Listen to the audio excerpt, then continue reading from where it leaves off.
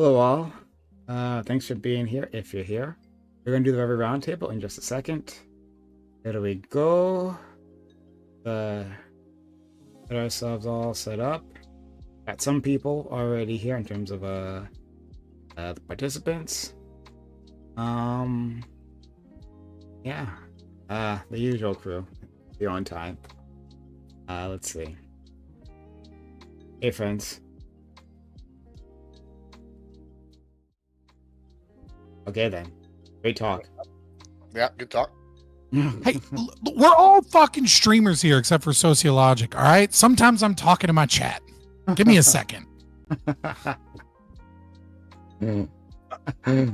Like I start early. I don't start the stream right as the debate starts. I'm like, you know what I mean? Like I'm getting into it.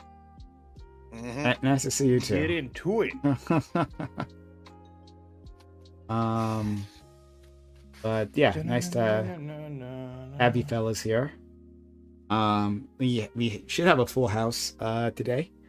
So we're just waiting on to come through. I hope I got your tissues ready because I'm sure there's gonna be plenty of weeping and gnashing of teeth tonight. Oh yeah, on your side, yeah. I agree. But I mean, some people. On my side's doing great. I'm going to do like I often do and shit on everyone. Thank you, Richie Flair, for following the channel. Lactoid, I got a question for you. This is a quick one. Give me 1 second. Give me 1 second. I'm take your time. Up OBS. Starting hot with the lactoid questions.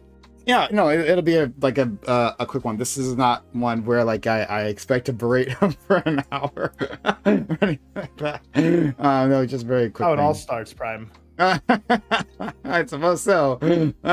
They all start with a question. Yeah, but all right. So not that. Hold on. I think I thought I had something else I wanted to ask. Someone else. Like I write. Did anybody here play Elite Dangerous? I don't know what that is. It's a space sim. I'm trying to remember the name. Maybe I'll ask my chat. Maybe they'll know. But there's this interesting guild. So Elite Dangerous, right, is it's like Eve kind of, or like No Man's Sky, like one of those. It's mostly a flight sim in space. And when you first start playing the game, you build a super economy based thing, and then you fly out to space for like fucking 20 hours learning how to scoop gas from stars and not blow your ship up and hope that you don't get found by anything and bring back data. Yeah. And then eventually start doing trading, filling your cargo hold, doing like routes and shit. Okay. And then eventually you get to like, space fights and cool shit, right? For sure. But there's a lot of times people will accidentally run out of gas, right? Okay. And there's really interesting, one of the things I like about games like that, I don't really play them that much but like it's interesting watching them like from the sidelines, is how games like that will showcase real world economic functions that you wouldn't expect, that the game isn't necessarily designed for. But when you have a complicated game with like a complicated market economy, certain things just start to play out. So for example, when you run out of gas out in space, you're stranded, you're fucked, right? And like at best you might have a backup ship or something if you die, to where you can maybe like go and try and bring fuel. It is not fun to run out of gas. So there's a whole guild of people that are like pirate guild that like essentially take orders from people that have fucked up and left themselves stranded somewhere with gas, and like offer a service to like help people. And they even often like loans and shit, where like you run out of gas but you don't have money. They're like, we'll save you so that you can get to the nearest port. Spice Guild, right? Yeah, right. Yeah, it's like, so it's like free market. I'm trying to remember the name of it, and it's like there's the fuel rats. That's what it is. Thank you, fuel rats. They give gas to people who run out, and it's mostly like a profitable charity.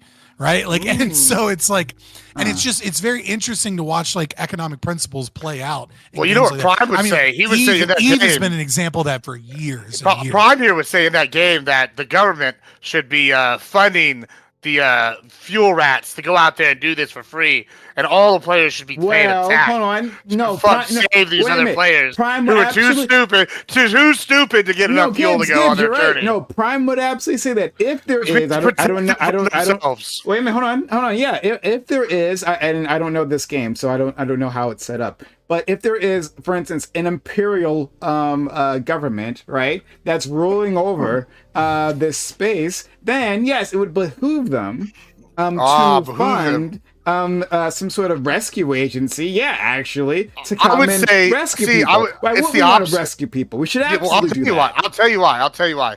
Because you'd be crushed because you wouldn't have any trade because you're over here taxing everybody. No, there's no ROI on rescue people. Yeah, well, that's actually that is the point. You just want to waste money. That's fraud. That's corruption. You want to throw money away on people's lives. I think it would behoove us to let those people die. You know, like if you're that stupid, they're that stupid, then they don't deserve to breed and continue on. And the human race is better off for letting those stupid gene lines end. That's what I'm saying. Right. And so this is what's interesting, right? Is because hold on.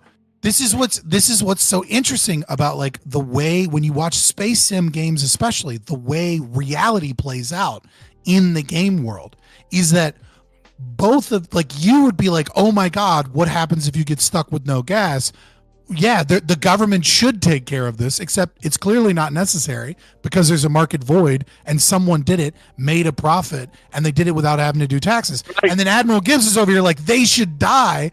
And it's like, he feels that way, right? And he can feel that way. But there are other people that don't feel that way, that want to do that charity work and are willing to make money off of it. Well, they make money off of it. Well, right? those so other people should be punished because they're well, here's what I'm saying. I think anybody that plays that game and they don't pay the pirates or whatever to save them, they should be actually taking real life money for their account for their their spaceships, taking up server space because they were too stupid. No. Admiral, I'm saying, Admiral, they fly up to you and they're like, "Cool, give us some money."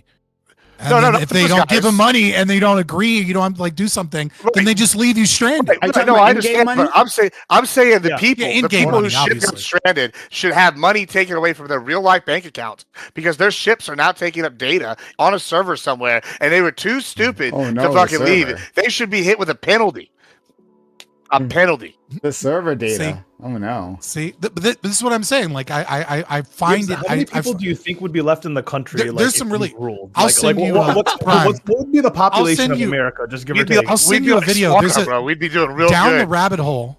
Right, is shit, Down the rabbit hole is a YouTube channel that like does these crazy autistic investigations into things where he'll make like 2, 3, 4, 5 hour videos about like one micro specific I got thing. It. Yeah. Yeah. All the experts. And he's got one on Eve and a lot of like the famous things that happen in like Eve. And it's an interesting watch to like look at like the different, because like there's like I remember there was an example of like a company, right, where everybody plays Eve online, right? It was like I don't remember what the company did, but like everyone in the office like really was into the game and they were all playing it. So they did like a company bonus type thing where they used in-game currency like as like their Christmas bonus thing or whatever, because it was like all fun and games, except somebody leaked what was going on and that there was this massive amount of stuff that was worth like tens of thousands of dollars in real world money in in-game currency, and then like got some cut, and then essentially people showed up and had this giant battle over it and raided everybody's Christmas bonus that was worth tens of thousands of dollars because they were dumb enough to trust everybody in the office, right? And it's like dude kind of stole everyone's Christmas bonus. Like whoever that person is horrible, but at the same time, it's in an in-game world. And it's like the questions of ethics and economics and stuff are very interesting when you look at some of these games. I think they are, and please send me that video. I think that'd be interesting to take a look at. Like also though, right? Like it only takes us so far, and I'm not saying that you don't know this. But like, I feel like those simulations only take us so far because the stakes aren't real. So like, if like we had that same situation where there's a ship out there stuck in space and it needs help, but this is real, right? Like in real life, we have this technology, right? Like, well, what are the ethics of showing up there and demanding money And then what if the other person like doesn't have it? Okay, I guess we just fuck off. Leave them. We leave them to die, right? Like, yeah.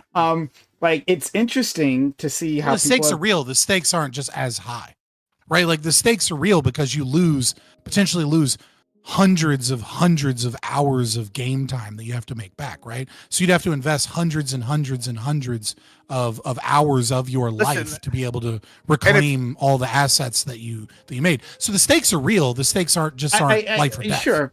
Hold on. And if you're Destiny, that's worth threatening somebody's life over. Yeah. Okay. Understood. Understood. But like, we understand that like what isn't at stake is that their lives aren't, right? Like their actual lives.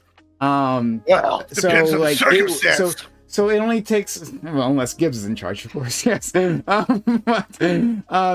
it only takes us so far for this, right? Like I'm all for the space charity, the fuel charity that you talked about there, right? Like, and them fuel making rats. Fuel rats, right? I'm all for them making an in-game profit there. That makes sense, and it's fun. I actually really do like just like you said, like these market economies like showing up and seeing like what people do with these things. I think it's a lot of fun, right? Like things that you wouldn't expect, right? Like because that's not like a mechanic that's built into the game necessarily or designed that way. It comes to fruition by the need. But there's a need, which is sometimes people get stuck in space, and because there's a market, that market void is. And so I'm for that, but like it takes.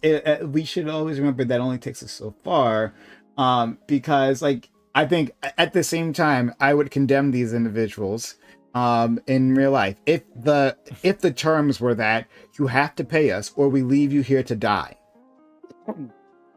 Yeah, no, I mean it's kind of the same situation with like organizations like FEMA and a hurricane, right? And then people that price gouge like water bottles, right? It's like the socialist sees a person from out of state fill their van up with water to go down to a hurricane relief victims and sell water for, $5 a bottle and thinks this person is a monster, right? I obviously view it in the exact opposite way. I think this person is a hero. This person saw an opportunity to make a profit, and it is absolutely the mechanism of allowing that allows, the most valued resources going towards their most valued ends, right? And this allows the government to more easily be able to help people in disaster situations. And this is a good thing. You would obviously, it is the exact opposite, that they're exploiting them or they're taking advantage of a desperate need for water. Could you define hero? I don't think at $5. I just want to know like what your definition was of at hero would be, if that $100. would be Maybe I would. I would define it as oh my God, now I can't think of I was going to make a joke about the Latin singer that sings the song Hero, but then I couldn't remember Enrique Iglesias. Yeah, it's Enrique Iglesias. I kept thinking in my head Gabriel Iglesias, and I'm like, no, that's the fat comedian. Like that's not what I mean. He can be a hero too. I'm sure he'd fit right into the music video with the Enrique Iglesias. I would say that a hero is a man that or woman, I guess, but that would be heroine, right?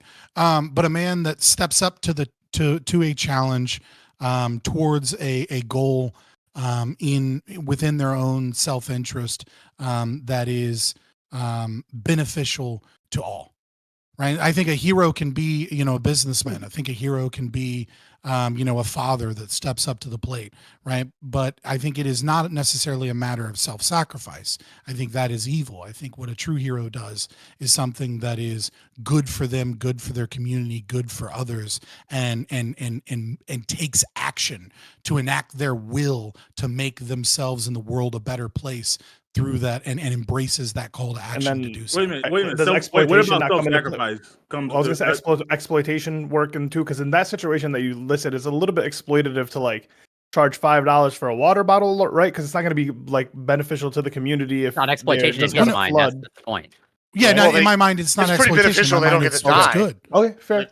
Okay, they survive dying of thirst. But I'm just curious why, why'd you say if someone does something of self-sacrifice, it's evil?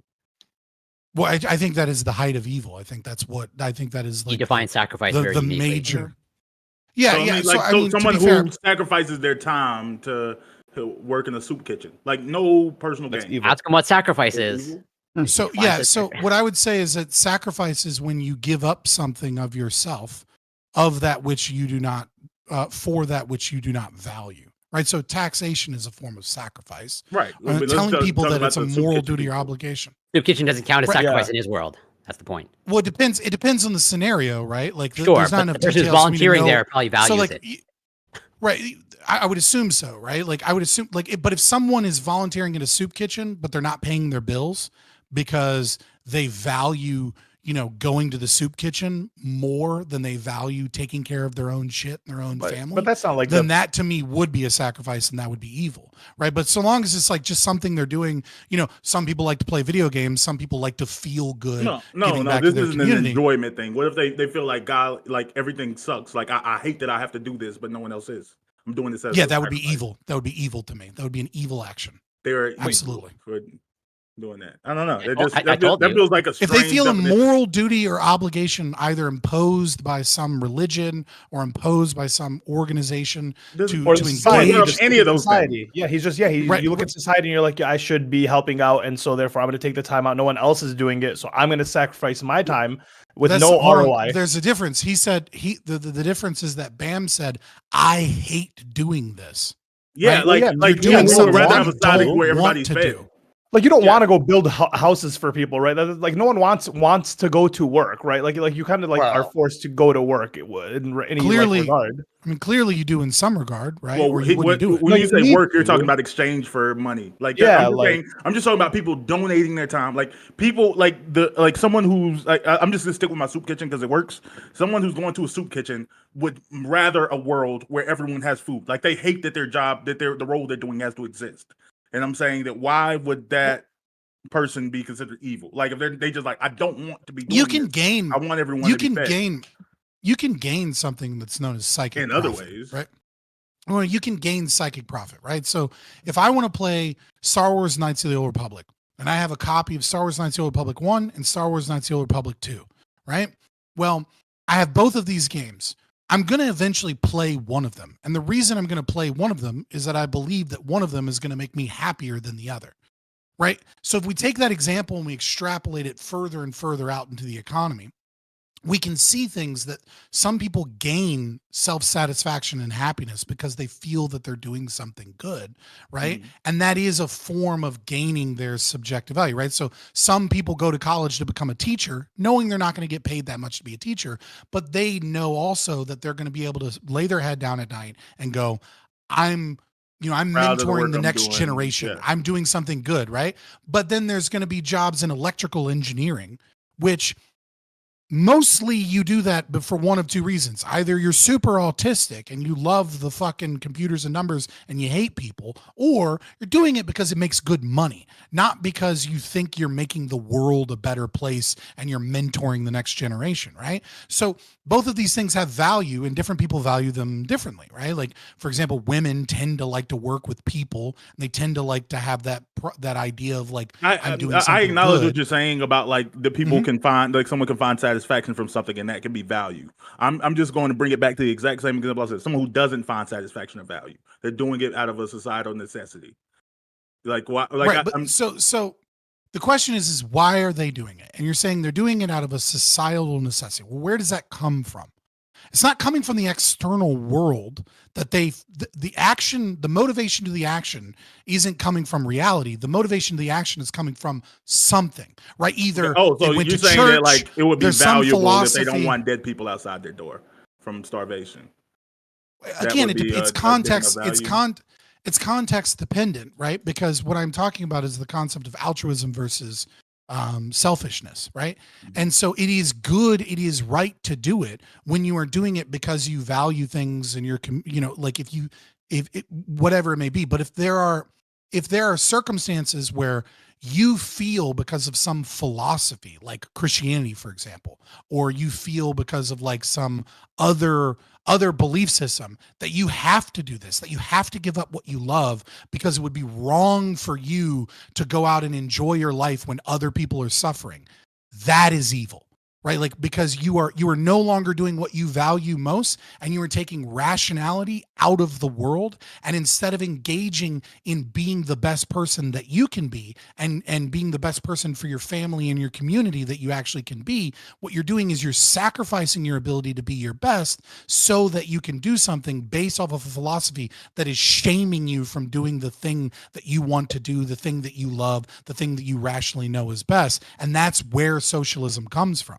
Is I this think I gave concept an that we example have to 5 times sacrifice. that it hasn't been engaged with yet, but maybe it doesn't. I have engaged with it in multiple different ways. No, because you keep moving on to religion, or you're saying that they have like these other I'm saying this is an atheist. This is a person that isn't getting you're adding you're adding modifiers. I'm saying I have engaged. Actually, I'm just going to go out because you're just a piece of shit and you refuse to engage honestly on these things. So I'm out. Does anybody feel like goddamn piece of shit, man? You ain't engaged in nothing. God damn it. No, I was actually enjoying describing philosophy and things of that nature, and then you just like throw some bullshit because you're coping and you can't engage on that level, and it's just I'm asking you engage with I've engaged with your example in multiple different angles. No, you keep saying that like that well, what if they're doing is it and because of isn't religion, no one sacrifice says is anything based. about religion. I'm saying over and over and over again in so many different ways to try and get you to understand is that it is context dependent, and it depends upon what the motivations are for the actions. And the motivation it's not about is the action I don't itself. want dead people at my doorstep. So he's like giving you the motivation though, but Yeah. I think that's what he's saying. He's like, I've given you, this is the motivation, and so like You move dealing on with to, that like, other specific motivation, hypotheticals. where does it stand in your philosophy? If I live in a neighborhood and there are like dead people on doorsteps, and I'm like, well, I don't want to, and I don't like my property values being like this. I don't like walking outside and seeing this. I don't think this is a good place for my kids, right? And then you do that because it's going to improve your own life and improve the life of the people that you love. That is a value of selfishness. You're now going to the soup kitchen because you're selfish, and that is a good thing. But if you're doing it because some external philosophy says that you need to give up some of your property, some of your life, some of your resources and your time because the less fortunate deserve your time, and it is wrong for you to engage in the things that you like, that you value, that make your life better, then that is evil. I think the idea. I think that time it was the closest to an answer. He actually answered that time. Yeah. I just think that's a like answer word that salad every workaround. time. No, it's not a word salad workaround. Like because I don't know, anything could be defined that way. Then like why are you like someone puts a gun to your head and says why are you doing what they do? Well, because I prefer having my brains in my skull. That's value added to me. I just want to go on record saying that I want to go on record saying I would prefer to live in a neighborhood with dead bodies on the doorsteps than to have to deal with the fucking hobos that I deal with every day. If I had to choose between rotting corpses and these hobos, we already knew that, Gibbs, before you even opened your mouth. I'm okay with that. You know, just to throw this out there, what he's also not saying here down. is the classic individualism versus collectivism argument that everybody's probably heard before. You are the best arbiter for your life. You know what you want and you need better than anybody else, so you're the best person to get it. And if everybody serves their own self-interest, they bring themselves up, and then society moves up as well. Versus collectivism, where you give a little bit to the society, and then society equitably redistributes based on who needs what. And it's not, I don't classify one as evil, maybe as his worldview, but this is a really old argument you guys are having that you're getting angry over, and I just don't like to see my Georgia brother fight, you know? I'm telling you, I hear it, but I don't know. I guess I get it's angry just like, at socialists. That's it. It's just being in front not of a socialist. Yeah, I don't know. I think society. not even all of them. Angry. Yeah. Just the bullheaded ones. Yeah, I don't know. I just feel like society, like the people who say that just shouldn't participate in society. Then it just seems counter to everything they believe in. Like because you participate in a lot of actions that you're allowed to exist in because of the benefit of a collective good. I think if you wanted to sit down, I could show you that there's a lot of instances where you would prefer individualism over collectivism. I'm sure instances come up, but I'm saying that like in by and large, overall, a part of a society is a buy-in. Yeah. And yeah, we don't have to be all in one camp. Nobody. Right? Well, it's just that argument isn't an argument against what I'm saying though. right? Like I recognize that individuals are trading creatures. I recognize that individuals want to live in a good society, and so they do things to live in a good society. The difference is when you say that you must give up something not because of what you value, but because of shame that you need to give up, because the less fortunate must be taken care of, that it is your duty, for example, to be your brother's keeper. No, it's not my fucking duty to be my brother's keeper. Fuck my brother unless he brings value to my life.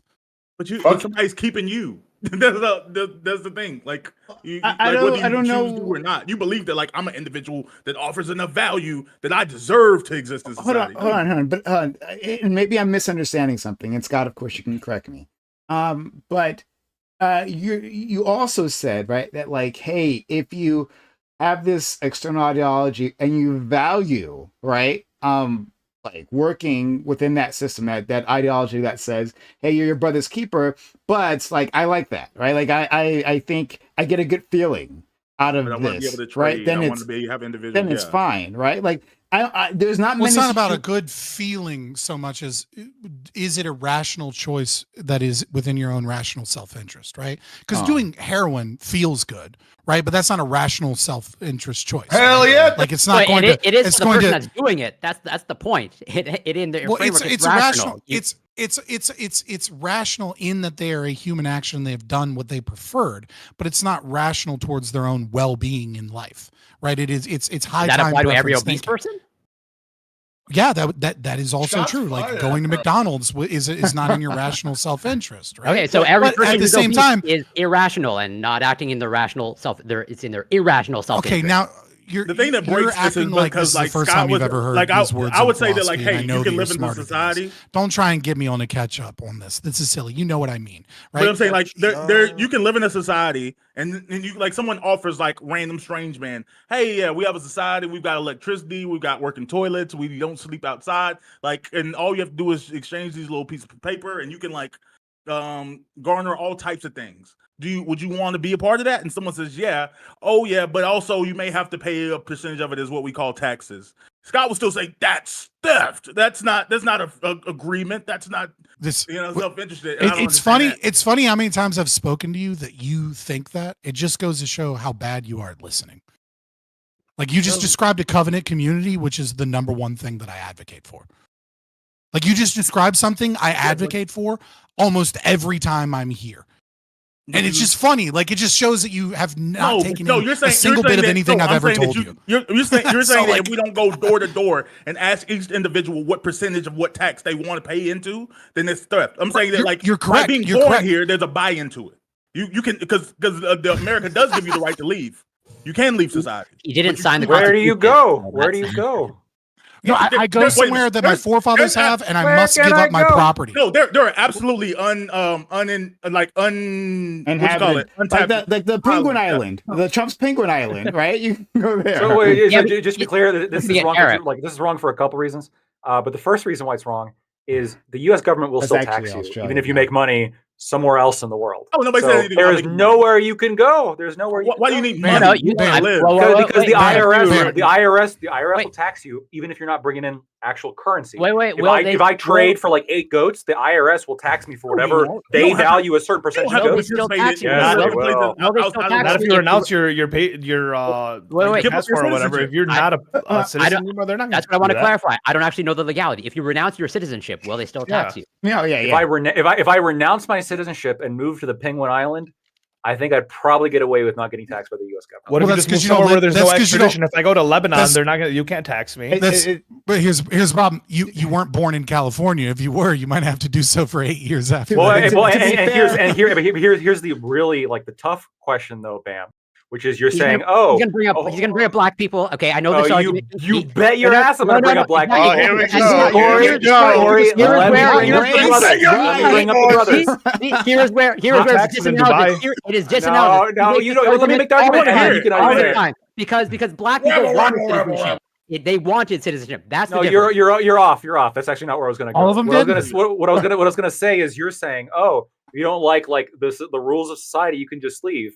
So you're saying that during like Jim Crow, for example, the black people living in the South, did they consent to Jim Crow? Should they have just left? Should they have just During Jim Crow, they could have. Where? Wait, you want the South? They would have left the country. Penguin Island. Yes, they're going to go to Liberia, bro. Liberia north. No, people literally did do that. The ones that stayed here, black people didn't say they didn't want to stay in America. No, that we had been here for generations. Yeah, we wanted to be here. I've been here. Why should I have to leave because the government's stealing my money? And by the way, tomorrow's tax day. It is offensive. You don't have to leave, but if you want to stay. Argument. On such a solid. Listen, all I'm saying is if you guys want to live in a tax-free system, just move to Dubai. Move to Dubai. It's very easy. They have a good society, right? It's chilling. Dubai. You can't do that. You have to have like 5 You literally can't do that. They're begging people to move to Dubai. No.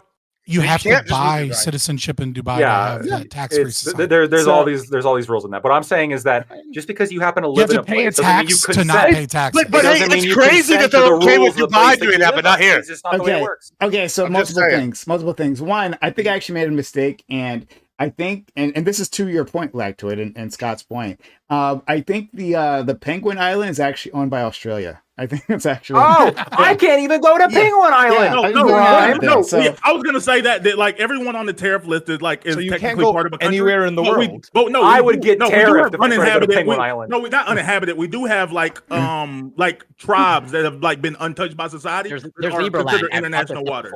Yeah, I guess we can move to North Island.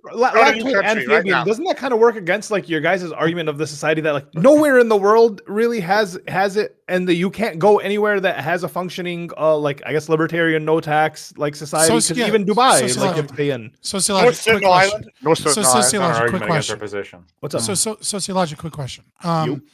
Do you think that liberal democracy is evil and proven wrong by the fact that no liberal democracies in the entire world exist? If they didn't exist. I mean, if no liberal democracies existed, and what I think they were because we had wrong. I was about to say, I don't know about wrong seems fair, but I don't know about evil. Well, so we had this argument, right, as a nation and as a country and as a people in the world in 1775. America's the first liberal democracy that is a constitutional republic. Every other country in the world was either a monarchy or some form of chiefdom. So are you gonna? Right? But like, yeah, but right, like, so it had people. So by your argument, you would have to use that exact same logic against our current system and say, well, right, like if you lived in 1775 and someone said, I think instead of having a monarchy, we should have a liberal democracy and we should have a constitution that enshrines certain rights, and then we will have like a constitutional republic and a system of federalism. And then you would have to say, well, isn't it an argument against you that this doesn't exist anywhere? Isn't it proof that monarchies are superior and that there are no liberal democracies? Well, I think in 1776 and 2025 are two different times, right? So like right back in 1776, yes. 1776. True, there's two different times. What do you think about that, Scott? In the future, we'll all be libertarian societies because it's better eventually. I mean, hold on. Yes, I guess the argument is that you're going to convince enough people this is a 100-year battle. That, like the seeds you sow today, for your kids, whatever. I don't fucking know the same. It's literally my channel name. Today. Yeah, but hold on. Fabian actually kind of did something dishonest here. He said in 1776, 1775, there's no constitutional republics. Although that may be technically true. Technically, this is one of those. Hey, it's technically true. There is a very famous semi-constitutional republic that lasted for a long time. It was not in 1776. It might have been. It might have been. It might have been the Roman fucking Empire when they fucking had under the 12 laws. They had the 12 tablets, and then they had a series of unwritten rules. So they're a semi-constitutional republic. So like, hold on. Before you interrupt me, here's my last point. Not only that, during the revolution and in post documentation afterwards, all of the founding fathers, if not other people associated with them, invoke the image of the Roman Republic multiple times and say it's based on that. So they are historical precedents for the United States. It failed though. The Roman Republic failed. Did it fail? Because it lasted 2,000 years. Hold on. Very simple. Sounds successful to me. Yes. The argument is they became something better. An empire. The argument is that these things don't exist out in the world. Right, and I'm doing an internal critique of the argument, right? Then they became a church, so they won twice. Admiral Gibbs, stop acting like a toddler and listen for a second. So I'll just tell you facts. You gonna let him talk to you like yeah, that, you just won't. I know he doesn't like the fact. Well, I won't shush. I said one thing in the last 20 minutes. Stop acting like a toddler for a second and just let me say this. Okay, so if that's the argument, then yeah, I can just say the Republic of Cospaya from 1440 to 1826. Oh God! Or I can just say Prospera exists right now. The Bahamas, the Pirate Republic of Bahamas. But then my counter argument is why don't you go there? My counter argument's going to be why don't you go there? And then you're going to say, well, your kids and your like whatever. And I'm going to say, why can't you take your kids and your like people there? And your wife doesn't want you to. That's called kidnapping. Your wife doesn't want you to, right? Like she wouldn't agree to move to Prospera. Like a property probably isn't to me. Well, no. This applies to every government policy ever. The end Just argument move is if you don't like it. Is Prospera a vibe, or would you prefer living in America? And I think at the end of the day is like you'd prefer living in America with the taxes versus. I don't know what Prospera is. I'm gonna look it up right now and see if it seems like a vibe. It's a 5. Why don't we it's take a Bikini 5% Bottom and push it over there? Prospera it exists in Honduras via UN treaty. Unfortunately, the Supreme Court in Honduras is just ruled against them, and we'll have to see what happens in appellate decisions. Basically, the communists that are in charge of Honduras are trying to violate their own treaties that they have with the UN to take it over because they've become so extremely financially capable, and the standard of living is so high there, and things are doing so well there because anarcho-capitalism works, that the communists are trying to use their legal framework so that they can take it all over. There's a lot of mansions. I'll give you that. Well, they're like they're very cookie cutter villa, like timeshare villa look. Like so Prospera started as a pharmaceutical research. It's pharmaceutical research, right? Was their main economy. It looks like it. So they exist mostly to do research outside of state regulations and red tape, because it's much cheaper to get cutting edge research done there because the government isn't in the way of human progress and innovation in medicine and technology. That's where all the breakthroughs happen.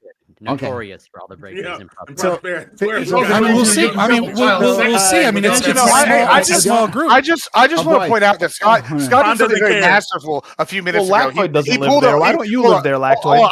I want to point out Scott did something very masterful. But if I say it, it's racist. Okay. God damn it! Hold on. He did something very masterful a few minutes ago, and that was called the bait and switch. When he was over here saying, "Hey, you need to shush. You're acting like a toddler," and then threw a tantrum until everybody else shut up and listened to him. I got to say, I was very impressed by that bait and switch. I think we should give him a round of applause. Do you know what a bait and switch is? Can you define it without using grok? I can define it without using grok. In fact, I just used it properly. It's called bait and switch. What would you say, Bam? Oh, I was telling Lactoid. I completely disagree with his argument, but you did good in your Tim show. Oh, thank you. Yeah. You were fantastic. I think. I want to say I disagree with your argument, but Ukrainian Anna makes me want to agree with you. You should agree with me. No, I'm sorry, I disagree. Go ahead. Oh, I was just gonna say that I'm actually much closer to Lactoid's side. Lactoid has been convincing me. He's been moving me on this issue. You did really good. That was a really good. It's not that I think that Russia have the right to invade. I won't. You're sympathetic. Does anybody think that? But other than 3 tankies, I think lots of people believe that actually. I think they do. Russia can do whatever the fuck they want. They're sovereign country. But then, well, there you go. What I tell you. So I won't go that far, but I think Lactoid has made a lot of convincing arguments, and I haven't found better counter arguments. So anyway, I'll also congratulate you, Lactoid, on your performance. Yeah. So I guess for those of you watching, what they're referencing is I did a debate on Tim Pool on last Friday. Big thanks to Prime for helping put that together. That was really cool of you, and the whole experience was really good. I've rewatched the debate now. I think I very rarely will rewatch debates that I do. Most of the time it's just, all right, I'm on to the next one. This one I did go back and actually watch the whole thing. Is it on 0.5 speed just to really stretch it out? No, it was on the normal speed. It was actually I think on 2 times speed because I was in the airport and I had the phone up to my ear. But I think I won, frankly, the debate. That's my opinion. I don't know what you guys think, and you guys can tell me what you think. Well, if this was football, you lost the ball control. Yeah, I would agree. Because you might have had better points, but ball control wise, Wick talked for the last 45 minutes. I got no. Well, to be fair, him and Tim were talking for the last 45 minutes. I think you won the debate definitely. So I know that's also sort of happened with you, Gibbs. I think as well, a little bit, right, during the last 15 minutes, last quarter. I mean, yeah, for me it was about. Based on my measurements, same thing happened to me too. But it was about it's the kind last of one of those quarter. like never interrupt your enemy when they're losing. You know. It was like the best strategy is let the left Tim kind of takes over. Well, I think Tim kind of takes over. I've said it for a long time. The more the left talks, the more people switch to the right. Okay. No, that's true. But so I highly encourage everyone to go watch it. You can watch it on Timcast. I will say this. I've been very surprised, actually. I've been watching a lot of the reactions. There's been reactions from Destiny. There's been reactions from Dylan Burns. There's been reaction. Wick just was doing a reaction with Ukrainian Anna and Soy pill. Soy, yeah, that guy. And there's been these. I will send you sources on any claim I made during that debate. Anytime they say I'm lying, they are lying, and I can prove it. Reach out to me. I will send you any sources you want.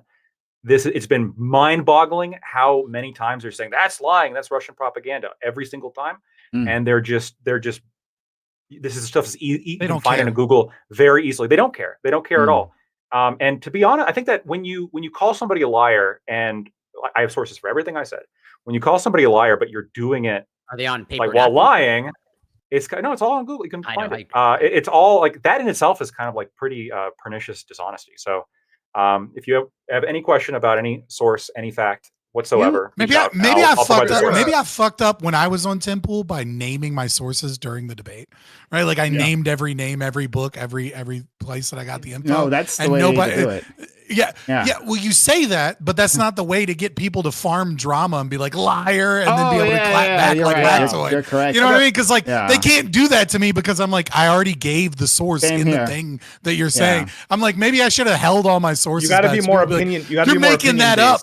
You got to be more opinion. You're making that up and be like, and then I can come back and be like, here's my source, bitch. Just more opinion based. I got a shameless plug real quick because on Friday nights. We're going to start watching debates. I got a team of like 6 people. Anyone's invited. I think I posted it in the group chat.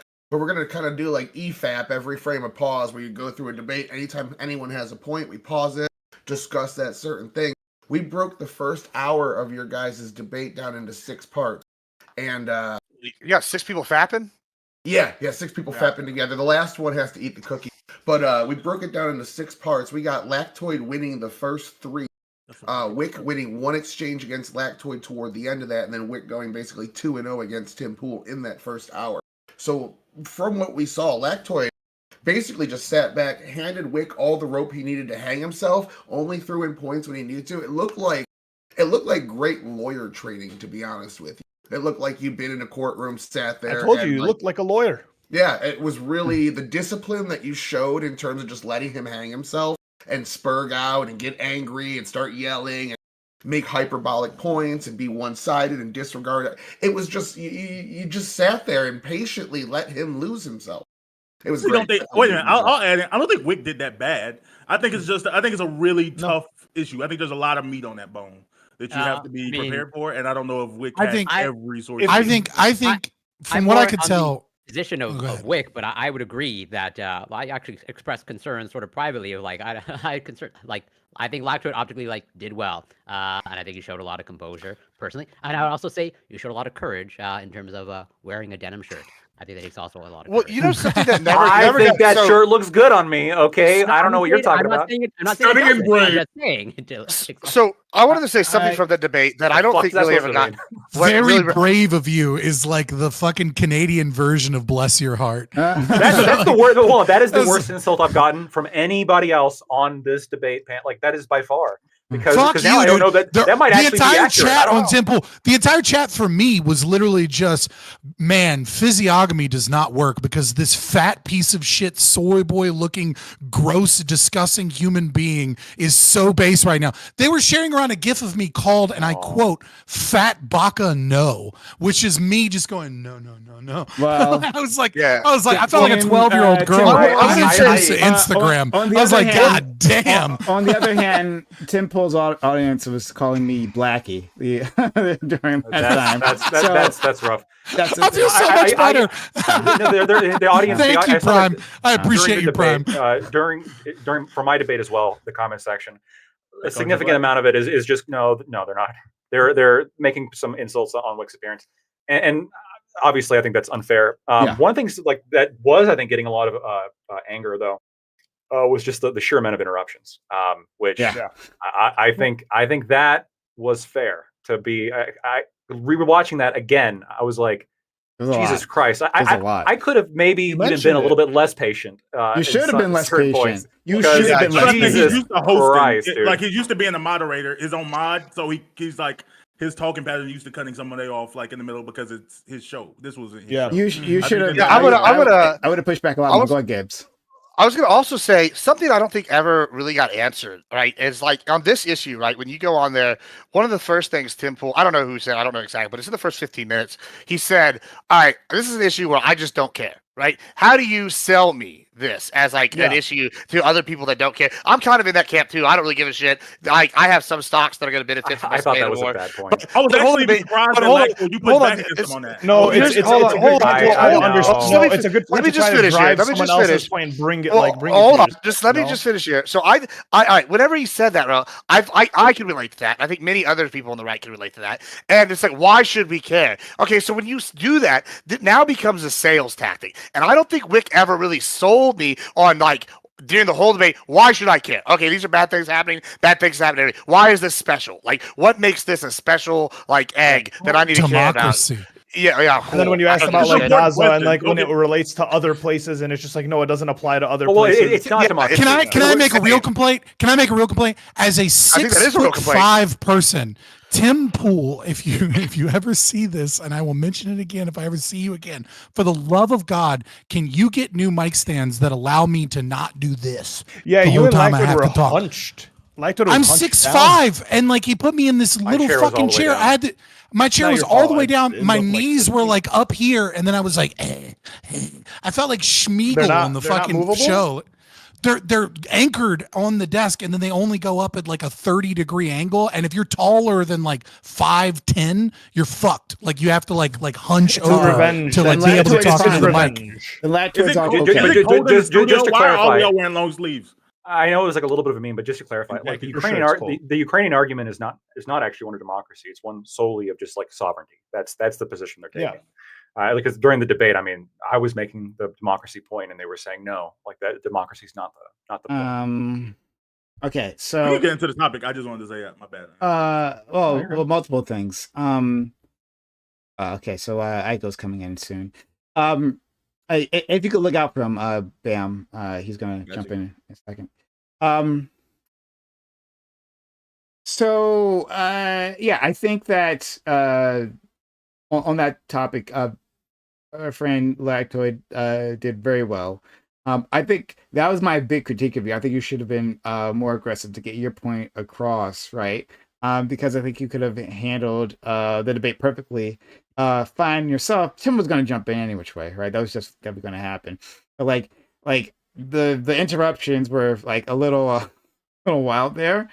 Even Destiny said it during he commented on the interruptions as well. Yeah, the interruptions were wild, and like you were trying, because like you were saying stuff, and I was like, I want to hear what Lacto has to say on this, and then I never got to hear it, and that was like driving me up the fucking wall. So please assert yourself. Well, at the same time though, like, sure, but I think he did come across looking very patient and academic, right, as opposed to like jumping, and because a lot of people in the comments hated that, right? And on the other hand, it's like an in-person thing, and so like every in-person podcast I've seen, like the vibe they're going for is, in my opinion, like usually attempting to be more of a chill vibe and more like being able to explain thoughts in full, as opposed to like one of these, I guess, a debate panel where there's as opposed to like a one-on-one but that's the opposite. When I was done with Tim's thing, right? Like my debate, right? Tim complimented me on the fact that I was aggressive, that I did jump in, that me and Gibbs fought each other. Because right? it's good for the views. Yeah, it was great for the views. And the clips. It's great for clips. If you have like an aggressive personality, it's amazing for clips versus like you kind of just being like poignant and like hitting your points kind of calmly. It's not clippable. Yeah, you got to do both. Yeah, you gotta do both because you gotta hang out afterwards. You know what I mean? Like you gotta be a little of both. Well, I mean, Gibbs and I were aggressive as we were, and we hung out afterwards. I mean, like we can do it.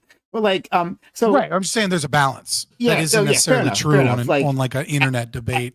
Fair enough. Like, it's not like again, so not every point. Like I wouldn't say to you, Lactoid, that what would have been the right thing to do would be to interrupt Wick as many times as he interrupted you. Right? I'm not saying that. I'm just saying that, like, I know you can assert yourself, especially when I get you really mad at me, right? I see you do it.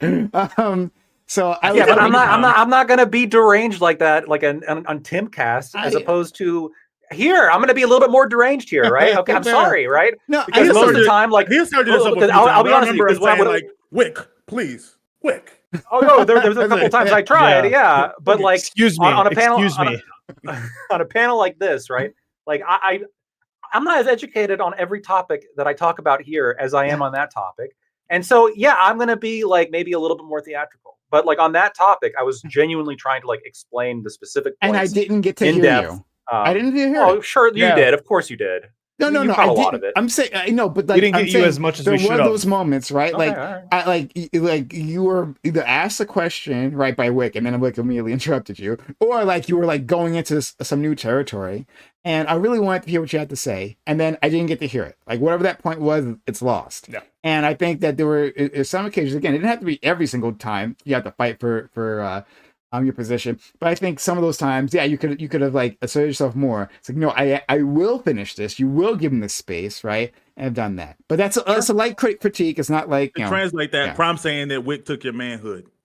Yeah, that's what I'm hearing. Yeah, that's what he said. He said he made you a little. That's what I'm hearing. And I'm sure already did that. Furthermore, I would say that looked good on me. I'm just giving you a hard time. I would say Lactoid, to your defense, I had the exact same problem because it's like people in my community and everything were like, you should have been more aggressive. And I'm like, well, the comments are like 98, 99% on my side, number one. Yeah, I'm about to say, so clearly I didn't really that bad. And then secondly, I'm like, dude, I'm not just here to win one debate and then never come back again. Like I'm trying to be here enough to like fucking be like, oh, I would like to invite this person back. And being too rude and jumping up too much is like a good way to not get invited. But the audience was going to be on your side 98%. Like they were against me 98% of the time. Like Bam, he was looking at. It was an actual poll. No. The audience actual poll. You saying the audience. No, saying the audience was going to be against me is silly. I was arguing for the abolishment of all welfare. No, that's what I'm saying. I'm saying they weren't going to be against you. I'm saying that's bullshit because the Republican there was like, oh, we need some, right? Well, hold on, he just exposed himself as a fucking at the time. He said literally in the debate that like, oh, like I'm here to argue for liberalism, right? Like he talked about that right there. So like whatever. But okay, sorry, I don't mean to like relitigate any of this. So second thing, I couldn't. So I listened to the debate. I couldn't watch the debate because I was distracted actually by both of your appearances. One, Wick, what the fuck? Shaving his beard. I got one comment about the appearance. I got one comment. That was a tactical mistake. I like that people's appearances have improved, but Lord, let me tell y'all something, boys. If you go on with these shows, Lactoid, you didn't do this, but there's been a couple people now. Guys, listen. Don't have this button fucking buttoned. Button to the top. No, pussy. No, nobody in business does that. Nobody. Sorry. White people can't get away with it though. You're all the way, Bam? Yeah, absolutely wrong. That's crazy. That's only if you button to the top, you have to wear a tie. If you don't, what about polos? What about polos, Bam? Specifically polos. Yeah, always button polos. Yeah, I think I love the cholo look. Like, I was about to say, Why didn't Cholos do that anymore? No, well, they did. That was their bag, though. That was the Mexican bag. Then they used to do the one button and then open. They don't even do that no more. Okay, let's push past that. Okay, all right. I like the one button open. I like my sexy chest hairs. I like them showing for the ladies, right? No. Keep it a mystery. Cover up the button with your beard. Which is what Wick should have done, right? Secondly, though, on the other hand, Lactoid, right? Why do you wear glasses? Lactoid, yeah. First of all, wearing glasses. Oh, he's frozen on our. Oh no, he's not frozen. Sorry, I thought you were frozen. No, don't worry. I'm still here. It was off seeing you wear glasses, and you got like pretty eyes. You got like salt and pepper hair. I can't see. Like you got like grayish hair on like. I didn't, but you're like. I was told maybe you lied about this, but like you're in your 20s, aren't you? I am, yeah. That's how stressed he is. That's law school. I went to law school, Prime. I went to law school. Okay, that should explain everything. Sacrifice this guy up. And he has to pay. No. Taxes, bro. Sacrifice. Lactoid sacrifice. Wait a minute. Take off your headphones real quick, because I also saw like, does he have a fade? I was like, why are you wearing a fade? Yeah. On the side of your like your haircut. Like this was throwing me off. Like, did you just get like a haircut or something? What was? I don't know, man. He got a fade for the show. He got a fade for Timcast. Did you get a you got pretty eyes. Just show them off and grow your hair out. You look 30. Did you go to your regular barber? Man. Did you go to your regular barber? Or did you go to a different barber this time? Why are you roasting me? What did I do to deserve this? Is that a roast? It's a compliment. I'm asking. Did you go to your regular barber? That's yeah. That is a roast. 100%. That is a roast. Not leave for that. I'm just saying. I gotta slide it in with the compliment. Your eyes are like a great feature on you. I'm sure your girlfriend or wife, whoever, has always told you that. You got great eyes. You got to show them off. You do. Yeah. Well, you put the baby blues away. I need glasses to see beyond contact. What did you need to see? All right, guys. You don't. Oh, wait. Lacto doesn't believe in my contact. opponent sitting on the other side. At this point, I'm starting to bleed viewers because we are just shitting and talking about Tim Pool. Lacto, our contacts lying? Yeah. Okay. Hold on. I don't have contacts. I don't have contacts. Yeah. This is getting boring. There was nothing that you needed to see. But if you go to your usual barber, go fuck yourself, Ali. What the fuck?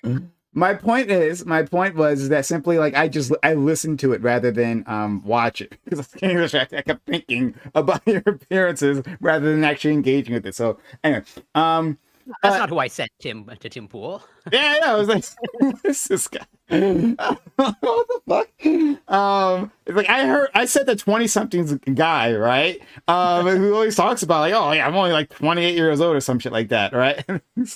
Yeah, it's true. I'm not in my 30s. So. Okay. All right. Well, we'll just have to take your word on that, I guess. All right, Lactoid. And I do have a significant amount of gray hair. Yeah. Okay. All right. Well, it does make you look distinguished. Put that out there too. Thank you. And just two things. My shirt comment, not so bad now, eh?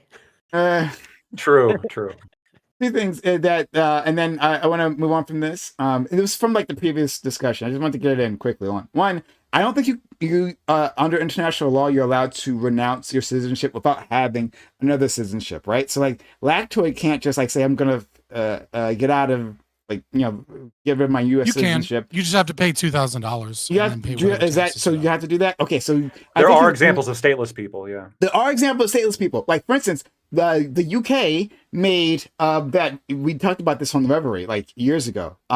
That Muslim woman, right, who ended up going to ISIS. And then coming back to the UK, right? She wanted to like, and she had like kids, and she wanted to like, because she was a UK citizen, to live there again. They tossed her out. They renounced her citizenship, and I think they put her in Syria. But like the Syrians didn't take her. She's not a Syrian citizen, and so she's like stateless there, like stuck in some sort of camp. And so like that's illegal. So for a government to do that, at the very least, it's illegal. I didn't know that if you could do that yourself. Okay, fair enough. But that's just a thing that shouldn't happen. Yeah, and the people at Jim Crow, they have the option to leave, but also they have the option to change the system, right? Like both of those options are available. It's not simply like, oh, if you don't like it, you go, right? You don't like it, you can stay and you can fight, right? Like some people did leave during Jim Crow. They moved off to like parts of Liberia. Some people did, yeah. But I'm saying that they had both options, right? To do that. All right, so that's what I just went to. That was just from the last thing, and we can move on from that. I had a quick question for Lactwood before we get started on our regular topic. Very quick. It's because, and this has always been bothering me, right? When I'm watching TV shows, where it comes up when like a character like who has never been in trouble with the law, right? Says like to like the cops or something, like let's say they get arrested, hey, like you'll have to talk to my lawyer, right? Like I have a lawyer, like get me my lawyer. And the implication there is that they have a lawyer, even though like you've never been like you've never run into the cops. So I'm like wondering how this relationship works, right? So like if let's pretend Prime had money. Prime doesn't have money, right? But let's say I did. I know what a retainer is. Thank you. Oh wow, thank you so much. Right? Well, I mean, I don't know. You have to do real simple questions. You have to wear it at night to make sure your teeth don't go. Indeed, thank you. No, and my question. I knew someone was. I was going to assume Scott was going to say that. Honestly, that was when I was planning this. I was assuming he was going to do that. But no, I understand what a retainer is. My question is a little bit more nuanced than that. Too. A little nuanced. I was letting you go. You know what I mean? Okay. Well, thank you, Scott. You didn't actually do it. But okay, so the thing is, right? Let's say I'm a business guy, right? I own a business, right? And I have a pre-existing relationship with you, Lactoid, right? You're not a criminal law attorney, though. And in that moment, if I'm arrested, never been arrested before, I have no felonies, right? And I say, hey, I like you got to speak to my lawyer. Could I call you? I don't have a retainer, but I just have a pre-existing relationship. Like we've done some work for me. Like, would it be okay for me to call you up and say, hey man, like I'm arrested. Can you assist me? You could, well, you don't even have to have any relationship with any kind of lawyer, like pre-existing relationship with any kind of lawyer. You can just say like, oh, like talk to my lawyer. What that statement means is like, if you want to talk to me, I'm going to hire a lawyer and you're going to talk to them. That's what it is, right? Like, yeah, it's not necessarily saying that you have a lawyer right now. It's just saying that like, if you want to talk, like talk to my lawyer, whoever that may be. And a lot of times in the shows, I feel like a lot of times in the shows, it is the person's friend who is a lawyer. It's not so much that they have them on retainer. That's not. But they can just refer to them. That's the thing that happens. Hold on. That's the thing that happens. But that's not what I'm talking about. So like, I understand what you're saying, Ali. Right? Like, that's true. Sometimes there is like a lawyer friend, and they call them up, right? But what I'm talking about specifically moments where it appears that this person has a lawyer, right? They're implying that they have a lawyer, but they've never been in trouble with the law. So like, I'm wondering, like, is this a thing that people do, that like they pre-establish relationships with criminal attorneys and to like have them? Is that a thing that happens? Yeah, sure. Yeah, people will get like the contact information and just like talk to them beforehand. Yeah, for sure. Well, I can give you this scenario, but they don't have to. They don't have to do that. Just say. I'm pretty like, sure 98% of people. I imagine 98% of people don't keep lawyers on retainer. Well, like hold it on. seems like it's a thing of wealth. Yeah. And so that's like, hold on. So I have a business, right? And I have been like taken in for questioning, right, for some stuff before. And first thing I did was that, all right, lawyer, I'll call my lawyer. Disappearing homeless from behind your backyard. I get it. Yeah, but really, I've been taken in for questioning. And first thing it says, you're gonna call my lawyer. They're like, well, do you have a lawyer? And I go, yes. And they call my business lawyer that I have. I give him the guy's name and the info, and then that guy picks up, because I already have him on retainer. He already thinks stuff, and then he goes, "Yeah, this is a client of mine. I will help you." And then he goes, "I'm not an expert in this, but I can take this case. However, I can fulfill your needs for now, and then transfer you over to somebody who is an expert in this field. That way, you have proper representation because we already have a working history." That's usually how that's worked in the past, in my experience. Yeah, I'd imagine it wouldn't even have to be like a working history if you. Oh, sorry. Go ahead. Yeah. So I just want to like get this point out and finish it. So, like I'm just trying to like figure out in case I ever get arrested, right? I am black, so you know, fair chance. But Whoa, what a racist statement! No, I'm saying fair chance that the white police, unjust, unjustly, sure, for no reason will come. Dog whistle. But I've been walking around being black. Actually, you can get arrested that way. Anyway, but let's pull back for a second. True. So in case something happens, right? I'm just like trying to figure out how this works. So you said like one, you can like contact a criminal lawyer like ahead of time. In that case, that doesn't necessarily mean a retainer though, right? Like like you just say you're like, overcomplicating this. If you say to a cop, I want to talk to my lawyer, right? The cops can not question you now, so long as you say I'm not talking to you unless you're talking to my lawyer, and then you can contact representation. And right? Like they can give you the means to contact. I understand. Okay, so you don't need a lawyer ahead of time at all, or anything. And that's what I'm just asking about. I'm literally getting to this point. Okay, right. So you're saying one. I just want Lactoid to tell me so that I know, right? So Lactoid, right? Okay. You're saying I could just contact a criminal attorney and like talk to him a bit, like let him know this is my name and all that in case I ever need you. I can reach out to you, and he says yes, right? And then that's the sum totality of our relationship, right? That could be it. And then two, if I don't do that, right, or maybe if I'm in another locality, right, like another state, like when I ask for my lawyer, like what Scott was saying, right, which I was obviously going to get to, like in jail. Do they like give you like a phone book or something where you can reach out to try to get a lawyer? I think they normally have the like phone numbers. So criminal defense attorneys will like very willingly give like their cards and numbers to like jails and prisons. They advertise. They're like because real estate agents. It's advertising, right? And so like they'll have a lot of that information. I think it's always a good idea to have some like reputed names before you plan on getting arrested. If that's like, I know nobody plans in that, but it's good to like, or you go to a protest or something. Yeah. Oh, sure. For sure. Right. Because obviously quality differs by person. But yeah, you can, it's like very similar. Like the grammar of it is very similar. Like I get my phone call, right? Does that make sense? A lawyer and a real estate agent. What is happening? Did you not have this talk with your parents when you were like 16, 17? Yeah, just real quick, Prime.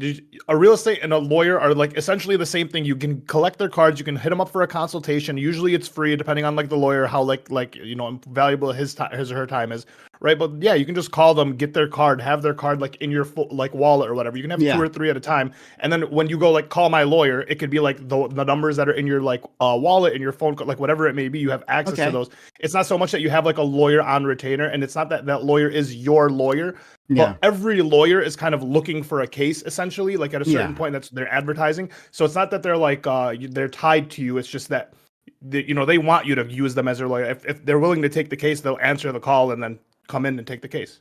Okay, thank you. I'm genuinely having a cultural shock moment right now. Like I thought this was just a conversation that every fucking parent has with their kids when they're like 16. 17. Not when your parents are There's plenty of people who don't have this conversation. Me and my parents didn't have this specific conversation. My parents are too foreign to have this conversation with me. Prime, just I guess for the benefit of the audience, if everyone here knows, the purpose of a retainer. The purpose of a retainer is a retainer is basically just so the attorney's conflicted out of any situation where there may otherwise be a conflict. So in the event, for example, that like you want this particular attorney, you can pay them a retainer, and what that means is they will like always be available for you.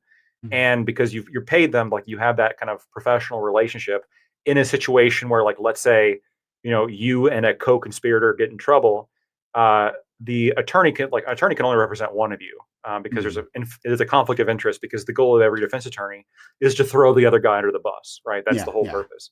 But if the attorney's on retainer, he can't choose this other guy, right? He's got to work with you because you've paid him this retainer and you have this pre-existing financial relationship in this contract. So that's really the only point of retainers, is just to like reserve somebody for sure. Okay, so now my actual question, unrelated to that, is related to retainers specifically. Do retainers like is it like a subscription? Like, do retainers expire? Because I'm like, okay, because I was curious. They can. Like, if I give you like, let's say our lawyer says, I don't know, I'm going to make a small number. Like my retainer is $1,000. Like, and it's like, oh, okay, I put you on retainer. Like 20 years from now, they're probably going to say like, I paid you $1,000 20 years ago. Yeah, they'll specify. They're usually time contingent retainers. It's like monthly or like yearly retainers. I know because I know that like I know the retainer is different from billables, like the hours. But Yep. It is another. Well, retainer is also used in different ways. Like another way retainer is used is like you'll pay a lawyer like let's say $5,000, and they'll bill against that retainer basically to make sure that they get the money instead of having to like come after you for bills every month. And then once that 5,000 is run out, then they might come after you for like might ask you for more money. But if they finish your case before the 5,000 runs out, then they have to refund you the remaining amount of the retainer. So retainer is really just like a sum paid for something. And if it's paid for, to bill against, or if it's paid to like it's a down payment. Upfront payment. Yeah. Upfront payment. Yeah. Okay. Well, thank you, France. My cousin's a lawyer, so I get to have all these fun questions. Be like, oh, this. Okay, so yeah, I didn't, to answer Scott's question, I didn't have this conversation with my parents, and I don't know. Yeah, I wasn't even trying to be a dick. I was just like, I was actually genuinely like, what the fuck is happening right now? To Prime's original question, though, right? Whenever like you're asking how people have these, oh fuck, yeah, Lordy Gibbs talks for 2 seconds. All right, listen, back to your no, it's not you. I'm just like, when do we get into the topic? Sure. I'm just gonna say, I know you have your with the original like question you had though, right? I'm saying, so in my experience, right, I've had like a retainer, I had a working case, I had them working on real estate stuff, right? And so I got pulled in for questions, and I'm not talking to you as a lawyer, and they called him, and he came in and he was there, and then later I got called in question for something else. But at that time I had my criminal attorney that had previously worked with. Now he wasn't on retainer, but since I had a previous relationship with him, I could just call him and he fills in. I like, if you already have somebody working for you in that capacity, they'll fill in and they'll bill you against it, right? Like that's usually what happens. Or they'll, if you have like you'll put like 10K down in the retainer, and they'll be like, this is outside our things, and you have a usually agreed upon contract, like if you do something outside of our legal framework, it's gonna be X amount against your shit, and like they know that you can bill you. That was my experience with that, which was, I don't know, pretty simple. If you like wanted to know about how they know if you already have a retainer with somebody, or have like whatever. I appreciate that. Yeah, like I said, I didn't know. I'm sure other people watching also like never really knew. So I appreciate that. I'm probably in now. I think I'm just in an echo chamber because everyone I hang out with is libertarians. So like, knowing your rights and knowing how this shit works is like day one shit. Yeah. Here's the real question, Prime. Can you trust anything I just said, or is it Russian propaganda? You didn't cite any sources, So that's that. We don't have the Supreme Court anymore. Why would we listen to you? So, yeah. We can move on. But yeah, thank you for that. Yeah, thanks so much. This is why y'all should get Prime money. Y'all just got some knowledge. Yeah. And I could have charged for that, maybe. At the very least, some free likes. Likes are free, like the chat. Yeah, you can do that. But also, you can also pay me money. That's another thing, right? Hey, this is the Reverie Roundtable, which we have Mondays 8 p.m. Eastern. We got a fine group of people here. Hi, if you enjoyed the conversation so far, right? We've kind of been all over the place here, right? Consider supporting the channel. Sub to the channel, get bits to give subs. Or if you on YouTube, consider a super chat, and we'll react to your super chat. I've been keeping track, and of course, the moment I'm keeping track of this thing, right, this pot never fucking boils. And so if you have a question you want us to respond to, right, maybe you got another law question you want your lacquer to do it. Now's your time, right? Not so free legal advice because you'll be paying me, but now's the moment. So consider helping out the channel if you can. I really do appreciate it, right? Tomorrow is tax day and no fun. Consider it's tax day, no fun, right? Maybe some libertarians. Funny. It's for sympathy, right? Maybe could contribute, right? Like, I understand, Prime. You're about to pay your taxes, so here you go. Maybe. Yeah, I don't know. Everyone in the Prime chat got a refund. No one in the Prime chat paid taxes. Yeah, I'm starting to actually have to pay taxes, and it really sucks. I prefer it's not fun. It's not fun. But anyway, okay. So thanks so much. And what we're gonna do is why don't we just we'll do intros and openings together. So let's just jump into the topic, right?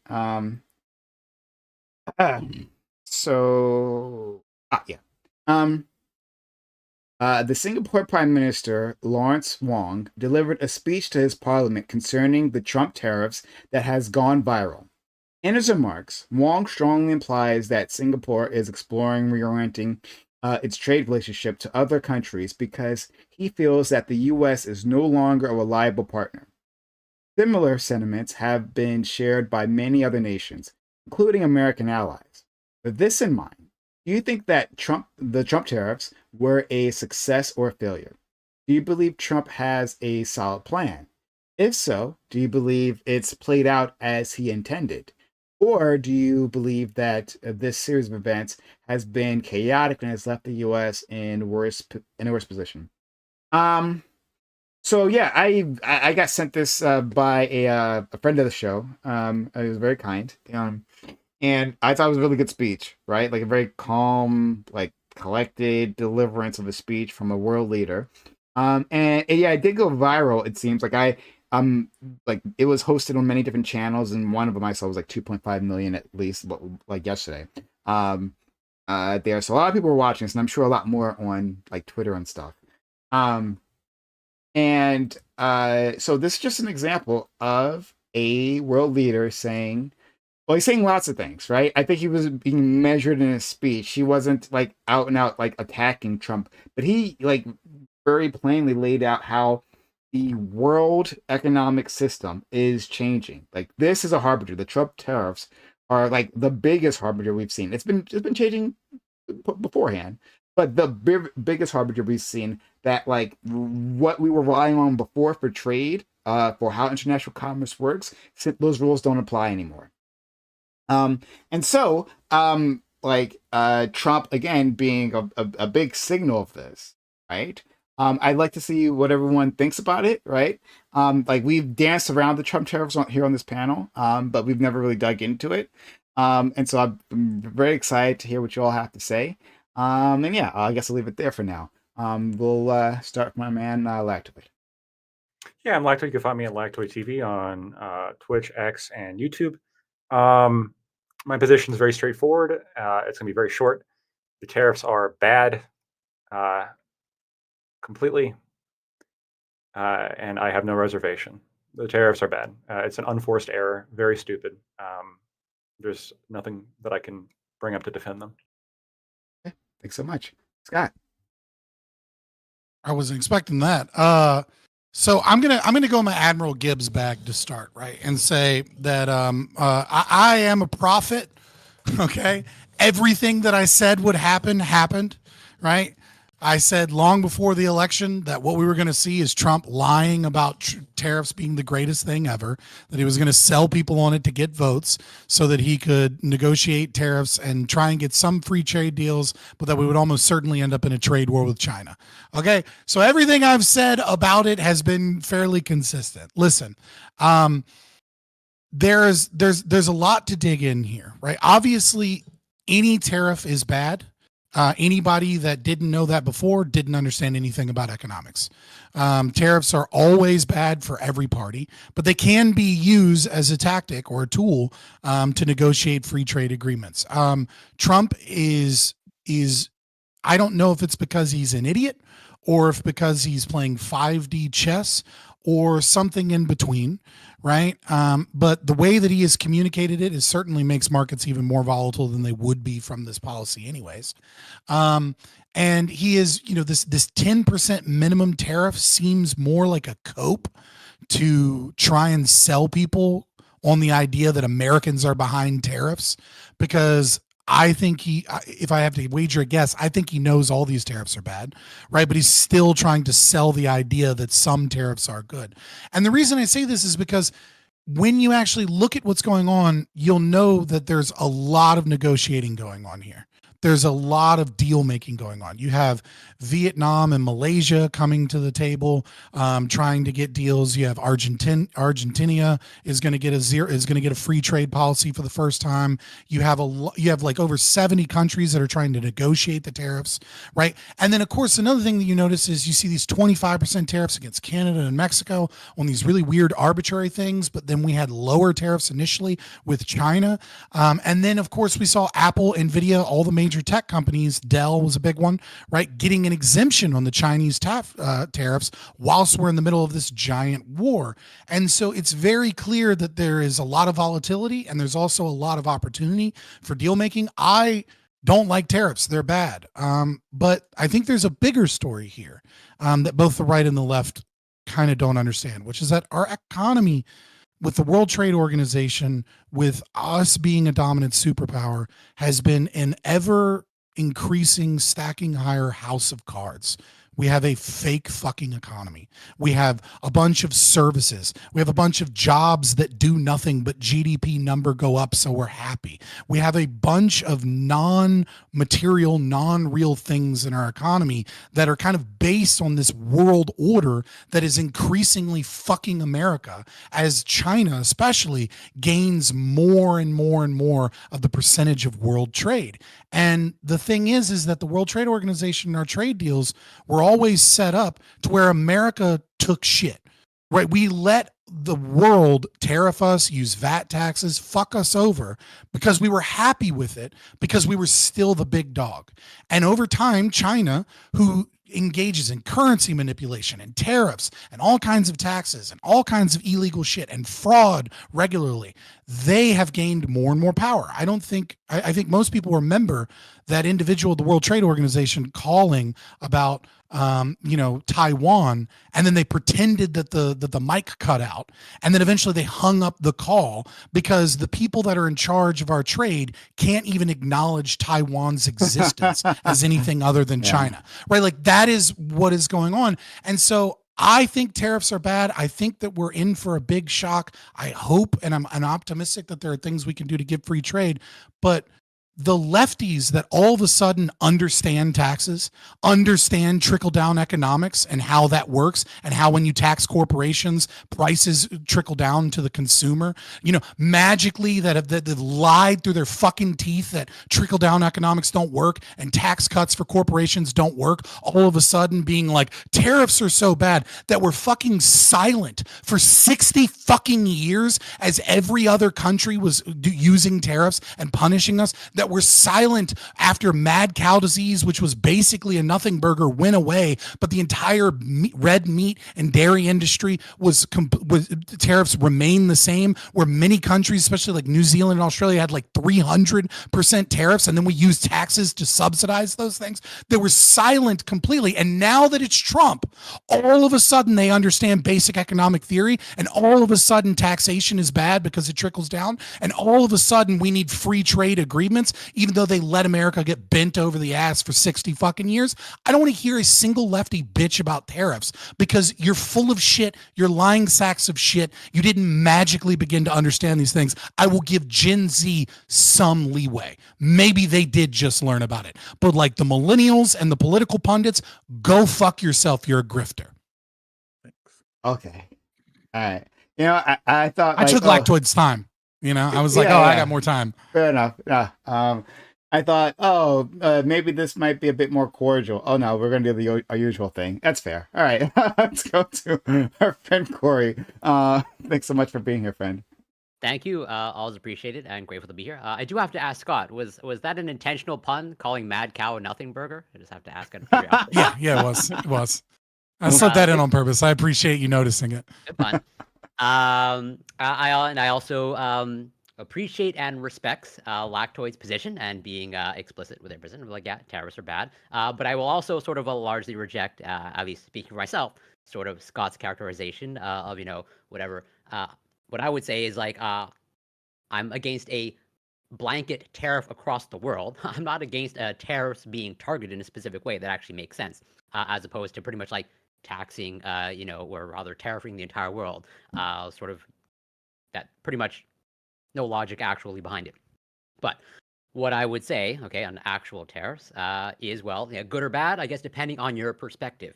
If you're someone like Lactoid, who brands himself as anti-communism united, I think that's bad for the movement tariffs, because I think that props up China overall. I think we're going to see that. You already see Xi going to Vietnam and other places to try to, I assume, strike trade deals. You see it if you want to bring back United States manufacturing, good luck trying to compete with China. If you want to bring back like steel manufacturing, good luck trying to compete with China. If you want to bring back internal combustion engine manufacturing in the United States, good luck trying to compete with China. Already BYD is exceeding Tesla, and I'm pretty sure Elon Musk is not happy about the tariffs, and considering I believe about half of Teslas are manufactured in China. And you see all the tech companies in the United States trying to pretty much, as Scott also said, pretty much don't want to have the tariffs either. Or they want the exception to the tariffs because, it would tank Apple and pretty much just about everything in the tech industry.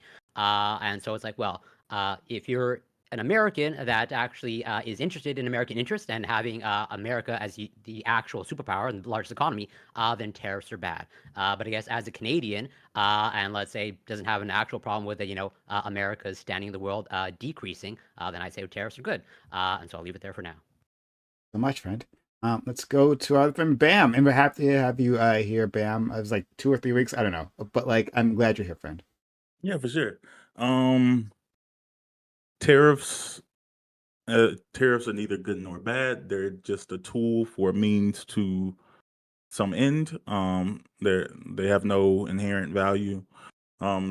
Tariffs blanketed across the entire globe. When each individual country has different trading practices with us, different trade surplus and different trade surpluses with us. Like that's bad policy, but it's not the tariff that's the problem. The tariffs can add value in ways of threshold tariffs on being somewhat protectionist of industries that you deem necessary in your country. Like one of the lies that Trump constantly spews is like Canada's 250% dairy tax. It's a threshold tariff that kicks in after we sell so much dairy to Canada. Past that point, they kick in a tariff with 250%, which we never reach because they know it's necessary to have some portion of the dairy industry exist in their country, and they understand that this is a way of creating a threshold there. It's also can be useful as a way of having influence of bringing other countries to the table, maybe to impact free trade, or maybe just to negotiate on any of the other things that the countries require. The economics of a country is obviously one of the largest aspects of what makes a country, but I think it's an oversimplification to assume that it's the only factor. It's not just ones and zeros whenever we're talking about the things that factor into a country and the reasons they make decisions. Donald Trump does not have a plan related to these tariffs. One of the biggest complaints that he and others made relating to Joe Biden's presidency is because Joe Biden didn't seem to be out front flapping his lips related to every policy. Now, the things he did talk about, he seemed to be well versed in. But I think one of the smartest things a president can do is understand that a country requires a lot of special skills, and not believing that he is the perfect God, Emperor, King that can individually be specialized in all of these issues to make his own layman's decisions related to them. He actually hires people with experience, not just in other related fields, but actually in the specific fields he's dealing with, who are well cited and well versed, and let them come together to make intelligent decisions. And from there, he hears their advisement and follows up on it. This is what a good president does. This is why our economy was thriving. This is why we had the fastest recovery from COVID of any other country in the world, and many other things. Trump is trying to single-handedly run the government, which isn't even a good CEO thing to do. He has no background in economics besides being wealthy, but he's trying to make decisions related to the economy. His trade representatives and senior economists have openly said that they're hearing what we're doing at the same time we are via Truth Social. It's a disgusting way to lead the country. And let me see the last part. Do you believe Trump has a solid plan? I already said he doesn't have a solid plan. If so, do you believe it has played out as intended? Absolutely not. America is in a worse position than the world.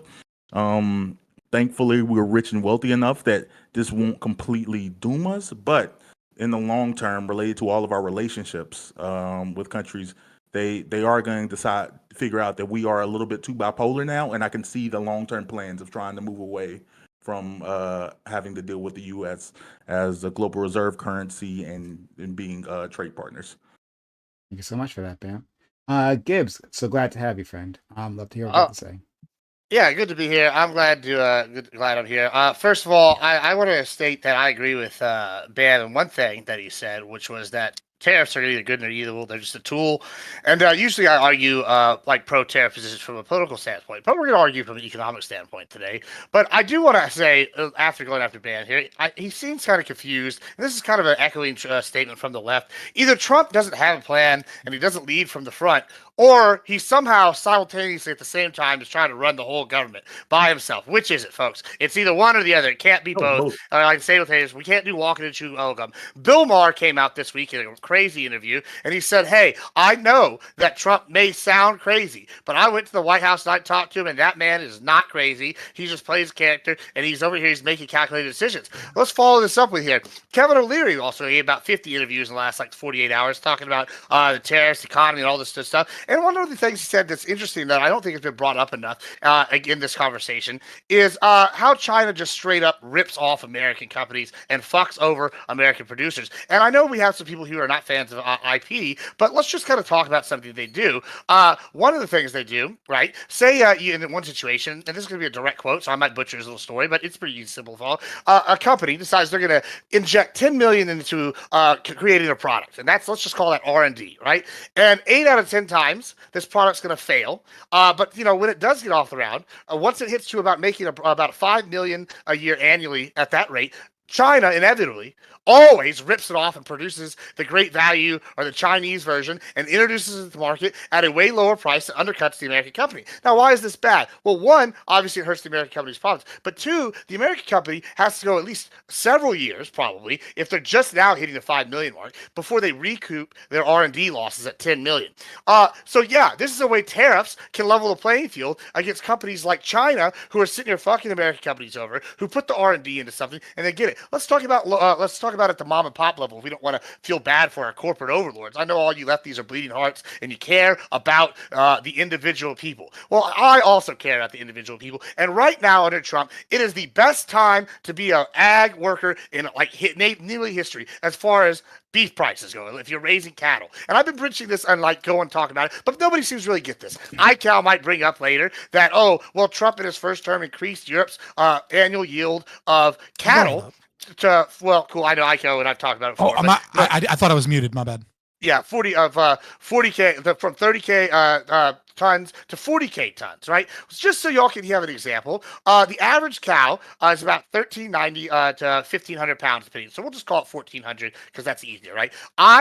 Generally, when I sell cattle, I sell them as calves. I recently just had a sale last month. We sold 31 calves at about 500 pounds a piece to a company, and we sold them, made about $41,000, right? And that equals out to about, when you come down to per pound of beef for this calves, to about $2 and some change, right? Or about $13.22 and 58 cents, right? Total for the per cow, right? Now, the average cow is about to get 3 times this big before they butcher it and sell it. So you're going to be making about 3 times as much. Now that's 31 animals, all right? 31 animals.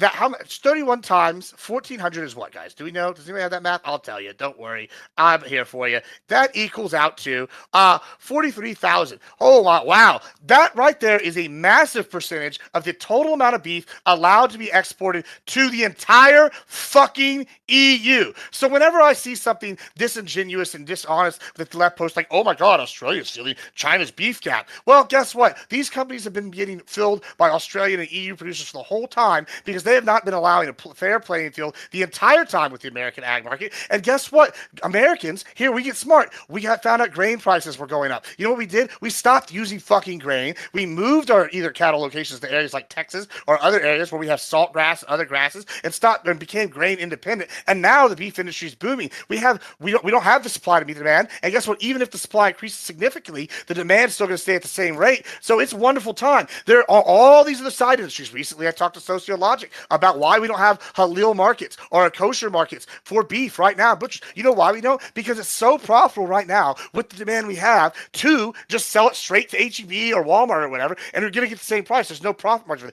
But as the demand increases, American ag ag production increases, guess what? We'll be able to sell to these markets. Now we have secondary markets growing and generating wealth for every American. Why are y'all so against Jewish and Muslim butchers? That's what I know. Why do y'all hate minorities? Why do you hate hardworking Americans trying to open mom and pop shops? That's a real question. That's what the left wants. They don't want Americans to work at a level playing field. They want to argue, oh, it's so bad, prices are going up. Well, sometimes prices going up is a good thing when everybody in the world, everybody in the country has got more money, and we're stopped getting fucked by all these other little countries. As far as political benefits for this, I don't know if you saw the news, but old Pete Hegseth, the leaker of information, just closed a big deal with Panama. Looks like what we're doing is working, folks. I can't get tired of winning because it just feels so good. Goddamn. All right, I'm done. Thank you for that. Doesn't halal mean that it's like a Muslim slit its throat when it dies? There's a whole process. It's like a way of slaughter. There's a prayer, and then there's like a way of cutting. Yeah, you hand slaughter, you drain the meat, drain the blood. There's a whole. It's a process. Okay, just curious. Ali? Yeah. I'm not gonna sit here and claim to understand tariffs or any of that. I've never been that dude, right? But as just a person that's watching, it just seems like everything's kind of going to shit. I can't tell what the fuck's going on, right? One day the stock market crashes and it's like, oh look, tariffs are amazing. The next day the stock market's good because we removed the tariffs, and then everyone's like, look, it's 5D. I don't know who to believe. It's like I feel like MAGA's just as confused as me, but they're just not admitting it because they're just riding with their guy, What I do know is in terms of like Chinese manufacturers, I don't care that luxury brands are getting fucked over by Chinese manufacturing companies by them showing us the hey, you can just order this good. Hey, it might cost you $300, but it's not going to cost you $3,000, right? So it's like after shipping and all that, that's fine. I'm okay with that. I never cared for luxury goods. Mom and pop shops aren't going to be affected by this because most mom and pop shops are working within their local community. If their local community supports them, they'll continue to support them through the recession, whatever it may be. And honestly, at a certain point, say if they do crash, you kind of got to blame the president that made the economy in the way that didn't allow them to like thrive, right? For the large companies, if you don't survive, it's kind of your fault. I don't know what to do at this point. But I just don't know how like these tariffs are supposed to make us better. I don't know how removing them is good. I don't know how having everyone like on tilt constantly is any benefit. And then the constant division of just left and right. I'm kind of sick of the whole like Biden versus Trump, left versus right. Like at the end of the day, like we're all either suffering or all benefiting from this. Like we're not going to have the other side lose. So we just need to come together and just understand. I just want a basic understanding of this. But yeah. Oh, the very centrist take. Why doesn't everyone just come together and hold hands? I mean, we're either all going to die together or we're all going to thrive, and it seems like we're on the downward, right? So, all right. No, but we'll kumbaya. All right, thank you so much, friend, and I appreciate it. Let's go to Tyler. Really interested in what you have to say, actually. All right, so honestly, that was a perfect segue because I wanted to come in. I feel like the best way to use my opening time is to go through these 4 different tariff policies that seem to be conflated together and kind of expand on each one, say what each one's intent is and where it came from. So first we have the auto tariffs. These landed in March. We actually saw inflation come down in March after these tariffs were passed, which was a little bit surprising. I saw signs it was going up to 5%. That being said, everyone is behind this in terms of the auto industry, the auto union workers. Pretty much every constituency that you can get on board with this loves it. In terms of direct, indirect, you're talking about the economy. But so Trump already told all these companies, he had a roundtable with all these car companies, told them what was going to happen. He guaranteed them the same subsidies to not raise prices that he gave the farmers in his term 1 tariffs. So these specifically are isolated and accounted for in a way that's not going to cause prices to go up. And as we saw in March, inflation actually went down almost about a half a point. So these are the same thing that Obama ran on, that Pelosi and Biden have talked about many times. This is where I part from Bill Clinton on trade policy. Next, we have the 10% tariff that I've heard mentioned here. This comes from a different policy. What Bessa and Ludnick have been selling this as is a comparative adjustment, a comparative advantage adjustment. Essentially saying that there's certain factors like cost of labor, different regulations that other countries don't have that allow them to have comparative advantage over us. So this 10% blanket tariff is just an adjustment to that because we have more regulation or our currency is larger or whatnot. This is a way that we can compete on these other markets with just a slight adjustment that's not going to cost much more. An example of this is Denmark. That's a global right now. 10% tariff you're referring to? Yep. Yep. So Denmark right now produces certain parts we need to build cars. In no fucking world should Denmark be able to outproduce Texas. They tax their people more. They have harder regulations. All sorts of different things about them comparative advantage-wise, why they should not be able to outproduce Texas. But they are. One of the major reasons is tariffs. And another major reason is certain different costs for them that we don't have to take advantage of. But on a fair trading field, there is no way Denmark's outproducing Texas in any world. So going to the third one, we have the reciprocal tariff. And again, Bassett and Lugden have spoken about this. Trump, this is his go-to tariff. This is because VAT negotiations and dropping tariffs needs to be hurried up in our markets. Trump only has 4 years, realistically only has 2 years, but he has to get out there and get the ball rolling immediately. So we have market shakeups in 2 weeks, and 75 nations have come to the U.S. to renegotiate their trade policy. Now, by comparison, Obama did a world tour to try to sell Monsanto foods. You might remember the story of India burning all of the Monsanto seeds and crops that the U.S. brought to them.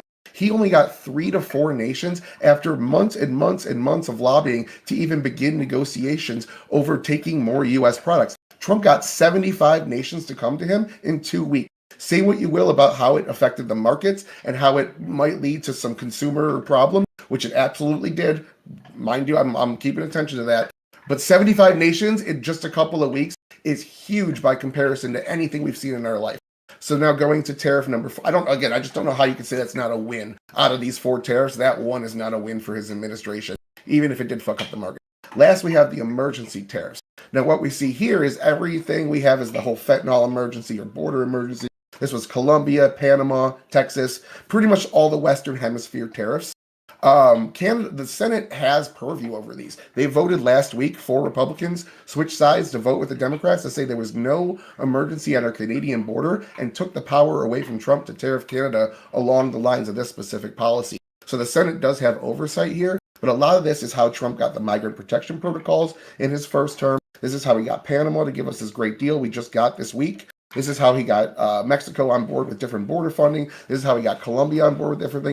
This one generally has also been a win for Trump. So in terms of these 4 tariffs, the auto one, I could argue is kind of, we haven't seen enough yet. The 10% across the board, easily the best thing for I think when people are arguing about his tariffs and being a stupid policy, that's the one they should be going after.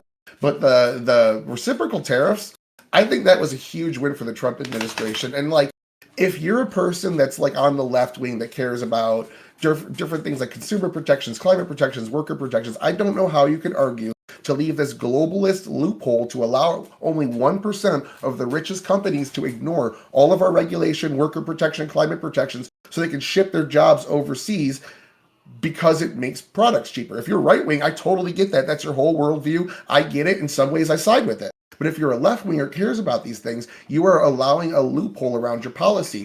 If your policy is so detrimental that we can't produce all these products in or at least some of these products in the United States without it destroying our economy, maybe it's the policy that needs to be looked at as well.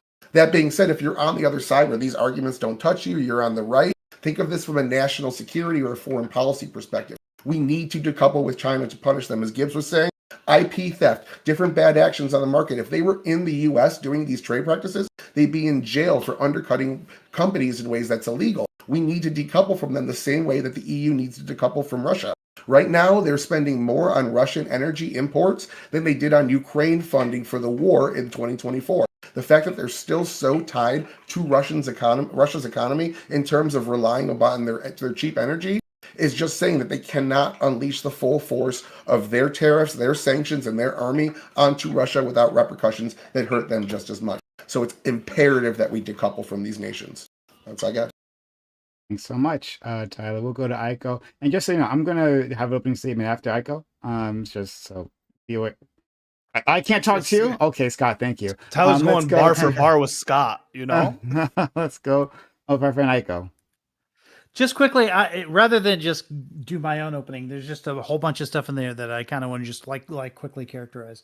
Like one of them, the inflation report that came out, that was all pre-tariff. So like, we're not going to really know. Even the next inflation report isn't going to give us the full impact of all of this on inflation. We're going to have to wait until the supply chain starts bringing in things that are 145% tariffed into stores, and then we're going to see the real inflation numbers. We haven't seen those yet, so I think we need to wait on that.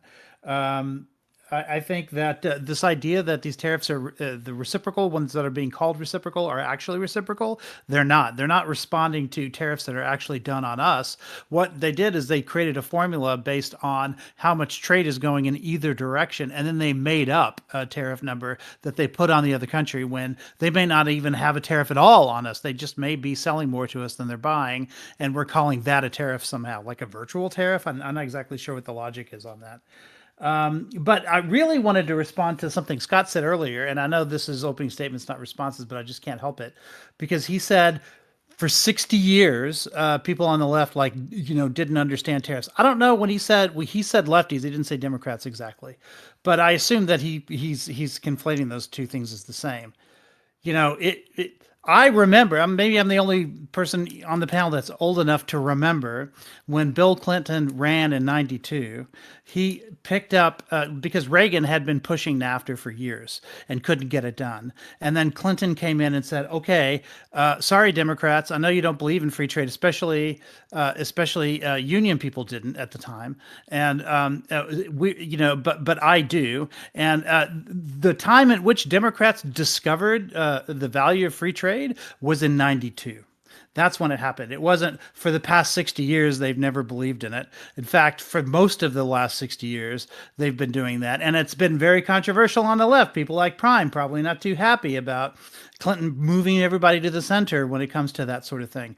But yes, that absolutely was the case. And I think maybe a lot of this, it was the reason why Ross Perot had so much clout in the 90s, was because he was the one guy who didn't believe in free trade up on that stage, because Clinton had moved that in that direction, and Bush had moved in that direction, or actually had always been in that direction. And so because Republicans and Democrats agreed on a thing, that gave Perot sort of an opening. So, Democrats have been on this bandwagon for like 35 years at this point. I do agree that Democrats, like, prior to Clinton, were that way, but it's why they fucking lost election after election, even after Watergate, because they were way to the left of where the people were at that time, and it was Clinton that was trying to bring them back into it, and free trade was one of the reasons why he wanted to. Thank you so much.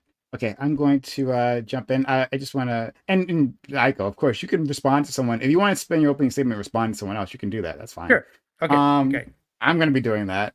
So, and then everyone, I'm sure you're going to have things you want to say to me. Just take notes. I'm going after Prom. Sure. Okay, great. Yeah, you can do that. New mod in town. You can do that. Yes, right? Yeah, sure. But yeah, just write it down, and I'd be happy to deal with your complaints later on. So, and also I didn't thank Bam previously for getting that sub earlier in the show. But thank you. You're welcome, bud. I love you so much. Yeah, appreciate you too, Frank. Okay. So, and this, so my first point was going to be directed at Scott, but other people were repeating it afterwards. Now, things that might change, right? Maybe I've missed it, but I checked, I believe it was last night I checked. And Trump has refused to share the list of 75 countries. That, like, he stated that, he said 75 plus countries have approached him. We do not have that list, right? Like, the news reporters have asked them for it. They've refused to share it. So no, I don't actually believe that. Maybe might be the case, but they've yet. But if that's supposed, if that is the case, right, then they'd be touting that. But again, if it's changed since then and he shared it, that's fine. But I do know at some point he was refusing to share it. Even that's changed. So we'll wait on that one. I think our friend Aiko kind of already touched on this just now as well. With Scott talking about the trickle down theory, and like, you don't want to hear liberals talking about this. And again, Scott, I'd love to hear what you have to say afterwards. But please write it down. This seems strange, right? Like, it's not as if, at least maybe I'm misunderstanding what you think the left has been saying about trickle down theory, but the left understands that there are like ripple effects throughout the economy. That things that can affect individuals on the top, right? The top of our economic scale can affect those on the bottom, right? It's not that these effects can't go through, even some beneficial effects. It's simply using that as a reliance that like the preferred economic model, the preferred way of enriching people is to give tax breaks to the rich, right? Or other goodies to the rich, and then hope that they hire people and invest that money into the economy. We know that rich people don't necessarily do that, right? There's all kinds of ways they used to grow their money. And like simply enriching them does not necessarily equal enriching us. And right, even if there are effects, and there are, like it's not like there's zero money ever makes it down from the top. Again, there are ripple effects, right? The more effective way would be a bottom up approach, in which trickle up approach, right? In which you send money, right, or you like design the tax code to benefit those at the bottom because they will spend the money, right? Broke ass people like me, when I get money, I spend the money, right? The money does go up, and it will end up in the pockets of the ones who are most fortunate. So that was always been an argument. So it seems weird that was your response, but maybe I'm not understanding exactly what your critique is. So I'll have to hear it later on. You brought up Gibbs. This is to Gibbs. You brought up Bill Maher when going to talk to Trump, right? I don't understand what kind of dunk this is, right? Liberal Bill Maher did the thing that liberals did, right? Like he was amazed by decorum. Oh, it turns out that Trump didn't immediately have me beheaded. Oh, it turns out that Trump... He invited me to the White House. Yeah, he's amazed by being two-faced. It's like, oh, he's two-faced. No big deal. Yeah, it's crazy. No, it's like the stupidest thing. Like that. No, it's not the stupidest thing. It is an expected thing, especially from a well-to-do liberal. And I feel like Gibbs and to all my conservative friends here, right? That like you actually agree with me here. That you understand that so much of liberal preening is about optics, right? It's about decorum. It's about social standing, right? Rather than actually policies, economic policies. So you can have a situation where they're focused on things like DEI. I mean, that's your favorite one, right? Like DEI to say that, oh well, I've shown that I've hired someone, right? I've hired someone of some outside culture, and that results in change rather than anything more substantive than that, right? It perfectly follows for a liberal to go to the White House and say that, like, well, I had a cordial dinner with this person, rather than like, hey, I thought we got somewhere with policy. I think Bill Maher might have mentioned that somewhere in his remarks. I don't, but I didn't get to see the whole thing. But like the thing that you focus on is that, oh yeah, Bill Maher likes him. Again, who the fuck cares? I don't care. And I can expect that conservatives aren't like necessarily monsters in real life. Even the ones I vehemently disagree with, right? Even the ones who like literally hate me for like my identity. I can understand that they can be good family people. That doesn't change the fact that they want disastrous policies, right? They're advocating awful changes to the country. Those things can coexist easily, right? It doesn't take bad manners to be a bad person otherwise, or to have detrimental effects to the country. So, I don't give a fuck that Bill Maher, right, who doesn't have an actual critique of capitalism, doesn't have an actual critique of the military-industrial complex, right? He's all for it, especially when it's used against Palestinians. That he like had a good time with Trump at a dinner, right? That's just like those two on MSNBC, the Morning Joe, Morning Joe and his Mika Brzezinski. Yeah, Scarborough. Yeah, Scarborough. Yeah. Like, yeah, fuck that, right? Oh, he was nice to us, right? And so now he's come back to the dinner circuit. Fuck that. Okay, moving on. Hey, you don't care. Yeah, I'm saying it's pointless. Well, it's just like, that he's that dishonest, and then to have it used against like the left for Prime would probably be like annoying when he's not. I'm just laughing about the longest part of your opening being about you not caring about something. But it's of course I didn't talk about what Bill Maher said about policy, but Bill Maher brought up that whole 5-minute segment where he talked about how they discussed policy. So let's just gloss over that real quick. But sure, go ahead. I didn't gloss. I literally just said it. He did. But the thing that he focused on. Oh, but the thing I got it. So you don't want to get credit. I literally acknowledged it. Like Gibbs, the greatest before Bill you Maher said defender. it, I acknowledged it. I'm the biggest Bill Maher defender. That's crazy. I guess you would be, because now he's just pointing out that stick. So of course, can I hop in on this back and forth about how we don't care? Hypocrisy. Hold on. Because the left will be like, he's crazy, and then a lefty goes, he's not crazy at all. Like, well, who cares what Bill Maher thinks? Even though he was saying he was crazy, but now he said he wasn't. He can actually be crazy. Hold on 1 second. Hold your responses. Sociologic was the only one that got it. Hold your That's what that's called. responses. Hold on. Hold your responses. I will be happy to respond to them later. All right. Let me just finish what I was doing, and then we'll jump into it. And Bam said he was first, so we'll go to him first. Okay. Then we have our friend Tyler. And you listed a few tariffs here. And one, the auto tariffs. Well, okay. One, again, I don't think we've yet to be able to see how those tariffs have affected the economy. But to start off with, I've always been a protectionist, right? I've always said it. I've said it multiple times this panel that I'm fine with protecting American industries. And I've always thought that tariffs could be a tool in a tool bag to do so. So at the start of it, on its face, I should say, right, that doesn't necessarily offend me. However, the way it's been used, that doesn't necessarily mean I support it, right? And that's going to be a repeating theme in this section. Is that just because I support it in the abstract doesn't mean I support it in the very specific ways it's been used. But for the other times I have less to say overall. It doesn't necessarily sway me. Even though I'm on the left, that unions would want it. Well, of course, unions are going to say that they necessarily want those tariffs. But my problem is, hey, have we built the manufacturing capability here in the United States, right, to replace the plants in Canada or Mexico, right? If we do, and we can bring those online, well then, okay, all right.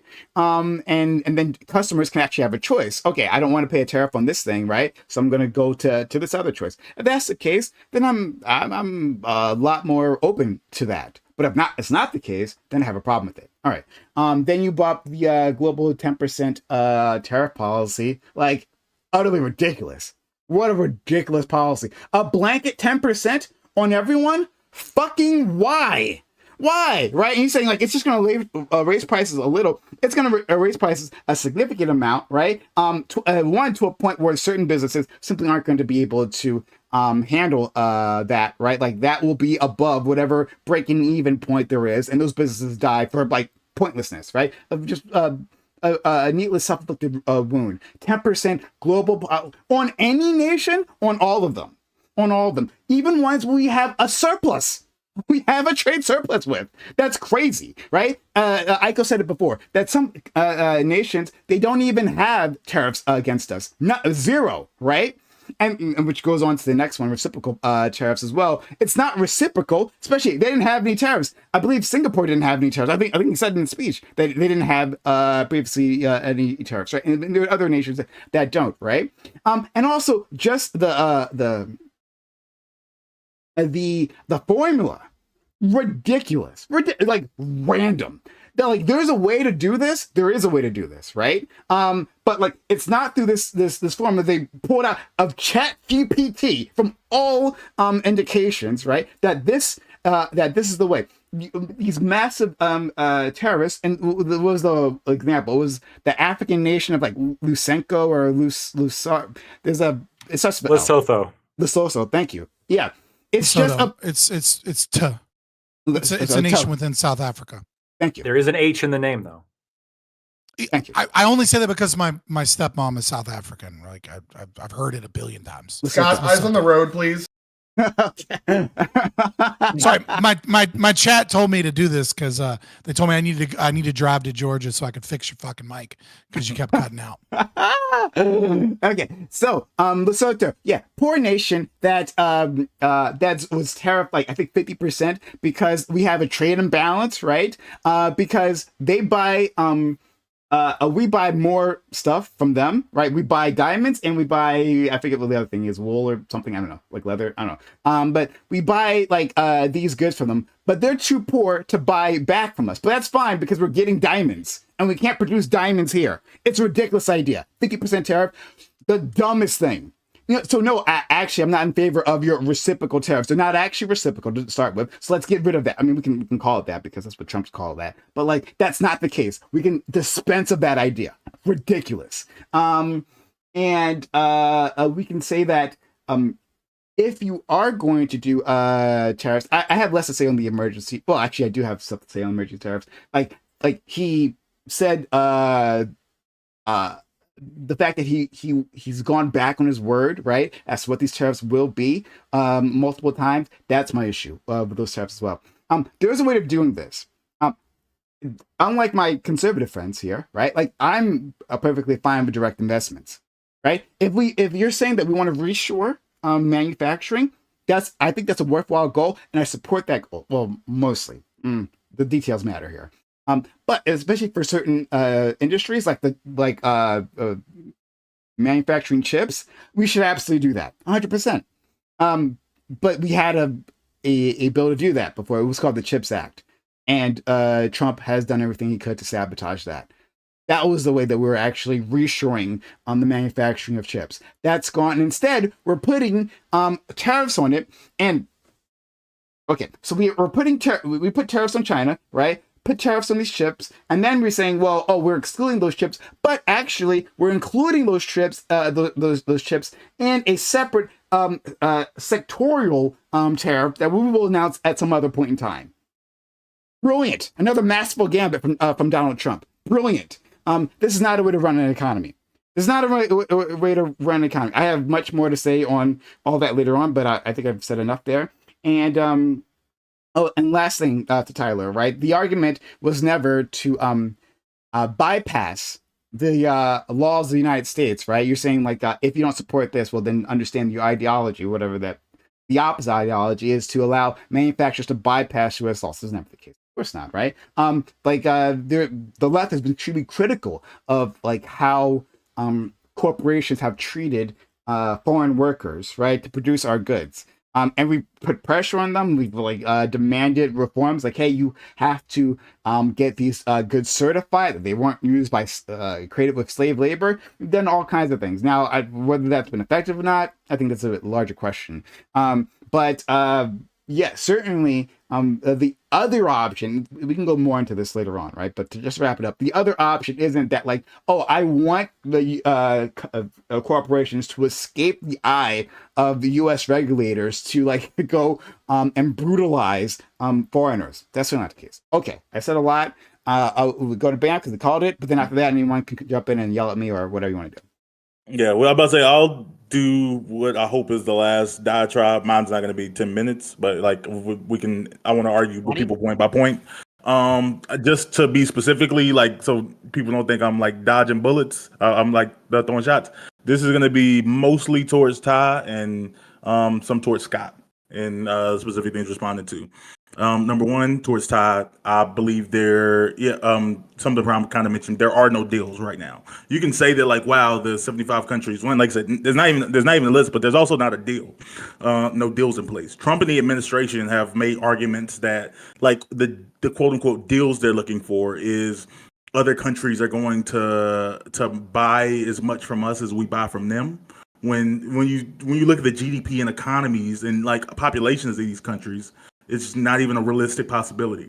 And it's not even something that we want, even if we could do, is because about to say Americans and all of our businesses actually love buying products from other countries. And we consume, America's a consuming nation because the actual people love consuming. We love cheap products. We love fashion. We love, like, we're not in the necessity market. We like buying a lot of things because we like buying a lot of things.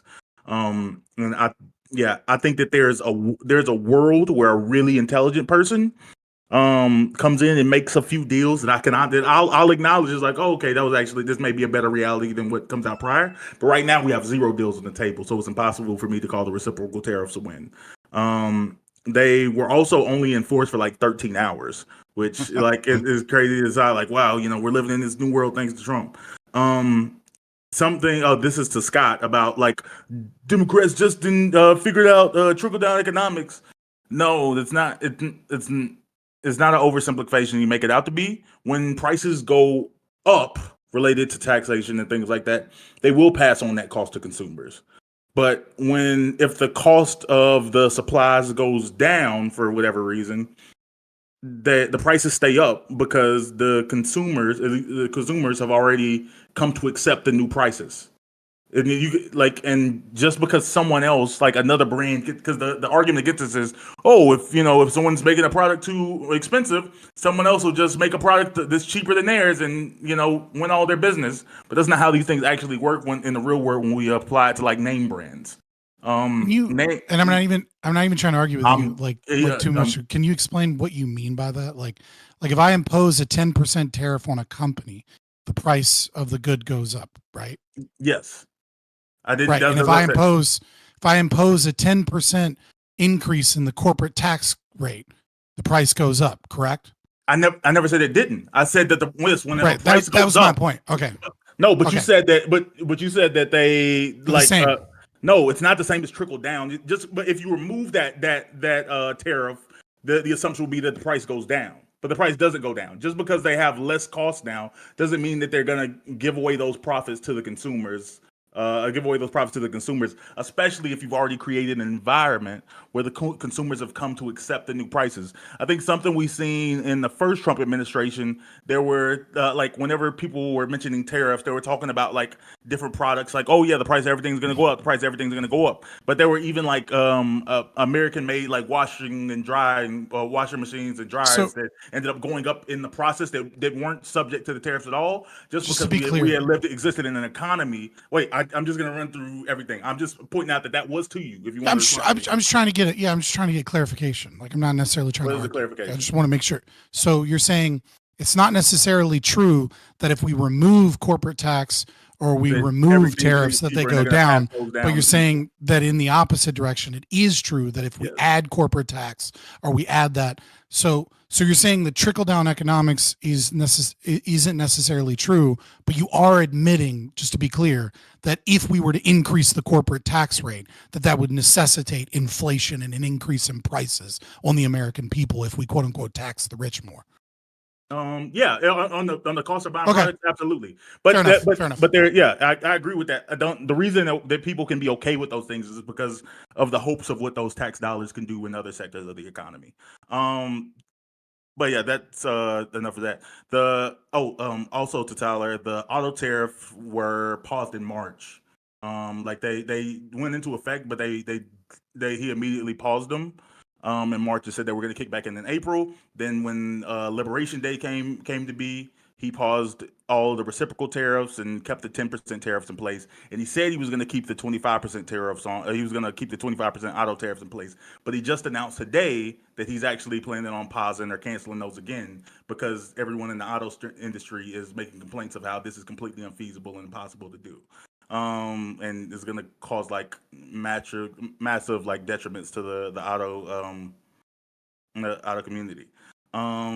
Also, he was because of like speaking to all the exceptions, he just keeps on adding these exceptions here and there or changing what he says that he's going to do. And this is creating like so much market volatility and instability that if I did own a company, there's no way right in this world right now, I'm going to invest in the United States, knowing that like $1 billion, building $1 billion factory, knowing that Trump could change his mind on all of this next week. And now I've given up all of my my market advantage to someone else in another country who can build it for a price that I can't afford. Like the tariffs are bad, but the instability is even worse. Like if he put them on and he kept them, it would still be awful policy, but at least the world would understand and like, okay, this is a consistent rule. We know where things are going.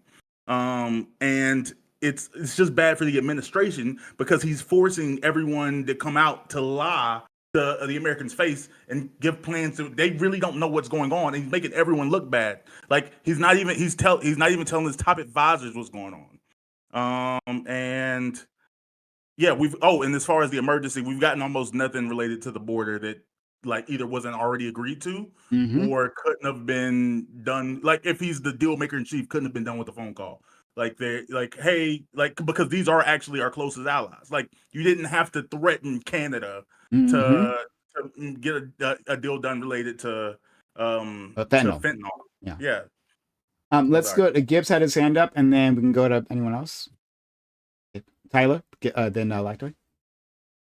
First off, I find it always interesting that the leftists are always filled with people that have never accomplished anything at the microeconomic level, yet they're somehow able to attempt to lecture me on the intricate nature of macroeconomics. These people can't hold down jobs. They will offer the job services to like 100 different places. Don't get it. They, don't open any businesses, and yet they somehow know what's best for the country, and they don't think the country should be ran like a business. You know what is also funny to me is I hear all these complaints from the left about workers' rights and how this is a great moral issue all the time, how evil Trump and them is for going after OSHA and all these things. Now, listen, guys, I'm a piece of shit. I don't go give a fuck if I go buy some blood diamonds or blood coffee or whatever. Yet they simultaneously argue for us to keep illegal aliens here working lower than minimum wage jobs for lower prices on goods and services. You know who made the same argument as modern Democrats? Southern pre-Civil War Democrats who advocated for cheap domestically produced cotton. Oh, Lord, it should be terrible if them there slaves got freedom and got rights and that caused cotton prices to go up. Then they want to argue for workers' rights and buy from places like China and African countries who literally employ child labor and child slavery and other things in order to produce goods at a lower rate. I also noticed none of the lefties here chose. Instead, Prime wanted to argue about the hypocrisy that Bill Maher is pointing out, like within the people on the left saying he's crazy. Then when he meets him, he at least owned up to saying, I thought he was crazy. I met with him. He's not crazy. I was wrong. At least he had the word that most Democrats don't have, the integrity to admit that. It's called accountability. James, it is. I didn't interrupt y'all. It is integrity. It is accountability.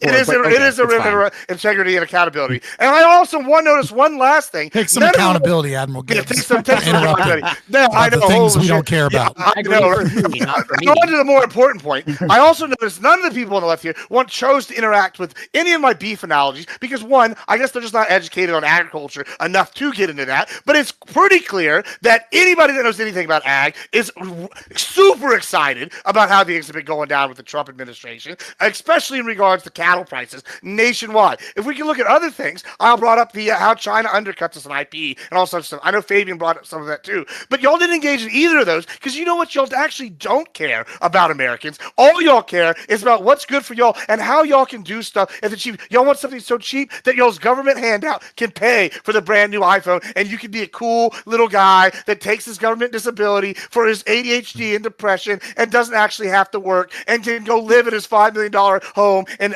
California that was given to you by Newsom and the Commie Party that's masquerading as the Dems. That's what you like. And I know Fabian's over here getting mad because I'm sitting here using hyperbole a little bit and I'm sitting here using rhetoric. No. But that's fine. But in closing here, it's pretty clear to me that y'all are just hypocrites and liars who actually don't know anything about the subject. And what y'all talk about economically is the equivalent to me talking about, and I'm going to steal Pentuple's analogy. Pentuple made this. It's the equivalent to him talking about basketball, right? He watches enough news and ESPN top 10 highlights. He could probably sound relatively educated about basketball, but he actually doesn't know shit. And y'all are all sitting there doing the same thing. Y'all read 2 articles from Newsweek, and guess what? Now y'all think that y'all are fucking The Economist, like a magazine. It's crazy to me. Y'all are fucking so stupid. None of y'all have been able to open a business and keep it open successfully. And if y'all had, y'all wouldn't be saying this stupid shit. And then when y'all turn around and go, oh, America's not a business, we shouldn't run it like it. Guess what? In some ways, we should be running like a business because we wouldn't have to be dealing with all this bullshit and bloat that we've had for decades. And y'all just don't want to admit it because it's inconvenient to y'all's points. Isn't most American beef from Brazil? Like, isn't our largest beef producer? I'm pretty sure America's largest beef producer is that we consume. Well, if that is true, I don't know if that's true or not. But if that is true, that helps my point. And guess what? We should, because we're fucking American farmers over. I don't think it is, but I'll Was it Lactoid next? So it was Yes, it was It was somebody else. It was Tyler Lactoid, and then we'll go to you, Scott. Oh, and Scott, just quickly, right? Like, yeah, I say I don't care. But 14% is to be clear, I'm just fucking with you because you were arguing about it a lot. I just want to say I hate liberals so much. They evoke this from me, but I don't care about his words. But fuck that guy. It's okay. Right. You know what? Hey, Prime guys, it's one of the few. Canada import. We import 29% of our beef from Canada. Let's go to our friend Tyler. Yeah. All right. So 4 people called me out. I'm going to try to hit everybody with everything and be fair. So iCow first. iCow, awesome person to argue against. Sometimes we exchange 10 pages of chat a day in our group chat, and he's never once said like a bad word or name or attacked me for anything, called me stupid, whatever. 10 minutes into a debate with Non-Fun, he called me an idiot twice, so big appreciate that. So, I think I can break that record. iCow and Bam kind of made a similar point that I can address together. So attacking the naming convention of the reciprocal tariffs is kind of how I'm going to start with that. If that's the biggest complaint of the reciprocal tariffs is they weren't exactly reciprocal with what they were doing to us, I think that's a pretty big win. Naming conventions happen all the time, like the Inflation Reduction Act being a climate change policy. And I can give you a million examples of everybody doing it, from the National Socialists to Antifa, adopting names to like try to pull ideologies into their naming convention. That was Prime and Ico. Don't put me in that. I'm a smart person. That was more ICO kind of came out against that first. So 75 nations, if Prime is correct about that, let's say he's right, about 90% of those are fake or don't result in anything, even though we've already seen about 15 of them say what they've offered. And let's say he's only 10% right. That's still 8 nations that came to the table in 2 weeks. And just to be transparent, that 2 weeks, the tariffs were only in place for 13 hours. This is to you, Bam. The 2-week period that I'm using is more how it affected the markets. I'm kind of making a guess that in the next few days the markets will return to where they were pre-tariff, and that's why I'm using 2 weeks instead of 13. No, they won't. No, they won't. I'm making a guess. I'm just making a guess. No. It's just to make. Let's be honest. Our stock market was overvalued during the Obama administration. It could be 3 weeks. It could be more. I'm just trying to make a guess to be concise. That's all. If there's no then, yes, our stocks have been overvalued. Yes. Yeah, and Scott got addressed a lot too. I'm sure he's eager to get in here as well. So Prime, you hit me on 5 different things. I think you're kind of going too deep with the what Bill Maher's intent was. This is how far back I'm going on what you were talking about. Bill Maher was going on there to close the perception gap, something you've probably done a long time ago with these panels, actually hearing out conservatives, what they believe. As you said, you don't think they're evil. You understand a lot of just normal people don't have that process done yet. So Bill Maher was more giving them that step. You're already long past what Bill Maher is doing. He's not going to go in there and make Trump a Democrat. There's no world where that's going to happen. I think that he did good things for normies, even though it did nothing for you. That's fair. That's fair. Auto tariffs, I 100% agree. We haven't seen the full impacts. What I meant was it was in place for about 2 weeks in March.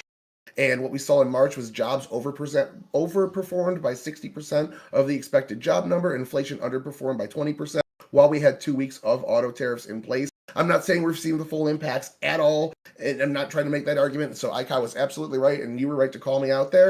I'm more just saying that we saw the short-term impacts of 2 weeks, and it looked like the market was moving in a different direction. It's a good sign. It's not end-all, be-all, absolutely.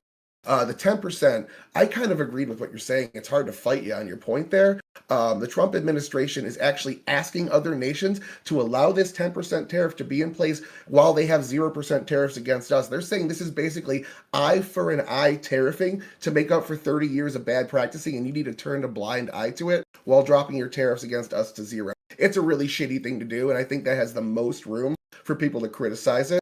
And the intent of the tariffs to get people to go over to what you were saying earlier about Democratic Party getting on board with free trade. Their intent was never to actually subvert the climate, to allow a loophole. I agree with you, but that's what happened.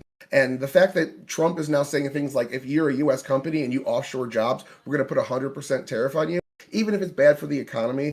In a way, I don't see an argument to ideologically oppose it. I'm just trying to hit all your points here. Abuse of power. The Canadian tariffs were 100% abuse of power. I don't think abuse of power is that big of a deal. I think arguably you could say anytime a president misinterprets a law and the Supreme Court slaps it down, like Biden trying to do student loans 9 different ways, and every time they said no, arguably you could argue that's abuse of power. So I don't think Trump not telling us the 100% truth on these tariffs is abuse of power. I'd say, though, for everybody but Canada, Colombia gave us great concessions. Panama gave us great concessions. This kind of moves into Bam, what he was saying, too. Mexico, with the migrant protection protocols, they openly said multiple times, including this current president, they would not do the migrant protection protocols again. And currently they're in place because the tariffs strong-arm them. The reason why we need that is because we're deporting non-Mexicans to Mexico while they wait for their asylum proceedings to go on, as opposed to keeping them in the United States, which is what migrant protection protocols were to begin with. And in the 3 years under Biden, when they weren't in place, we saw unprecedented amount of people coming to the border. And Mexico said, if you pay us $20 billion, we'll secure our southern border. Trump's getting the same thing out of them, essentially, the same conclusion for free, just by bullying them with tariffs. It's a pretty big win, in my opinion. That's all I got for everybody that hit me up. Great. Let's go to Lactoid and then Scott. Sure. So I posted some links in the group chat. This is from the University of Chicago. They do surveys of economists as to what their opinions on tariffs are. And the only reason I'm posting this is because although me and Gibbs agree sometimes, I do see this talking point more often, which is, well, you guys wouldn't know. You guys haven't started a business. You guys don't know anything about anything. And while I agree that left-wingers often will talk about things that they don't have any idea about, and they'll often talk in very contradictory ways, such as, free trade is important for growth. And then, you'll show them the exact same economist saying that taxes slow growth, and they're just going to kind of their eyes will glaze over and they'll say, well, that's capitalism, as if free trade is also not capitalism. But leaving that aside, leaving the hypocrisy aside for a second, economists are in consensus on this issue, like pretty clearly, broadly on everything to do with tariffs, that they're bad. They're bad for growth. They're bad for the economists. They're bad for everything. The economists from the University of Chicago. Which, by the way, one of the premier universities specifically for economics. Oh, so you're deferring to the experts? You're saying, hold on. I'm going to ask next Gibbs is deferring. What that's done for Gibbs is trying. Gibbs is trying to build credibility by saying I broke cows. I'm sure you do. No, well, these guys. Let me ask you a question real quick, and then I'll stop. Like 6 words. Hold on, I'm going to let him go. I know. It's like Wick all over again. Go ahead. Sure. It's one question, Lactoid. So these economists at the University of Chicago, right? They're economists, right? They're professors. Yes, they're economists. Yeah. Yeah. So what businesses are they running? Oh, I don't give a shit because they're not running. It's the school of business. It's the school of business. No shit. They don't actually fucking live in the real world. How many engineers do we know that design shit and then they go and actually try to implement what they design? And I don't know why we put the valve on the inside. It's because they don't actually know. It was just one question, Admiral. That's my point. I'm pretty sure the business because it's a dumb point. He's run the books for like most universities. He sprung my trap card. That's what he did. Department. You actually are also the school's like accountant. Oh, well, really? At least I worked at my local college. At your local college, so not the University of Chicago, though. Because not the University of Chicago. Got it. I was the econ minor. So these are like, again, these are PhD economists from the University of Chicago. They do surveys on them, and I encourage you to actually look at some of these like surveys. Like it is shocking, like how close to zero. The amount of I think like for a lot of these questions, like either 0 or like 1 economists say, oh, that might work, right? Like that's it. Like the overwhelming majority of economists are opposed to tariffs on these survey questions. Am I appealing? Is this an appeal to authority? Yeah, but were you there? Were you there when they wrote these articles? I wasn't. Is this an appeal to authority? It is, but it's just simply to counter the appeal to authority that Gibbs and Pentuple with his basketball analogy, whatever that was. Here's my very straightforward question. Okay, I think that again, 10% obviously absurd. Is anybody here going to defend the whole reciprocal tariffs, but for the trade deficit part? Is anybody possibly going to defend that here? Because like I have a trade deficit with my local grocery store. Mm-hmm. Like, does that mean I've had to tariff them? Like. They've treated us so poorly. I'm defending. We buy more from them than they buy. Wait. So hold on. You will defend, and keep in mind, this is tariffing trade deficits for goods that cannot be made in America in many cases, right? Like my whole second paragraph was arguing that specifically. Or like diamond Chilean sea bass. American diamond miners. Wait, I don't think he defended it himself. He said that if it turns into free trade policy, then it's okay. Like if yeah. If it turns, hold on. So here's like the thing. If the reciprocal tariffs, which when I heard the reciprocal tariffs, like because I heard that word before I actually read about the policy, I was actually a little bit like intrigued, right? Like, oh, there's no 10%. It's not based on trade deficit, but we will simply match whatever tariff or maybe even exceed it. That to me seems much more like in line with we're going to pressure people to get rid of tariffs. Great. I love it, right? More free trade. But that's not what's happening. What's happening is a base level 10%, even on people who have no tariffs on us. And then on top of that, a reciprocal tariff, not based on what tariffs they have on us, but based on the trade deficit. So can anybody defend that specific portion of it, the trade deficit portion? Ty, go ahead. Yes. So I can defend it more from the Trump perspective, not because I agree with it, more because what Bassett and Lednick are Why are we saying. doing this? I'm just giving him that he's curious about. He's trying. Go ahead. I just want to answer your question. Basically, did he start a business though? Answer the question. I got a point to that. Thing you don't believe. I got a point. I mean, I've been giving you what their argument is essentially, and it's that we've been off. I mean, I kind of do believe it. There is some evidence behind it. I just don't think it's going to be as. I don't think the end goal is going to be as good as they hope. It's more where we part ways. But there is some argument behind it that as these nations, the trade imbalance that we're looking at here is not generally what the Trump administration is doing is subtracting all service from it and just looking at production and infrastructure and things of that nature. So the trade imbalance is basically saying that these fundamental different things that if we get into a problem with China, something of that nature, China has us by the balls. And we need to decouple our economy from them. In the first Trump administration, we were doing that through the tariffs in order to decouple away from that. This is a national security argument, essentially. The more we did, we saw those jobs go to Vietnam. In order to get those jobs to somewhat come back here, we're going to have to also tariff Vietnam as well to a degree to make it so they're also, the tariffs are adjusting the comparative advantage of these countries artificially for the U.S. investor. It's kind of working. Let me I guess respond to that argument that it's fixed economy. I see why you hate it. That they would put forward. Because first of all, it feels a little bit communist. And by the way, a lot of the messaging around these tariffs lately has been pretty fucking Maoist, right? Like I saw, Benny Johnson and some other people on Twitter saying like, oh, the GDP doesn't matter. Like what matters is the nation.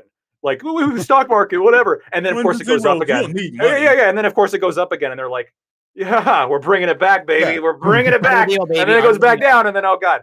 So, yeah. I'm never going to sell you on the economic argument. No, I understand. Well, sure. But, like, my position on this, there's a moral position I hold, which is that tariffs are taxes and taxes are theft. So I'm opposed to them on a moral position. You may not be able to, like, move me on that. But I am open to be moved, like, on the empirics of what are the actual, like, economic effects of tariffs and how does it apply. So when it comes to targeting countries for specific like security reasons, like China, for example, I'm more open to that. And that's what I was expecting Trump to do, actually, when he was talking about tariffs, is like, really just hone in on like very specific politically based tariffs, like that are punishment for certain policies that are going to be lifted if they comply, et cetera, et cetera. That's, I guess, kind of more what I had in mind. And I think those are more defendable. But when you have a country like Vietnam, which is actually aligned with us in terms of security, global security, and part of this is because China's been bullying them through economic leverage going back for some time in the South China Sea. And in fact, China invaded Vietnam after we did. People don't remember that, but they did, right? I mean, China and Vietnam do not get along, despite the fact they both call themselves communist, even though, whatever. We're levying a massive tariff on Vietnam on goods that we cannot produce here in America, which is antithetical to our security interests, I think, in the area. And it's bad economically, according to all the experts, again, appeal to authority. But I guess my limited understanding of this, based on what I've read, and I'm going to say limited, I probably know a little bit more than most like normies, but it's limited still compared to all these PhD economists that know more than I do. Oh, just like the PhD scientists and the PhD. They're probably right, Gibbs. It's so funny that you keep using this appeal to authority when they haven't even ever made over 150 a year. Like, it's crazy. Economics is the one science that matters. To finish. Go ahead. So when you I have a trade deficit with my local grocery store. I go to the grocery store and I buy food. If the grocery store cuts me off, that will end, and I start producing my own food. This will end the trade deficit that I have with my grocery store. But it's going to lead me to be tremendously less productive because now I'm spending time growing vegetables in my backyard as opposed to going to the store to get food. Okay. And if I can just go to the store and get food, if I can fulfill that portion of my economy through the grocery store, this frees me up a considerable amount of my time and effort and resources into doing more productive things, like coming here on Twitch and arguing with you people, right? Far more productive than growing my own food. Imagine if I couldn't do that because, I'm having to go and grow all my own food. I'm sorry, like the intuitive, we got to end the trade deficit. I don't even think, to me, it doesn't even make sense intuitively, right? Because comparative advantage, I think, is a thing that we just have to recognize.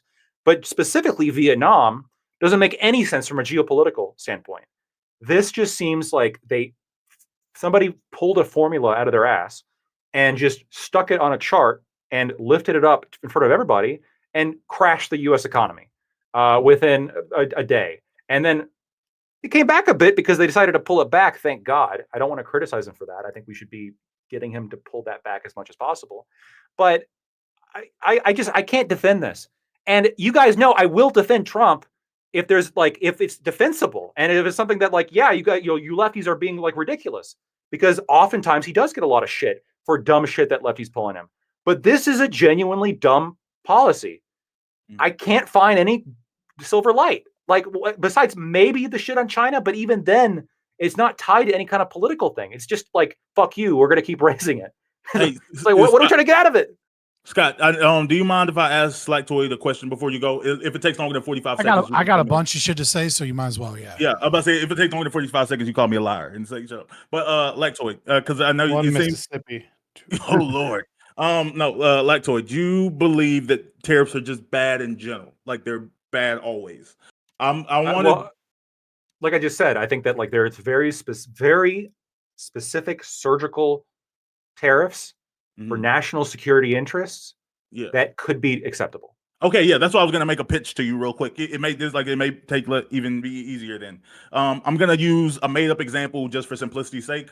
Let's say that the United States consumes 100 bottles of fresh water per year, and we can get those bottles cheaper from Mexico. And we decide that we could import all 100 from Mexico at as cheap of a rate as possible. But in the self-interest of self-preservation of the country, we decide the first 90 bottles we'll take at the cheapest rate possible. But we have a self-interest in saying that for the last 10, we'll add a 200% tariff on those, like a threshold. That we want those. That's actually what Canada. That's what Canada does to us. Yeah, that's what I'm saying. Yeah, to be American made, just because we think we have an interest in having a local base that does that. But it's not. We don't completely ban it. We just put a tariff on, because if someone's willing to pay us a ridiculous price for it, then we're like, okay, at that point, fine. Could you on that? So this goes in line with specifically again national security interests. Mm-hmm. If it has to do with weapons manufacturing, or if it has to do with goods that can the converting manufacturing facilities to making it isn't as easy, maybe chips, or there's some very specific things that are difficult to manufacture and maybe take time to build the features necessary to build them. I could be again open to maybe some surgical tariffs there. Yeah, we don't have to make 100% of it, but we should have an industry here. Yeah. But exactly right. But again, that's only for very specific goods that perhaps we need to, for national security purposes, keep some kind of base in America. I can see that, okay, but this is not that. Yeah, and this isn't even trying to be that. This is actually done in opposition to national security. If this was done with an interest in national security, we would be levying a massive tariff on China and doing nothing to Vietnam, and doing nothing to Korea, South Korea, Japan, doing nothing South Korea. Japan, doing nothing to the countries Canada. Oh well, we'll talk about that later. But the countries that are actually that we're concerned about being pulled into the orbit of China. So there is no I just don't see national security interest for what we're doing now. If it could be sold to me, I'll be open to hear it, but I have yet to hear a good national security justification. Literally, how many genders are there, Lactoid? How many genders are there, Lactoid? Well, I'm not asking for a real reason. Because it's a spectrum, Gibbs. It's a spectrum. So no, how many? Okay, it's a spectrum. But how many specifically? Because there's a reason I'm asking. The reason I'm asking this. Cat gender, dog gender. Cool. So you're saying this is a meme and you're laughing. But the reason I'm saying that is because there's a bunch of PhDs right now that are saying there's 72 genders. No. Hold on. They're saying there's 72 genders, right? Crazy. Oh wow. So I'm not going to sit here and go, oh, I trust these guys. These guys are clearly idiots. I'm not going to trust the guy that's made under 150K in a year, to tell me about macroeconomics when I have multiple people like Kevin O'Leary, like Donald Trump, and like thousands others that have made millions and millions. Kevin O'Leary is a hack. Hey, he's Lebanese. Don't call him a hack. I'm just saying, when they made these points, I like him. I like him personally. Okay, I'm not trying to answer this. How are you going to sit here and say appeal to authority whenever you yourself don't recognize that same appeal to authority when it's a topic that you disagree Douglas on? Murray. I at least am consistent. Yeah. I'm not going to sit here. No. Lactoid Murray. Yeah, Lactoid Murray. Saying 52 genders, but you're going to say this. Okay, but the liberal elites at Chicago University are right here, but they're wrong about the 52 genders or 72 genders. They're the same professors. They're the same. Actually, I picked that for a reason because I looked up which university said this, and it was the University of Chicago was one of them. They're the same professors. The business school. Hold on. It's different professors. Conservative business school. Hold on.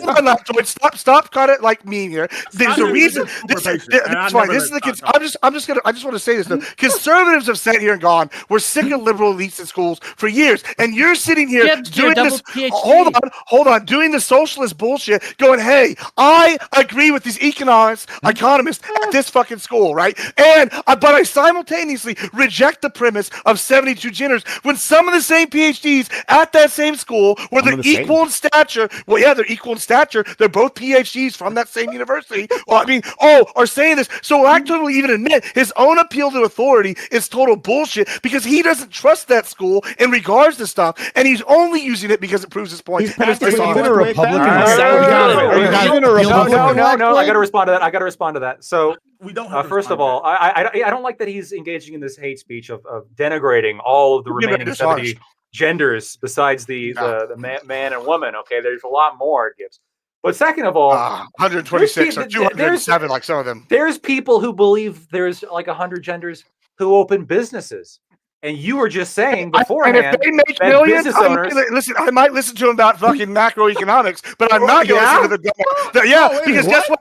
Because they proved that they can make millions. I promise you, I can find you plenty of business owners who are opposed to tariffs. I might listen to them about that shit, as opposed to your point by that logic, then we're going to use these PhDs. Hold on. By that logic, we should be listening to the people who have the most genders. Y'all have got to let Scott go. So if I have 30 genders, then I'm the one who should be. What is going on? We only listen to the demographic that has like the most narrow conception of genders. That is the actual test.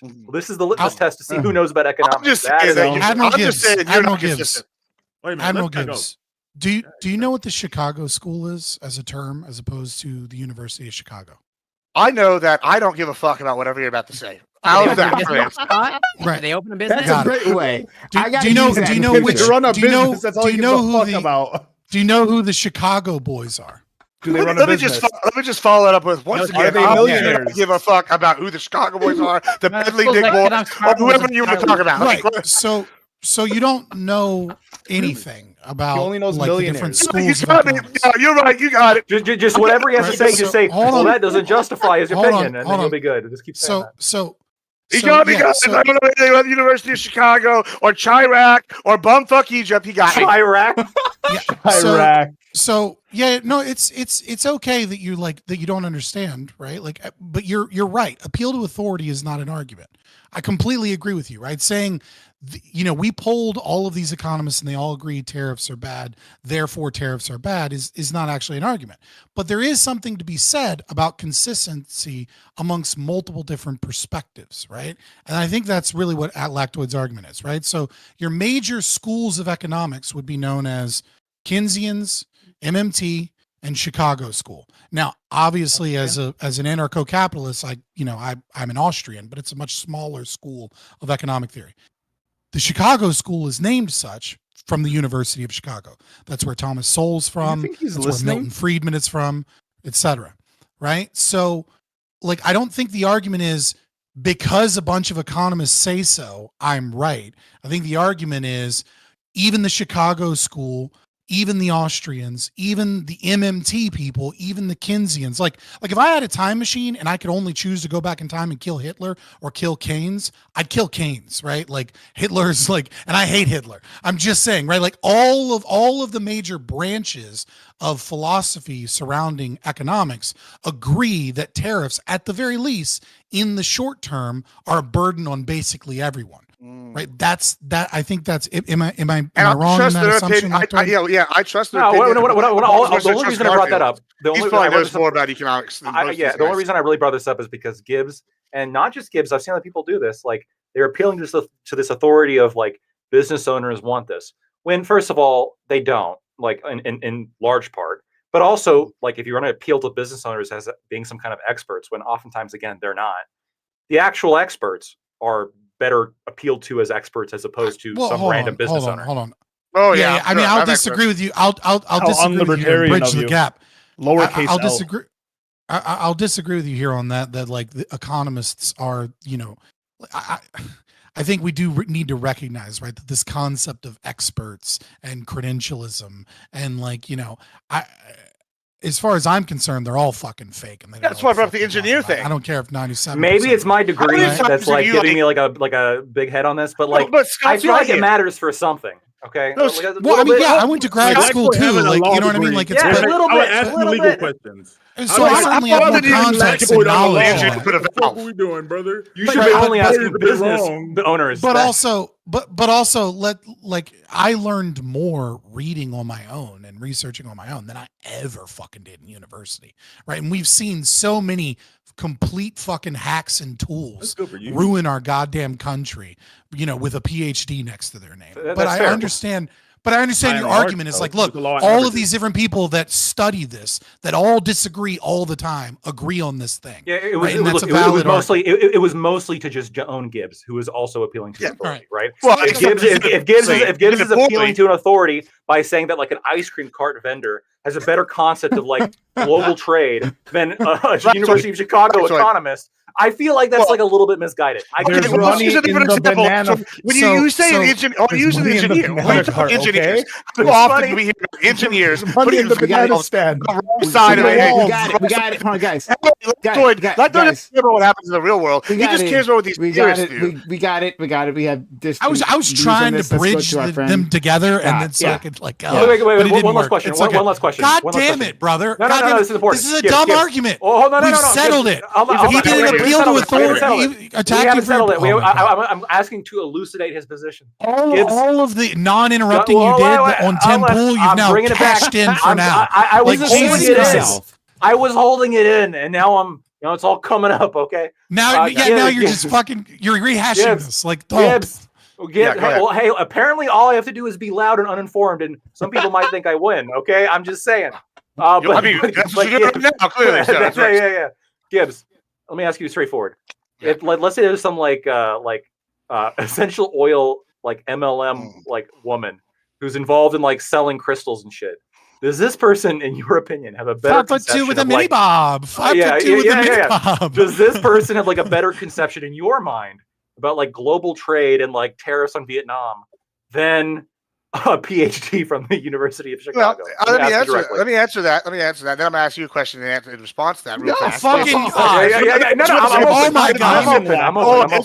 It's real simple. It's all right. One, the answer is yes. If under this circumstance, if this girl has created a multi-million-dollar company and made a lot of money and understanding the different crystal routes and trade routes, hey, she's getting them in, she's importing them. This girl probably does have a better global economics expertise than Dr. John Johansson from the University of Chicago, who's fucking never had to work a day in his life except for teaching in front of people and preaching theory. Theory doesn't work in the real world. And I'm gonna give you another example of this. And this we got who knows? Did you say theory doesn't work in the real world?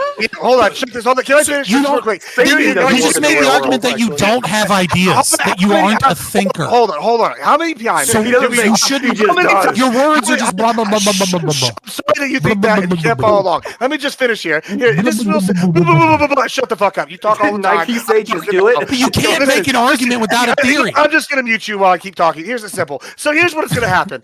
It's real simple. Like when you look at engineers, how often do we hear from people from the oil field? We go, "Oh, I don't understand why the engineer did this. This guy put the valve literally on the inside of the thing that it's supposed to hold. There's no reason. Hold on. Oh, the engineer designed this valve here where we can't even get to it all the time. This is your educated school people that design shit and don't have any idea. Only we had a businessman. Hold on. It doesn't. Well, this is not the point. Only we had a teacher to teach the business. Okay, I know you're just memeing, but hold on.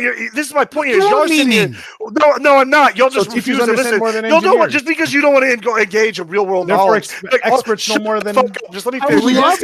You two won't shut the fuck up on silly points. Trying to finish. It's not a silly point, but y'all just want me to finish and not keep going. Look, if an engineer designs valves and they put them in the wrong spots over and over again, and they keep being manufactured that way, and people go, "Oh, you clearly don't know what you're doing." This is a common complaint from anybody that works in the refinery. Don't say anything. Refinery. This is microeconomics. Jesus fucking Christ! You do not know the most basic level of shit. I'm literally just trying to finish here. You're like, hold on. I once again, you can't even take orders. All right, so he's muted. All right, so like I said, I'm literally all about the time. to leave. This is a This common is so complaint. fucking stupid. This is so I know. I'm just trying. If I couldn't get interrupted, they kept complaining about this all the time. It's a common thing that we see all the time in other industries. Whenever we have theorists and people that think they know how it works in the real world, and then when we actually get with the real world, it goes, "Hey, it's like Mike Tyson. He said everybody's got a plan till you get punched in the face." Well, this is all y'all are saying. We have a plan. We don't know if it works. And all of a sudden, hey, well, guess what? He probably knows more about boxing. Let's ask Mike Tyson his opinion on tariffs. The point is, whenever we come out here and we say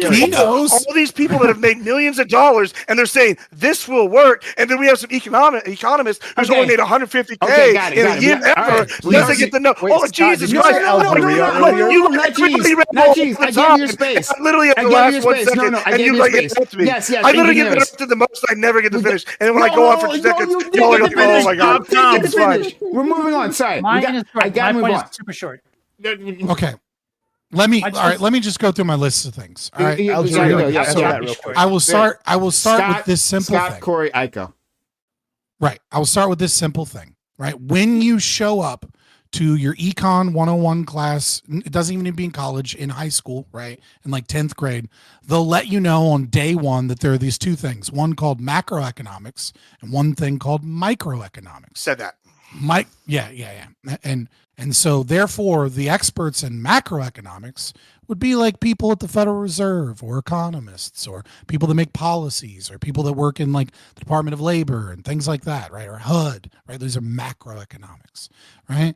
And people that run businesses tend to be experts in microeconomics. These are two different things with different skill sets and different knowledge. So I just want to let people know that, because apparently some people show up to a debate panel on tariffs and don't know day one shit. Moving on. I agree. Are you a business owner, Scott? I mean, that would be the ones refusing the appeals to authority. No, like that would be the I just thought it we got guys. We gotta let him go. So Scott's got a lot to get through. They want to go to. Yeah, I'm just gonna shotgun this because I'm gonna make. I've been trying to get Scott's face for 2 hours. I agree. Yeah, Bam really has been. Like, don't even give him shit on this. So like, you want me Bam's to let him literally go now? been trying. No, should he go now? Scott, please, Scott. No, he was trying to let me go, is what he was doing. Yeah, but we were getting excited. I'm agreeing. I'm helping you. All right. I'm with you. All right, so I'm just gonna spitball these, and then people can respond after I'm done, because like I'll never get through this. So, Corey Campbell, in your opening speech, right? You talked about how. I appreciate it. Yeah, it must be the vegan diet gives you such a good memory, because all the fat from those meat eaters is fucking up their brain. So you talked about how micro tariffs are good, and I think at some point I would. Well, Mike, that's what a micro tariff is. The same different word, right? Micro tariff is a small tariff specifically at only one country or at one sector of the economy or one good or service. I got a targeted penis. Right? Yeah. So you're going to go after me. So if you could please explain to me how the logic is somehow falls apart on where a macro tariff is bad economically, but the micro tariff is good in some way, shape, or capacity. I don't understand this. I mean, like, I hear the arguments, but I don't hear any logic behind it, but maybe you got something that I don't have. To agree with Gibbs, right, when he was talking about intellectual property, you're absolutely correct that China steals intellectual property constantly. Now, to me, that's not stealing. I don't believe in IP because IP is not real property, right? The moment the idea leaves your mind, you don't magically own my property. If I have a button that could make an exact copy of your house, you don't get to come take my house just because I push the button. It's my fucking house, not your house.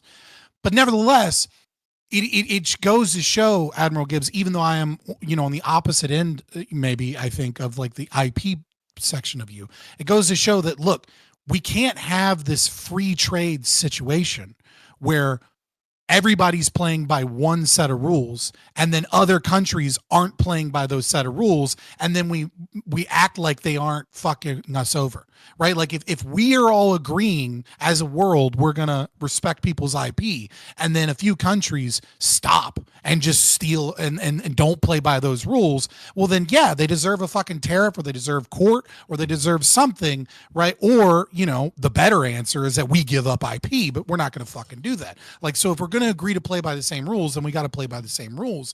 And so like that is part of the problem, right? Like High Silicon and Zhaojin are like constantly stealing Taiwan's chipsets for Huawei and companies like that. Another thing, Bam, you had talked about like how mom and pop shops are like locally sourcing things. That was maybe it was just I said it's not that they're locally sourcing; it's that there's like more community based. It's like their community is going to continue to shop there. Yeah. So okay. Well, I just want to point out, maybe you're recanting before I even get there, but yeah, supply chains are like not what they were during the Hart-Celler fucking like act. Okay, like nobody, if something is fully locally sourced and the whole supply chain is local, go to a farmer's market and see how much it costs. A bottle of juice or kombucha will be like $49 fucking. And you'll be like, what the fuck happened? It's like we have a global economy where we get things from all these different places, and that's what makes it astronomically cheaper. And this is why like tariffs that like maybe kind of worked a little bit, they didn't work, they just weren't that bad, right? Are fucking so much worse now in our current economic situation because, again, a Chicago school guy, Milton Friedman, has that famous video, iPencil, right? And like someone tried to redo iPencil, in America. And I think it cost them like $200 to produce a single pencil. Like you can't, like the supply chains, right? And this is a big part of the problem. This is the big part of the problem with like getting into a trade war with China, which I do think we probably need to do because China's full of fraud, full of manipulation, not playing by the rules, lying about things constantly, selling us things that poison children or are flammable when they're supposed to not be flammable, getting around customs and immigration enforcement, via Temu by having all their products under a certain price point in giant containers, et cetera, et cetera, et cetera. They do all kinds of fraudulent shit. And then they move shit through Vietnam and Singapore and Malaysia, which is part of the kind of what complicates this, right? Even with that, like something doesn't need to be done. But the thing is that China with the Belt and Road Initiative, for so many things, has a complete supply chain. America does not. Like if America genuinely wants to play this fucking game, like we need to shore up natural resources throughout all of South America. Like we have to bring free trade to South America. We have to get free trade agreements. We have to get investment. We have to we have to have our own supply chains. We don't it doesn't matter if you build a fucking factory here. If we don't have all of the conflict minerals and we don't have half of the shit that it takes to make an iPhone and China does, you can build a fucking factory all you want, but you're still gonna have to buy shit from countries that China has all these trade agreements with, even if they are fucked up because they're the same version of our IMF bullshit. Another thing that I keep hearing in a lot of these discussions is this idea, and it's like kind of what I talk about with this trickle down economics.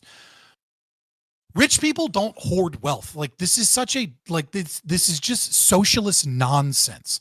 Every dollar that a rich person makes that they put into investment is money that creates jobs. It's not possible for rich people to not create jobs unless they hide the money in their walls and lose money as interest rates inflation makes the dollar makes the make worse and worse. What they do is they invest it in some stock, and then that company gets money so that their business can grow. And when their business grows, they then hire more employees or they do more business. Like it is not possible for a rich person to fucking hoard wealth that doesn't create or trickle down to jobs unless they are intentionally fucking themselves and losing money by literally hoarding wealth. Now, there is some argument about rent seeking and socialist policies, right, that allow people to hoard such as things like in the real estate market in New York or things like that. But that is a problem of government and a problem of regulations and a problem of policies that, that have been created by trying to create regulations and trying to help people, quote unquote. Moving on. We watched this video you sent to us, and a bunch of people keep repeating this lie, which is that Singapore doesn't have tariffs. That's not true. Like Singapore does have tariffs. Like his speech is a lie. Now, that doesn't mean that they have a ton of tariffs. Singapore is a relatively free market economy. That's why they do so well. And obviously there are other issues, like I said, Chinese goods that move through there to us so that they can get around things like, for example, we have regulations on honey, right? Why do we have regulations on honey? Well, that's because China chemically makes in a lab fake honey and then sells it as raw organic honey. And then we constantly have to try and test it and find the fake honey that China floods into Malaysia and Singapore and then sells us. So when you go to the grocery store and you buy raw honey or like real organic honey, it's chemically made corn syrup that is designed to look like honey that isn't actually honey. And then we have to test it. And what we find is we can find the bee population and we can find that those are bees that are in China, even though the market came from Malaysia, because they're trying to circumnavigate customs because they fraudulently make cheap honey in giant batches that is really just forms of chemically engineered bullshit that you buy and you think is honey and it's not. The only way you can make sure that you actually get real honey is if you're buying something that is completely made in America. You can kind of know. Well, there are other countries, right? New Zealand's pretty good about it. Australia's pretty good about it too, but they don't have that. I didn't know that. Thanks for telling me about that. So Singapore does have tariffs on alcohol, tobacco, petroleum products, which is like fuck tons of plastic products and cars. Now, those aren't targeted specifically towards America, right? Those are taxes. It's like a GRT or GRM, can't remember, that are a tariff on all imported goods in those categories. But the idea that Singapore has zero tariffs, almost no country has zero tariffs, including America. But we do have a lot less than other countries. That doesn't mean I fucking like it, right? But this idea that like, oh, Singapore has no tariffs on it, so the 10%, by the way, is fucked up. But nevertheless, the next thing, this calculation of trade deficit is like all fucked up. Prime, you kind of mentioned it. One of the other reasons it's fucked up is that trade deficit is another thing that's kind of nonsense, but it is measurable. But like the name it invokes isn't really what it is. Kind of the same thing with like USAID as opposed to USAID, right? As Lactoid said, when you go to the grocery store and you buy cereal, right? You're not in a trade deficit with the fucking grocery store. Okay, you gave them money and they gave you cereal and you've traded that and you're happier for having lost your money for cereal and they're happier for having gained money than holding on to cereal in the store. Like there's no deficit, and this comes from a misunderstanding that value is subjective. I want the cereal more than they want to keep, and they want the money more, right? So we both gain in this economic transaction. And the other reason that this whole like formula thing is stupid is because it doesn't calculate immaterial goods, right? Like we have services, we have a stock market, we have, we have software that we sell. There's all these immaterial or like hard to measure goods that are like not part of this. So like a lot of countries that like we have a trade deficit with, we fucking don't. Like it's just we don't sell bananas, okay? And we don't sell bananas because we don't have a bunch of dirt poor people that can, grow Kavanaugh bananas while looking over their shoulder for, a CIA person or a fucking Iran Contra or a fucking, communist guerrilla to fucking kill them as they fucking spray chemicals that were banned in California in the 1970s and give them fucking cancer so they can give us 70-cent banana bushels, right? Like we don't do any of that shit. And so, yeah, like, but we sell them software and like, these are different things. Lastly, GDP is like kind of a bullshit metric. Like I understand that like we can measure, economic activity to some degree, but like if the government hires 100 DMV workers and pays them, that's an increase in GDP. But that doesn't mean anything of actual value is added to the economy, right? Like value is subjective, and we use a lot of these metrics. Oh, sorry. We'll welcome people in the radar now, but yeah, value is subjective. And this idea that we like measure trade deficits and that we measure GDP and things like that, is a misunderstanding of just how much of our economy is measured by a bunch of people, to Admiral Gibbs' point, right, that aren't actual businessmen that just want to see number go up on chart. And they have, and again, like this stock market thing, it's like, people are like, oh, we lost 6% wealth. Did we? Or were companies overvalued? We don't fucking know. The stock market value of a company is what people think it's worth via economic transactions. It's not actually proof of what the worth of the company is. So yeah, like the volatility in the market makes people undervalue it, but there's all kinds of reasons that companies in our current market are overvalued, not the least of which being that 13% of our federal budget is paying fucking debt on like that we have. Like our dollar is not sound. We have a fiat currency. Like so those are my points, engage with them as you will. Okay, so we will do that. And Corey is up, and we have friend Aiko, and write down your. I just want to get down this list to make sure everyone's talked once. Well, then we'll do more responses. But first, two things. Thank you, Pisco, for the kind raid. Hope you had a good stream. I saw you were streaming previously. Thanks so much. Hey, everyone. Hi, my name is Prime, in case you don't know me. Our friend Pisco oftentimes joined us here. Hopefully we can get Pisco back for another panel. But we appreciate our friend Pisco for the very kind raid. And what else? Prime got him on Temple, so thank Prime for that by giving him money. Okay, that's the thing. I did get on Tim Paul, and you can thank me with money if that's the thing you want to do. But in any case, please be so kind as to follow the channel, right? Two of you have already followed. Number Woken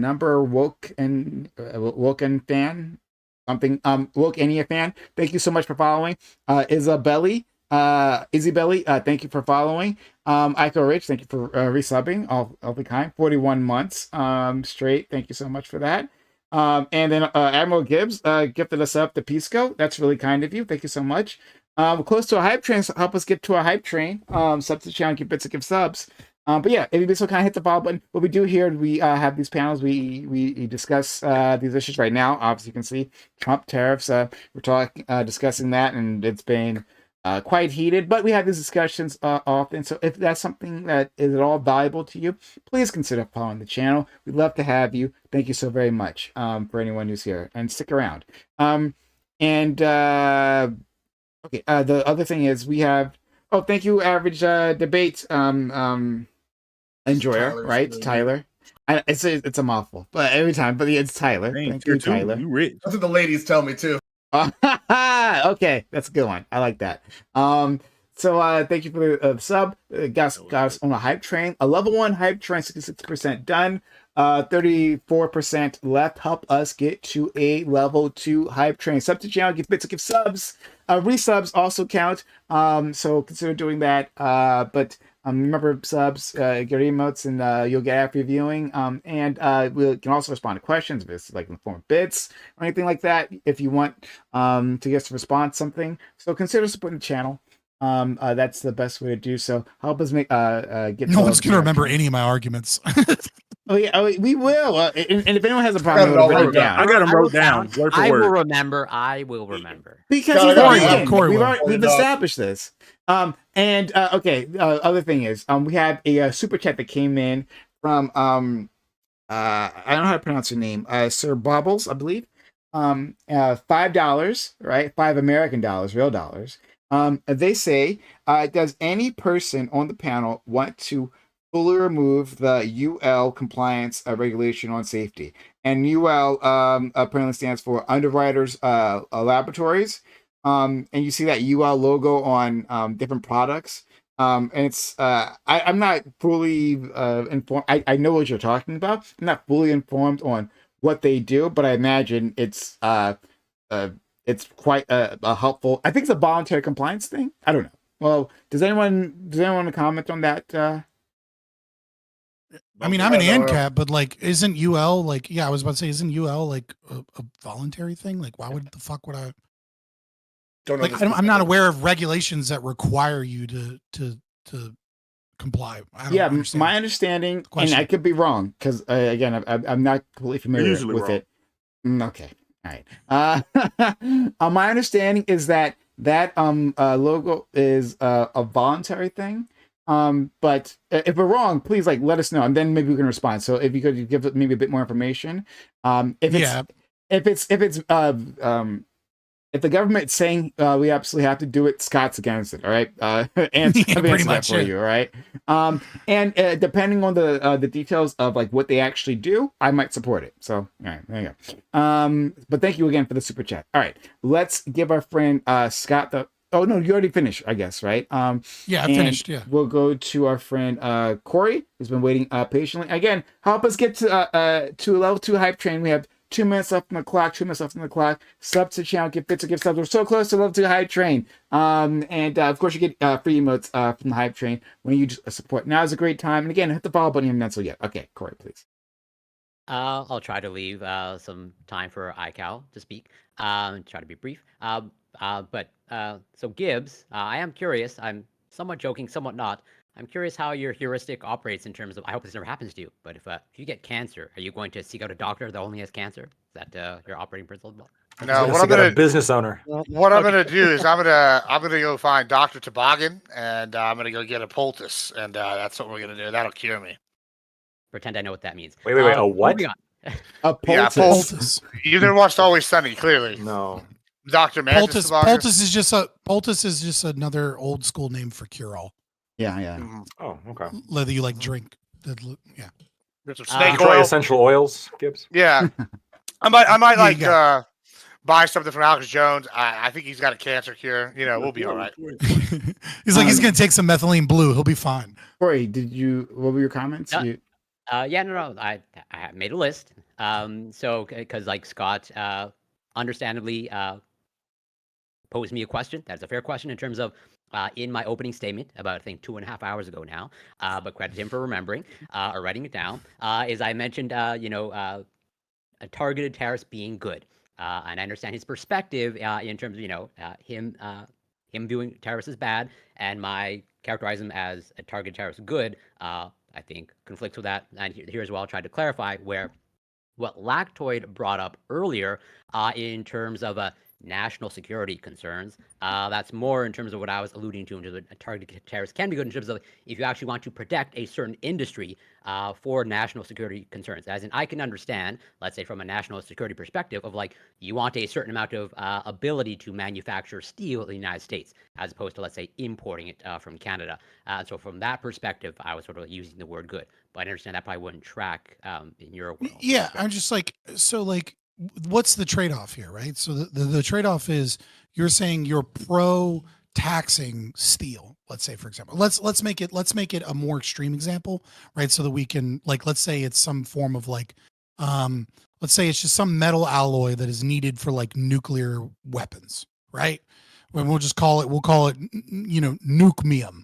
whatever it is, right? And so you're saying what is the trade-off here is that you make whatever that thing is more expensive, but the idea is that you are like forcing the increase in price to allow for some level of manufacturer in America or in Canada, in your example, to enter the market that would not have been able to enter the market because it wouldn't have been profitable, right? So you're willing to take the economic hit so that you can have like a supply chain of whatever this thing is locally. That's the argument? Overall, yeah, just like as well, I would say frame it as like self-sufficiency. As you want something I can understand, let's say maybe for some people of like, even though in Canada, okay, you can go and buy cannabis, okay, but I'm sure there's some people that they want to grow their own so they're not reliant on any sort of supply chain issues. Okay, but so if there's a risk of supply chain issues, or there's a risk of war, or there's a risk of that being disrupted in some way, right? Why is it not valuable for a person in the market to get in despite the increased cost? Well, I think I understand where you're going to go in terms of like labor regulation, and like certain countries have like lower cost of labor, and so it's cheaper to do it there. Well, that's no, that's not what I'm saying. What I'm saying is let's say it's water, right? Like that was another example that was given, right? The first 90% of water or 90 water bottles, right? Why is it that if it's so important to someone, right, that we have access to water bottles in our own country, that we don't depend on other people? Well, then why, if that is true, that there is this value in it, why is it that there aren't domestic manufacturers of it if the value is there? Why do you need a tax to ensure that the thing is produced in your own country if it's presumably valuable that it is produced in your own country? If it's valuable, wouldn't someone sell it at the higher price?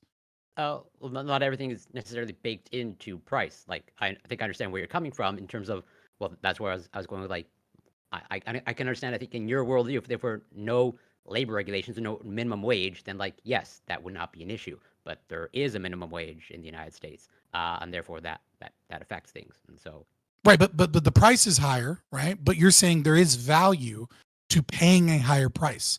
That is what a micro tariff is. You're saying it is valuable to increase the price to ensure that this is produced locally. But if the value is there. Oh, fair enough, Bam. But if the thing, if there is value in that, then you don't need the tariff. Like you prove the lack of the value by creating the micro tariff itself. Because the moment that you need a government tax in order to make someone produce something, then you've proven that there wasn't actually value in the production of that thing locally. I don't know that actually tracks fully economically. Like because otherwise. So I can only go back to like the example of steel or any other thing that's manufactured in China versus the United States. So like cost of labor is just cheaper in the United States, and so you can just do it there. And so the value add is more, or rather it's more profitable there as opposed to in the United States. Okay, but what is profit, right? Like profit is the capitalist reward, right, for predicting in the future what it is that someone will want, right?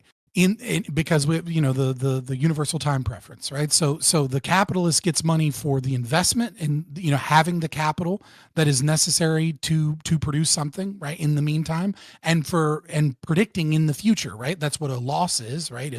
Is a poor prediction, right? If I think we want a bunch of steel and then it turns out nobody does want the steel at that price, right? Then I take a loss. Right. But if I accurately predict that people are going to want steel in 6 months, so, or let's say it's I-beams, so I import my steel, but like people want steel I-beams because I think construction is going to go up, like that's what I'm rewarded for. So if the capitalist is rewarded for accurately predicting in the future what it is that the economy will desire, why do you need a tariff to ensure that someone is making something when the capitalist who has the money and the know-how is predicting that thing won't be here at that price, that it's cheaper, easier, and better to import it from some other place? Yeah, I place the value in the national security concerns, where if I think your argument is going to boil down to like, I would agree that the cost of manufacturing steel in the United States is inflated. Okay, it's inflated as a result of of the state existing and its associated regulations. And therefore, like, yes, in the absence of the state, then the value will come down, and then it'll be actually profitable in your world to make steel.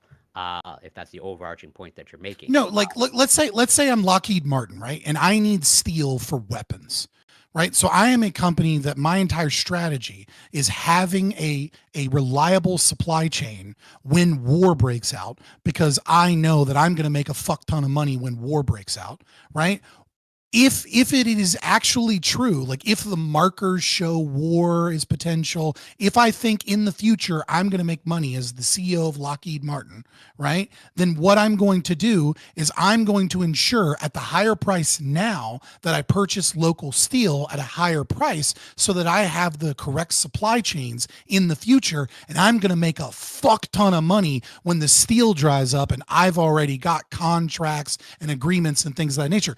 There's no need for the tariff in this instance. The entire you're saying the value in the market is, protection or, specific supply chains, but for national security. But there are companies that deal in national security. There are companies that invest in those things, and they will make fuck tons of profit if they accurately predict when those things are going to go. So why is it that we need to centrally plan that? I think that's actually maybe part of the problem, or at least a variable at play in terms of, like, I don't know if you were using this analogy or example intentionally or not, of like a war. Like, I don't think it's that easy to predict whether an actual, hot active war is going to happen.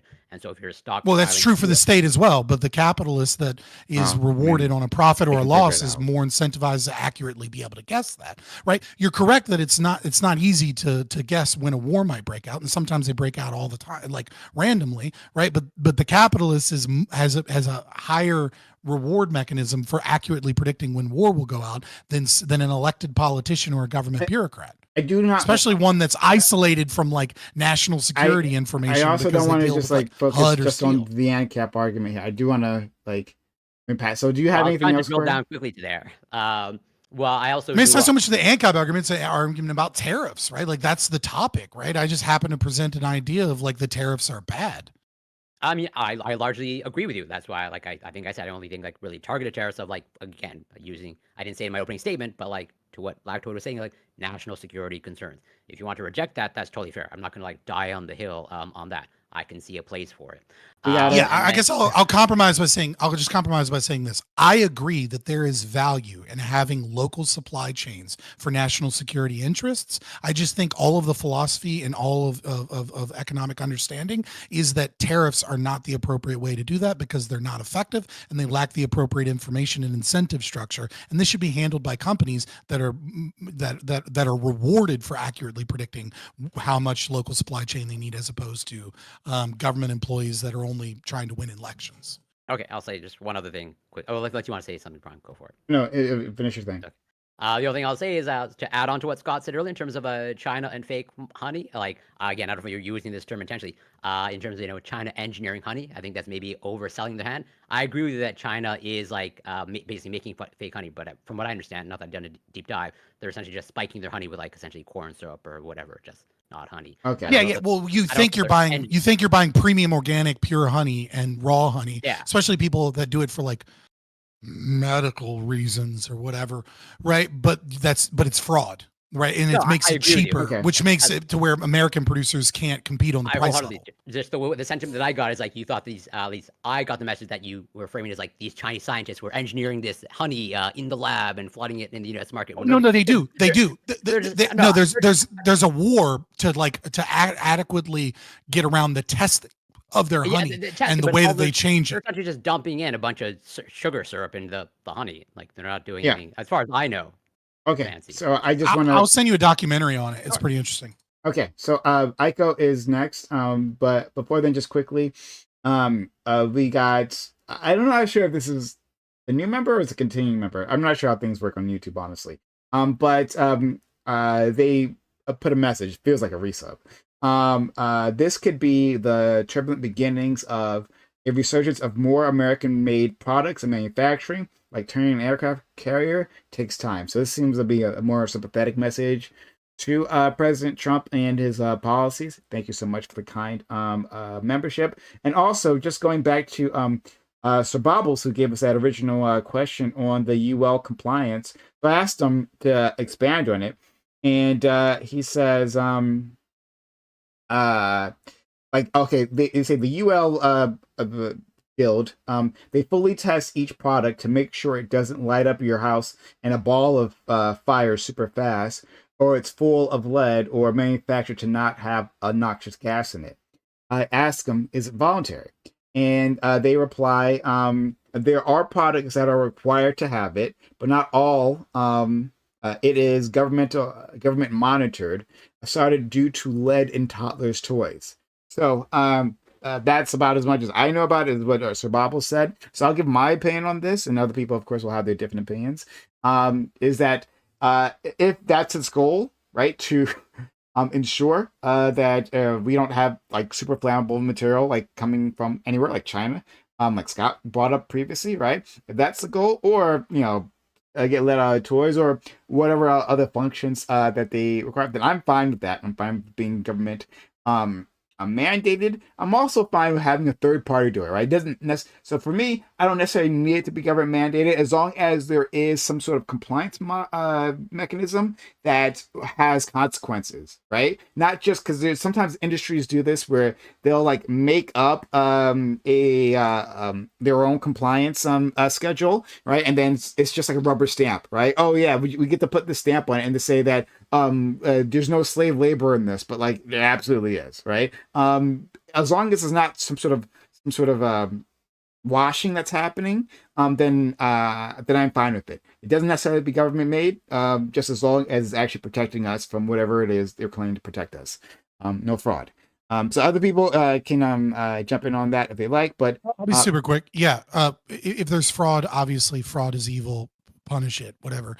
And then I'll just simply say, every time you try and make it more government mandated, you increase the risk that you get more fraud and that you get lower standards and that the information gets worse and worse. And so the more private it is, the more likely it is that the information is accurate and helpful. Okay, Aiko has been waiting quite patiently. Aiko, please. Yeah, I'm glad I waited this long because I can finally ask Bam my question. It happened to all of us. We all had to wait like fucking 20 minutes before it was our turn. Ike, I'm sure you have other great no. things to It was share not with us. 20 minutes. Yeah, it was That's a lot okay. longer than that. That's okay because I also have a response to Gibbs, but he just walked away too. So listen, don't worry about me, Papa. Great. Okay, good. Because I think that the thing that like I was waiting for so long for was like Fabian had a long laundry list of answers to Gibbs, in part explaining why it wasn't his aspect of it wasn't like authority fallacy, right? But I was willing to accept Gibbs's suggestion, and so I said, okay, let's look and see, because he says it's the business owners, it's the people with all the money, it's people with the business sense that should be considered the real experts that know what they're talking about. I put one of the articles, one of the surveys that I found in the group chat. The majority of small business owners say that tariffs are going to be bad for them. But then also on top of that, like Ray Dalio, hedge fund Bridgewater, like CEO, says that the tariffs are like throwing rocks into the production system. Bill Ackman from Pershing Capital Management says economic nuclear winter. Jamie Dimon says it increases the likelihood of recession, and he was for the tariffs initially, and now he's against them. And these are millionaires, right? Billionaires. Billionaires. All of these billionaires. Ken Griffin Griffin from Citadel Hedge Fund, huge policy mistake. Ken Fisher of Fisher Investments, stupid, wrong, arrogant, extreme. And you can find the occasional billionaire who might be for this. But these are just elites, Aiko. I will find. No, I will match you billionaire for billionaire in terms of who's for or against this. Elon Musk, who you would never call anti-Trump, is against these tariffs. So, like, we're talking about. So, if I'm gonna buy this narrative that business owners and billionaires are the people who really know what they're talking about, not economists, they all agree with the economists. I can defend. Gibbs does have Peter Navarro, though. I just want to respond to that real quick. Do they know about cattle ranching? Yeah, I don't know. They don't know shit. Listen, they don't know shit about Hey, that. I've got cow in my name. All right. Hold on. I just want to say he posted an article from the Small Business Majority, which Influence Watch says is a center left, bordering on far left. So I have one response to that: fake news, fake news. I don't give a shit. Give me it's a counter bad. survey. I'll give you a counter survey. It's right here. It's Bofa these nuts. That's the counter survey I got for you right here. I don't have one ready in my hand, but I've seen I can't even talk today. Economic people that I respect say the same thing as me, and I base it off my own experiences and many others. Wait, hold on. Who? Which economic people? It doesn't matter. It's the cow. I just gave you a list of names. A list. Oh, well, I gave you names. Just one. Which economic person? What does that also mean? An economic people? Yeah. Which economic person? I gave one earlier. I said Kevin O'Leary. He was agreeing with me. Kevin O'Leary. He is the one. I can give you another. What about we can give you another one? You ready for this? This is somebody you like. Dactoid has spoken out how much he likes this person several times. Tristan Tate and Andrew Tate. He's a big fan of those. So they also. I think was just on television talking about how saying that how bad tariffs are. How that you have to specialize in your economic niche and then trade. He just put out a video. The big difference between North Korea and South Korea, that North Korea was all about independence and self-sufficiency. It's amazing. And South Korea is all about trade. It's amazing. It's amazing how fast he changed his tune once Trump let him back in. Just saying. He knows where the money's at. I Cal Rich. Hold on. I changed my opinion. I am now pro tariffs, right? If we can make the tariffs high enough, then maybe the Tate brothers would find it too expensive to sex traffic girls across borders. Right? The price of importing girls into Romania so that they can do their sex scam, work. I don't know. Maybe we need some tariffs, some targeted tariffs. And wait, Andrew specifically Tate, on that. Andrew Tate is not in favor of tariffs. I just Lactoid brings up something very interesting. I got everybody you name that has strong business ties to China. Why are you so pro Chinese Communist Party? Oh, so then money isn't what makes you an expert then. Money is what makes you corrupt and dependent on China. And you can't trust those people, right? Yeah, but we can't trust them because they're economically in China. They're already bought and paid for. We can't trust them. Yeah, I agree. So now you agree? Now having money makes you corrupt. Hold on. I just having money makes you corrupt. No. But all the left is bought and paid for. Kevin O'Leary's updated position is. That's why I don't trust. You said bought and paid for was an advantage. Type it in the chat. Hurry up. He wants 400% tariffs on China. Go Lactoid. No. So Kevin O'Leary specifically said it's a little chaotic from the point of view that you don't get a consistent message out of the administration. I admit that's a problem.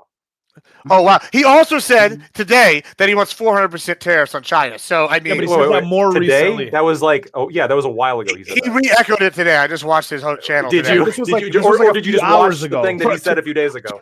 To prep it for today, I watched like 8 hours of Kevin O'Leary today from his channel. Today. You watched 8 hours of Kevin O'Leary? No, it was like 3 minutes. Just Shark Tank on fucking Go. Just Shark Tank on Go. 8 hours, 3 minutes. Yeah. It was more than I usually watch.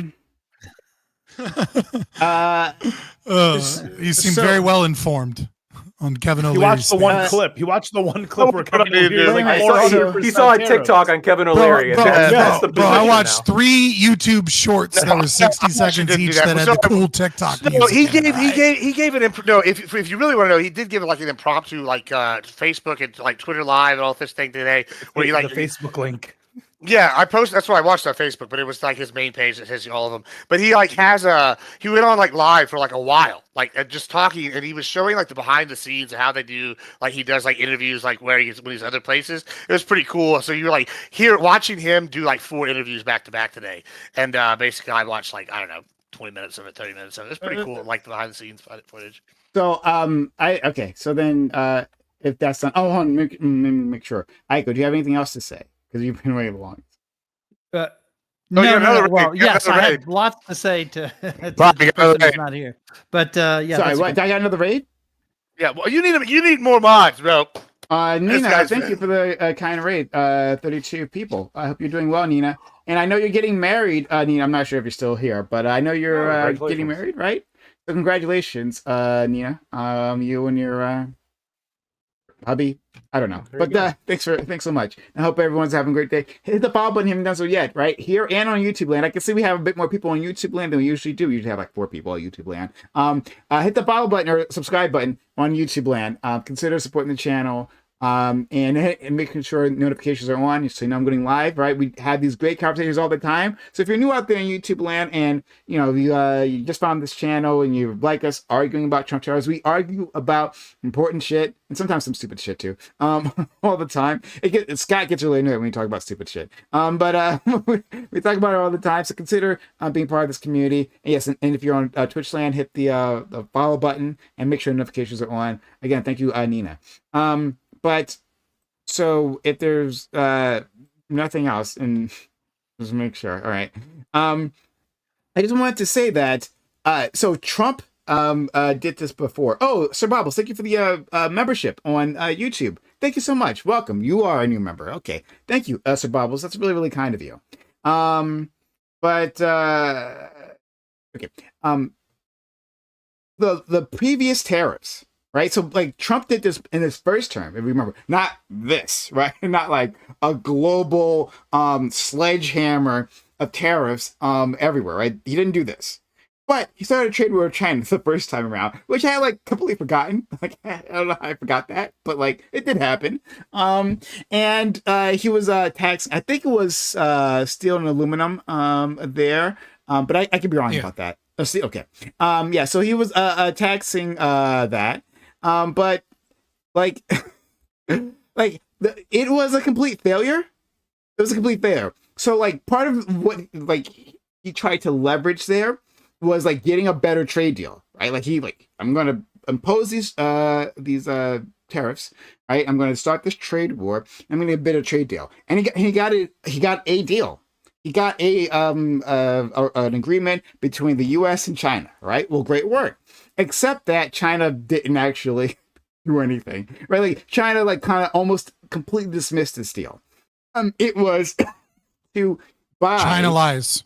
Yeah, it was lie, fraud. But it matters, right? So it was to buy an additional amount of U.S. exports. So in 2017, like they set the level to 2017, right? That like there was a certain amount of exports that were bought by China, right? And then after this deal, they were supposed to meet those 2017 levels and then increase them by 200 billion. And it was specifically targeted at certain industries like the auto industry and I believe the plane industry. I was reading this article. They didn't do that.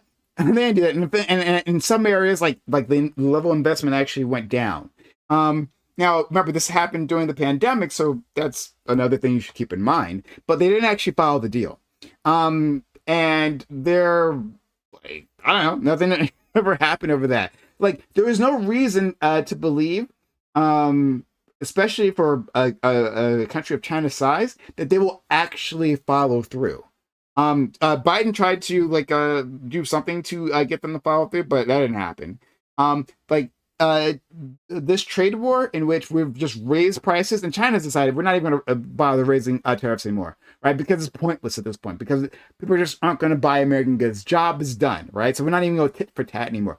It's pointless to believe that China will simply can be bullied in the way that we think they can be bullied. Now, there are smaller countries, right? And our friend Tyler's pointing this out, right? Who approached us. There are a few that have approached us. I think Vietnam was like first to the table, like, oh my God, like we need these tariffs off.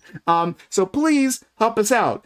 Also, when a lot of countries were calling, there's an article that shows this. I can share it later on. But there's an article that shows that they were calling the White House and no one was actually answering. Literally, no one was answering the phones. So that's the thing. But let's move past that. That just happened. But in any case, there are going to be partners that are very much willing to do something. I don't know. Even though they've already been good trading partners. Vietnam, as I think Scott pointed out, has been a fantastic trading partner. Or maybe it was Lactoid to us. Canada. Yeah, that's again as well. Canada as well. All places that provide coffee. Yeah, everyone goes to Vietnam because we can't grow that here. That's the problem. Like there's some you can grow in Hawaii, but you generally can't. We also cannot grow Chilean sea bass, right? So and rubber and there's like a bunch of like like essential materials. Listen, if we do what Fabian said and spread democracy to Chile via force, and just guess what we can, yeah. I'm going to share the article that I was quoting from, but like it's not. Hold on, New York Times. I want to respond to this. Like, it's and not I'll let you. about... I'll let you. I'm just letting. Just going to finish this point. Democracy. But I'll let you. So my problem with these trade tariffs is that they have been done so inelegantly. So without seemingly any, not any forethought. There was some sort of plan here. We actually don't know what it is though. But there was clearly a thinking on Trump's part. But like it's like still like not clear what that was. So like there's like a list, right? So like, well, what was the tariffs point, right? At some point in time, all of these have been said. It was to raise $6 billion in funds over 10 years, right? So it's gonna be like a $6 trillion a boon to the American public from China. We're gonna make $6 trillion from China. That part was never gonna happen, right? I hope everyone here understands that. To reshore manufacturing across the board. How? Across every board, again, we've just discussed, there's no way that can happen, even though I am supportive of reshoring certain critical functions, right? Like we should be able to have some level of ability to manufacture medicines on within our country, right? Like at least like maybe more critical medicines, not everything, right? Not like maybe Sudaflu or some shit, right? But maybe some critical medications. It makes sense that we have that capacity to do so. So I'm in favor of that. To get fair import deals from nearly all countries, crazy, especially we had quite fair deals that were working for us one way or the other, and of course surpluses, right? And then we were told these were going to be permanent policy change that wasn't going to be altered, right? To reshore jobs. Also, sometimes we were told it was a temporary tactic for negotiation of better deals, where these things don't actually align, they don't actually overlap. But we were told all of that, right, from the Trump administration. Okay.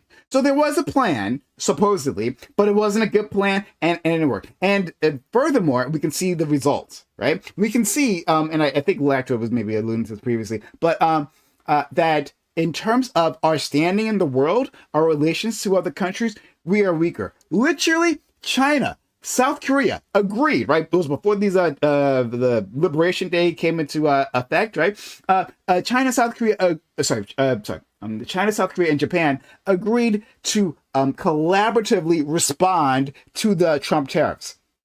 Two of our biggest allies, right, and our barrier, our bulwark against Chinese expansionism, decided they were going to agree with the enemy to collaborate to protect themselves. And then we have the EU, right?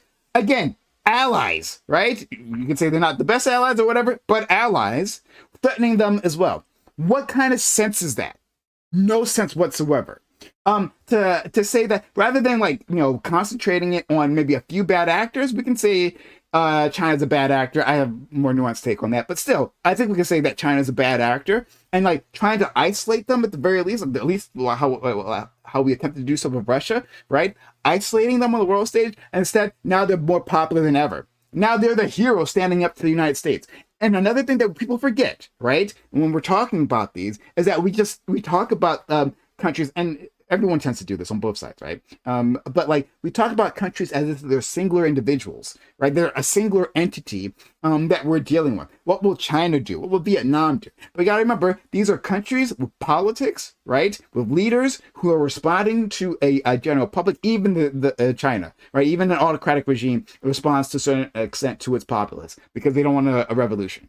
And so they have an audience who at first might have been either positive towards the U.S., like many people in Canada, right? Or maybe neutral. But now they are negative. They have a negative idea, and now their leaders cannot be seen, right? It's not so easy for them to simply come to the United States, hat in hand, begging for a trade deal, or they're going to lose office as well.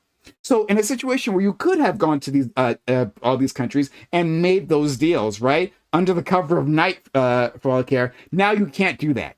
Everyone has their eyes on these trade deals, and now we've literally turned the world against us. We saw that directly in Canada. Canada, yes, Canada, like they were going to throw out the liberals, right? They were going to throw out what's his face, a handsome guy who probably had sex with Melania. That's a thing. But they threw him out. They were going to throw him out, but his party was resurgent because he was seen yelling at Trump, just being in opposition to Trump. When the Conservative Party that was going to take control was too charming of Trump, that doomed them.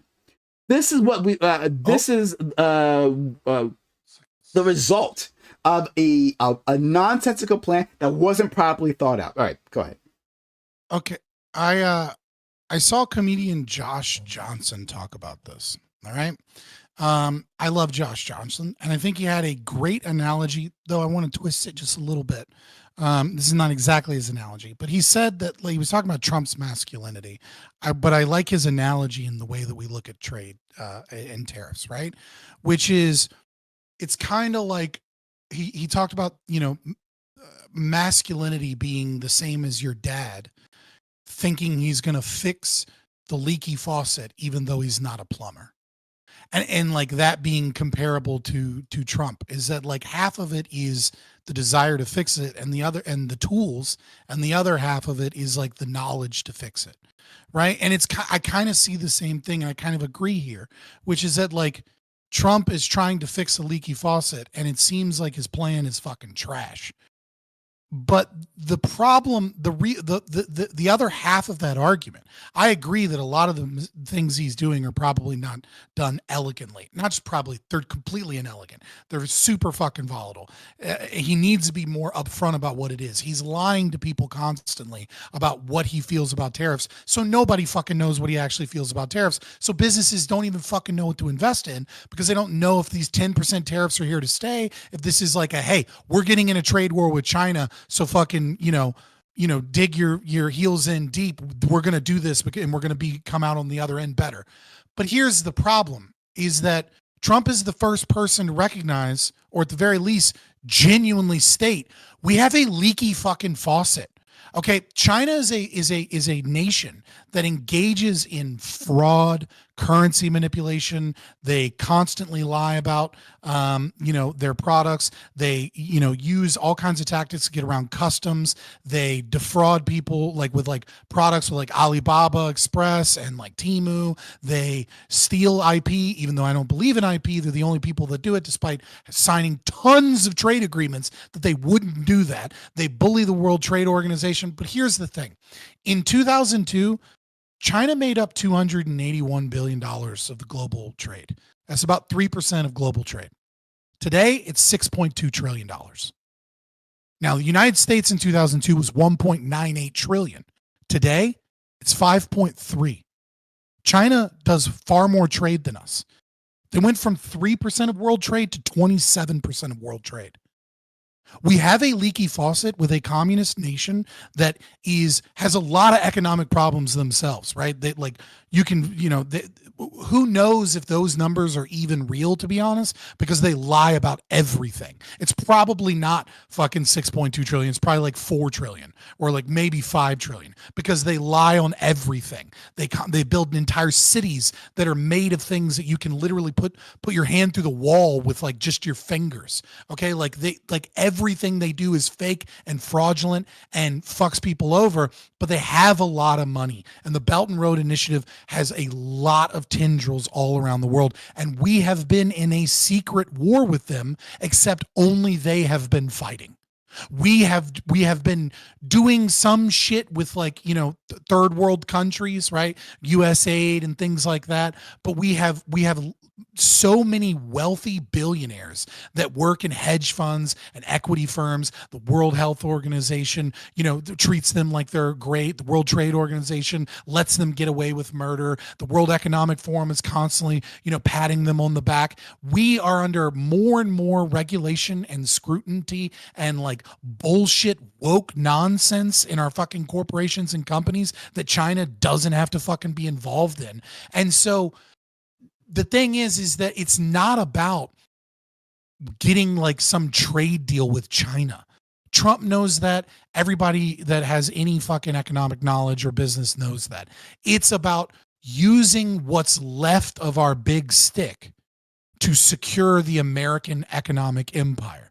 Because if we keep playing the game the way Trump was doing it before, the way Obama did it, the way Bush did it, the way Biden did it, what we are going to face is an American collapse in our economy, and we're going to see the yuan become the reserve currency for things like OPEC plus and things of that nature. We're going to see multiple $1 trillion flood the American market, and the house of cards that is our completely not sound money is going to come to roost when something like $2.4 trillion in reserve currency and oil alone hits the American market, and that level of inflation hits. Like, that's why we fight wars in the Middle East. We don't fight it for actual oil. We fight it to make sure that the US dollar is the reserve currency. And it is a game that if we don't start playing, we're going to lose. And so I think Trump is doing a lot of bad shit, but like, we need to be having a serious conversation about what we need to do about China and what we need to do about trade, Scott, because we don't have free trade with fucking anybody in the world. Corey, I see your hand, and if there's anyone else who wants to jump in, let me know. Oh, Tyler, I didn't see you. Okay.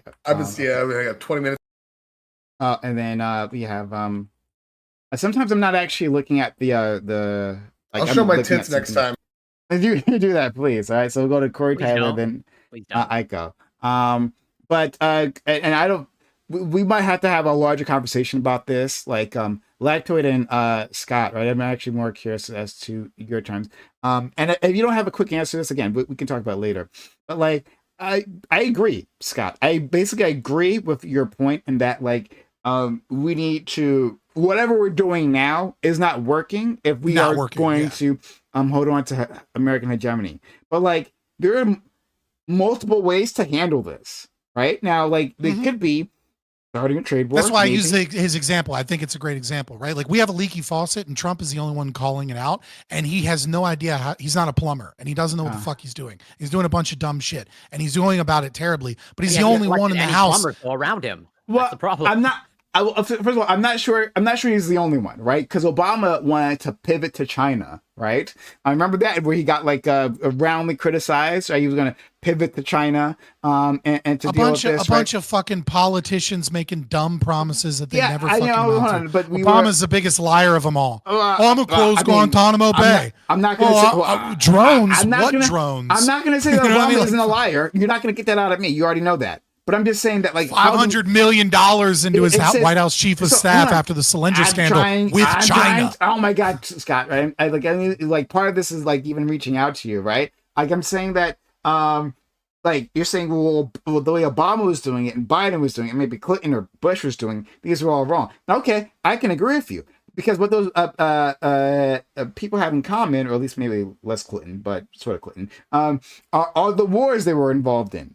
That, like, for the past 25 years, the U.S. has invested trillions of dollars in the foreign wars, where that money there's a lot of problems. I agree with you. Invested here, So, like, how do we do that? I agree.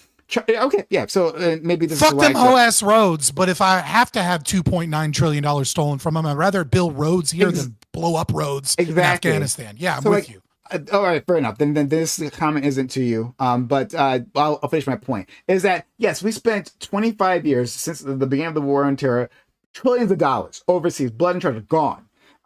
China at the same time was reinvesting all of that into China. Now, you could say it was unfair to, protect their corporations by doing direct subsidies or doing their technology transfers or whatever. But in any case, whatever they were doing it to China. It was China first, right? Make China great again. I just know that doesn't work. But anyway, that's what they were doing. And like, that would be the change. It doesn't work because they hide their own history. Yeah, this was literally what I was debating for on Friday, right? Like 100%. There is dumb shit we're spending money on. One of the things that Trump pissed me off again recently he boosted the military budget. Despite the fact there was talks about Doge going to the DOD. I was very excited about that. Again, first couple months, Trump was great, and then March hit, and then for some reason, like, you shouldn't be surprised that a defense contractor, Elon Musk, did not cut the Department of Defense. It's just all I'm going to say there. Let's go to Corey. You're not wrong. And then Tyler, and then Aiko. Well, Tyler can go first because I think he wants to leave. Actually, yeah. I don't think it works. I don't think it works with the Pentagon though. But sorry, go ahead, Tyler. I got a jet, but most of what I'm saying here is either A, answering Prime's question, or adding on to a lot of what Scott's saying. Only my last paragraph is something Scott has to address, and Gibbs also agrees with the argument, so he could take up the reins there. But so the Prime, to your question about what we're doing with Mexico, Canada kind of being a bad idea, what we saw with the USMCA is there was a loophole that China's been exploiting in terms of investing in Mexico, and what Trump's doing currently with China and Mexico is using his tariffs as leverage to get them to start tariffing China with investing us in Mexico. You said investing in Mexico. Yep. I think the point he's trying to build make factories is that, in Mexico. Yeah, right, like the electric car factory. By building in Mexico, because then it can go. Yeah, to the United States. Okay. All right. They found a loophole essentially, and Trump wants to restructure USMCA now to cover that up. But in the meantime, what he's doing with his tariffs is pressuring them to put up a united Western front of tariffs against them. As well, I was going to go into this with my point about one of the things Scott said. What he's doing as well is with Panama, getting Belt and Road out of Panama and kind of forcing China out of the Western Hemisphere. What you were talking about Trump needs to do with his focus, it actually seems to be his focus. He's just not upfront about it. But today, he flat out said, we are preparing for war long term with China and setting up our economy to be ready for that. So in terms of what you were asking earlier, I kind of feel like Trump is moving toward that. And look at the whole thing with Ukraine and the security deals. Like Russia has ignored 30 plus security deals from Ukraine that have been looked over by the UN and the US and whatnot. Why are we going to trust China if they're ignoring all these IP contracts and climate contracts they signed? They're still building coal plants for almost another decade in China and India. And they're talking about how they're going to be carbon neutral in 20 years. I don't believe it. I don't believe them. And they've been proven to be liars in the same way Russia was with Ukraine.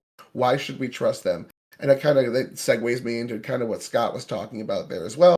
This is somewhat the strategy, and we need to secure those minerals. And that's why you see Trump making a push at Greenland, making a push at Ukraine's minerals, making a push at different countries in South America as well to get China out of there and us in there, and also restructuring USMCA, as I was talking about a second ago. So there is a bit of a hyper focus on China. Tyler, before I agree with everything you said. I just think a lot of the way he's going about it is dumb. But like I've said from before the election, that's what his plan was. Yeah. But Tyler, do you think that those other nations should trust America? Right? Like after Trump trashed the Iran nuclear deal, whether you like it or not, it was an agreement that's put into place that was popular throughout the world because it helps deal with that particular conflict. The U.S. unilaterally pulled out of it, right? Pretended that Iran violated it when they didn't. And then so that was just done, right? Literally the next administration just scraps the deal of the previous administration. And then, this happens, Liberation Day happens, with these tariffs that even you may support them, and I understand you have a take on this. The rest of the world clearly has a different idea, right? And feels like it's a betrayal. Whether it is or not, that's what they feel like. So my question to you is, should they trust the United States? I think with the reciprocal tariffs, in a way, yes, they do feel like it's the old saying, if you've been privileged for so long, equality feels like you're being oppressed. They have tariffs against us. Not all of them, some of them. And again, this is Israel. They dropped the tariff against us immediately. You're like, why do they have a 10% tariff in the first place? When that was crazy. That was crazy. The reason they exist. We're one of the 3 nations in the world that was crazy. Their existence. Yeah, absolutely. Yeah. So there's a few that you could argue maybe need a little bit of a spanking on the behind, and you'll hear Tucker Carlson say, "Daddy's coming home." It's a little weird. Please don't. Oh God. It's weird, but that's the sentiment that people want from Trump, is to kind of punish the world for taking advantage of us to a degree. I don't know if I like that. And again, to your point about abusing power, when he's lying to the American public, he is abusing power. That is abuse of power. Textbook example. I just don't know if but that's also lying to the markets, right? The markets, again, you may disagree on this conclusion, but the markets feel like they can't trust his word, and they're watching him flip-flop almost day by day, right? Yeah. And the president's words have power until markets move. And no one trusts that when he says something, this is the plan, right? Going forward, okay, that's the American position anymore. So again, why should those other countries trust us? And that's the thing about madman theory, is you don't know what he's thinking. So your enemies are like, oh, he could do anything. But your friends are like, he could do anything. So it's, in a way, it's good. And in a way, it's terrible. And you're absolutely right. The trade-off exists that Our allies, like, they just have to trust that in the long run that China's we tariff them too. We tariff them too. Yeah, we do have private meetings, Trump's had like 3 roundtables before the tariffs came out with all of the major U.S. business leaders. So I'm guessing there's some discussions being held there. Look, here's my long-term plan. Don't tell the public. I can't have everyone knowing this, but what about the EU though? They do have conversations in private and public, but yeah, I don't think that is. You could see from those text messages in the Signal chat that they are not too much of fans of bailing out the EU. That's for sure. Helping out the EU. It's not. No, I don't care about how the Trump feels about them. My focus is on how the world feels about us. Like now, and then this. I mean, this especially started happening under the first Trump administration, where he started threatening the NATO deal, right? And I actually had some agreement with him on like his views on NATO. But still, at the very least, he was undermining that, right? And we saw that like France, Germany were like got their ideas in their heads, like, hey, maybe we shouldn't be reliant on the United States. Maybe we should break away from them. And if they break away, right, it's a possibility that, hey, maybe they start aligning more with some of our political enemies, right, as a matter of convenience, because they just happen to have materials. You are correct, and we're seeing that right now with the exports of Russian oil. We are not able to. This is something that I guarantee the EU and the United States are on the phone with. We are not able to accurately and fully sanction and tariff Russian energy exports because the EU is so dependent on them right now. I think we're going to see the EU learn that lesson and say, just because it's cheaper doesn't mean we can keep trading with our adversaries. And that's the same message Trump has been consistently saying since 2017. We need to decouple from our adversaries, even if it's more expensive, because it's against American interests. You have to look at this, like, if you want to understand Trump to some degree, you have to look at this and recognize that Trump is attempting to be the president that shifts America from the world empire into the American empire. And like you have to see that. That's what's going on with Panama. That's what's going on with Greenland. That's what's going on with him trying to do deals in Mexico and Argentina. That's with him doing a fucking like trade war with China. That's with him trying to bully to see who's on our side and who's not on our side, right? Because he's drawing the lines to say, okay, we're no longer the world superpower of like and the world police at the same time. It's time for the American empire. You're either with us or you're against us. So I'm going to fucking bully you and find out who our friends are and find out who our enemies are. Beautiful. You can agree or disagree, but you got to see it that I understand. way. I understand that. It's just that and that's all for the audience as well. It's not necessarily directly primed at you. Fair enough. Yeah. And I would just, but my indirect reply then is that like, I think it's good to clarify who's your allies and who's not, right? I think that's a laudable goal. This way of doing it was a disastrous way because we're creating more enemies. Where people, there are countries who are on the fence, right? Who are neutral, or maybe we're putting them to the coals so that we can find out who actually are our allies. I'm not saying that's good or bad. I'm just saying that's what it is. Or we're making them not our Canada. What? No, it's about him bullying everyone to secure the American empire, and the people that are willing to be bullied. Bullies are the people have friends, that will be on our side, right? Like that's just true, right? Bullies have henchmen. It sounds like and so it's manipulation like tactic. I'm not saying it's good. I'm trying to be descriptive here, right? It just sounds like an abusive boyfriend. I know. I'm just agreeing. That's weird because I love it. No, it's not abusive to look out for yourself first. This is the grand strategy with Russia. We're aiming towards a U.S.-Russian alliance. We just got to build. No, we're aiming for Russia to eventually be our. No, we're aiming for Russia to eventually be a client. If you hit a girl on a schoolyard, it's because you like her. So true. And the harder you hit. Oh my God! No. Thank you, Tyler, for that. You like them. I got a second argument real quick to stir Scott. I'm gonna shut up because it's fucking. I'm gonna stir the pot with Scott and then dip out of here. Gibbs agrees with this argument, so I guarantee he can defend it just as well as I could. It's the argument you were making about comparative advantage with Corey. If we build a pencil here, it's going to cost $120. If we do that today, this is the snapshot fallacy. After 30 plus years of exporting our manufacturing jobs overseas, if we work toward that reality, there is no world in my mind where Texas cannot outproduce any country in the EU at all. Harder workers, lesser regulation. That's true. It's absolutely true. It 100% is. Texas just kills it compared to the EU. Lower taxes, lower regulations, less climate policy, like within the acceptable window of Western Hemisphere. Anyways, they're always minimalists on that shit. And like at the end of the day, the stock market. Hold on, let me just get this out. Hold real on, quick. no.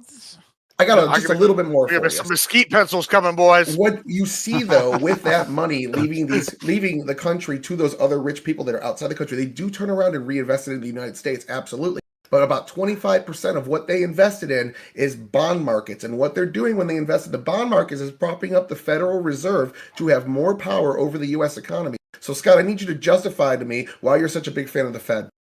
And I gotta go. That's retarded. No more number 2 pencils. Texas will bring back number 1 pencils. We'll bring it back number 1. You're not, listen, you're not wrong that like Texas regulations and the value of labor, could produce many things.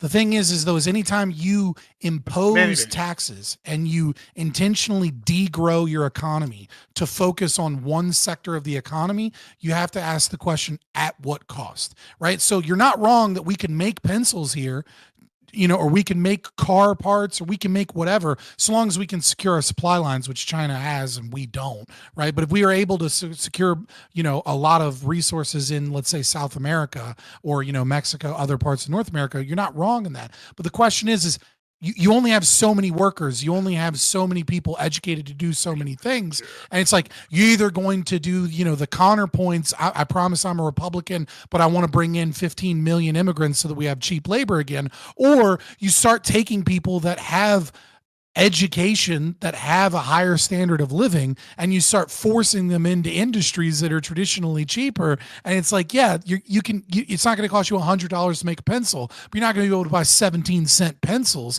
And what you're going to lose is you're going to lose the intellectual labor, because that's what America produces, intellectual labor, right? We have a fuck ton of people that are involved in production of software. We're the number 1 country in the world when it comes to tech and in an AI race. What we are basically doing with this entire trade war in this situation is we're saying, all of the things that Trump is trying to do, I agree with you, but we're also saying at this pivotal moment, let's risk losing the AI race to China.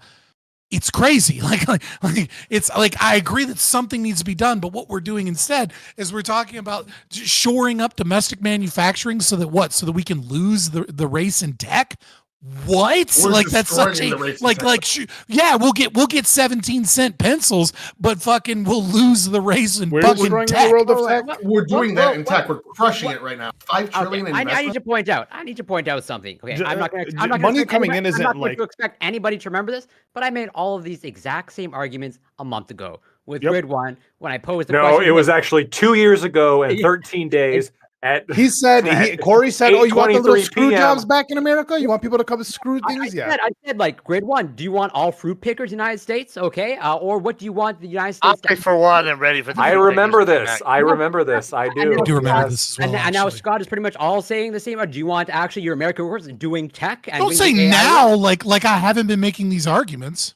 Well, hold on. What if we just before the fucking election? Wait. Secure the resources. I also want to secure the resources. And Lactoid pretty much used my same micro and macro argument of like, yes, if you go to the grocery store, it's much more efficient to get your food at the grocery store than to grow it your own. Just like it's much more efficient to have immigrant workers pick your fruit and you have Americans do other things. This is all the same thing that we call it trademark your arguments now. You're getting mad like I somehow changed my position or something. I don't know if you know this, but I've been fucking memeing about the stupidity of tariffs before Trump was even floating them. Like, what do you like? I'm just glad that you're acting like I'm stealing your ideas. Same argument as Southern slave owners. It's IP when I was actually engaging with Grid One. IP theft, Corey.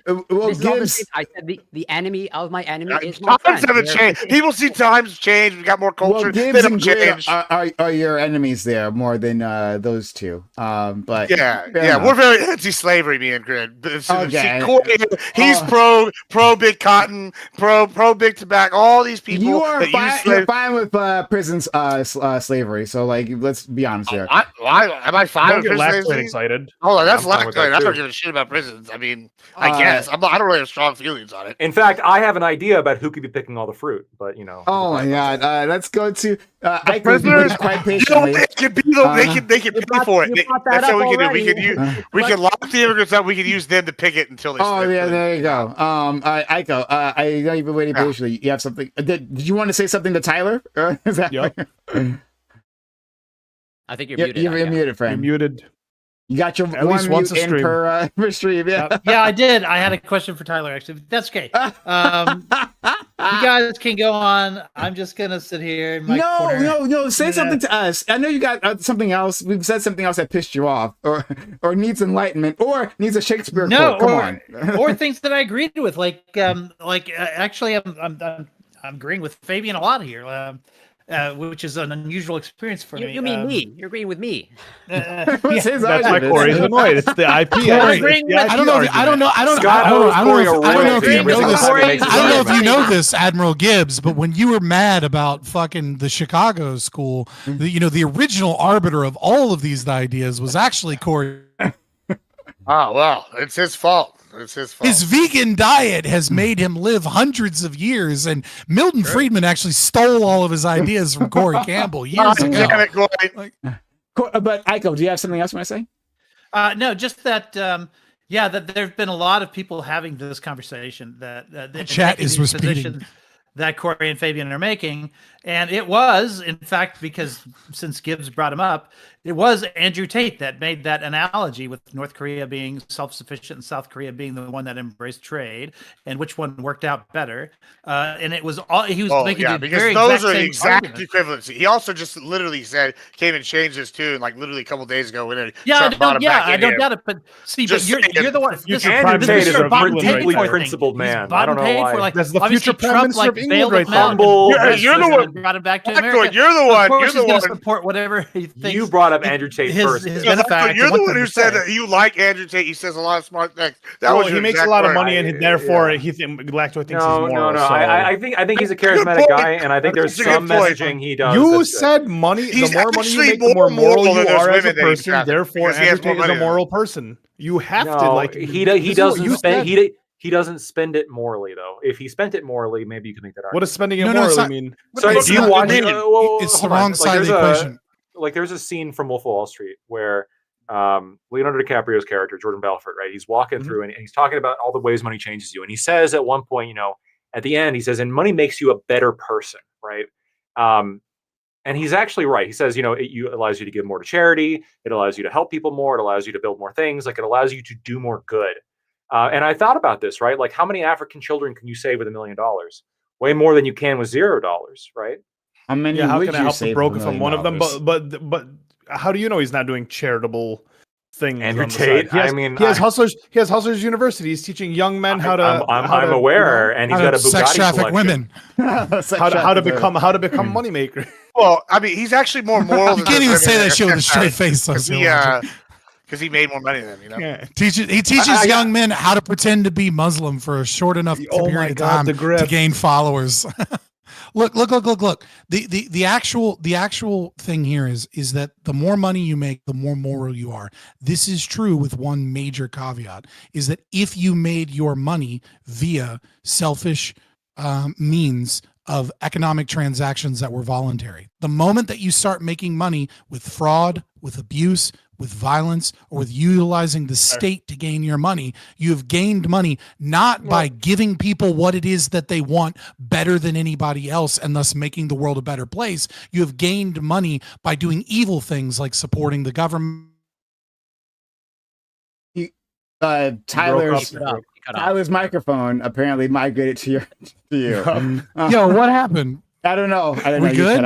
You cut out before. I've probably just been on Discord for too long because that's just how Discord works. After like 3 or 4 hours, Discord just starts fucking up. I Aiko, I just want to make sure that you have space because you've been so patient, right? And Aiko, you should have like chipped in. Tyler was there. Tyler said he was going to leave, but then like 15 minutes later he was still there. You should have like just said something. No, it's fine. It's fine. I had really the thing that I had to say that was like most important was what the exchange with kids. So I'm fine with it. I'm the important one, not Tyler. I got to get out of here. I got to get out of here. I love you guys, but I just want to say this. Hold on, before I leave, Prime guys. Okay, you need if you're going to keep streaming to Twitch and YouTube, you got to put your chat on your stream. Because when there's like 3 people in YouTube and there's no chat, you're basically just forcing people to go to Twitch if they want any chat engagement. Right. I have to put them on put the YouTube like chat you can go in your OBS and have your chat on your stream, right? So that when people make comments on YouTube, it pops up on the Twitch chat and people can see it, and vice versa. When people are talking in your Twitch chat, people on YouTube can see but it'll be covering up the I used to have that when I first started streaming, but like now it'll cover people's faces. It's fine because your face is always up there. Make it small, cover the least important face. You make it smaller, but listen. I'm not saying you have to do that. I'm just saying if you're gonna stream to people on YouTube, just make it scroll over past like 3 or 4 people. Like maybe if you get famous and you have like 100 or 1,000 people there, and vice versa, it won't really matter. But right now, people see you on YouTube, and then they're like, "There's nobody here." There's I believe a plugin or whatever, some sort of feature in Restream that you can have it show up in YouTube comments, show up in Twitch chat, or vice versa. I believe. I'm pretty sure. There's a way to do it, and you can make it on. Yeah, there's different ways to do it. Look into it. I've got a better idea.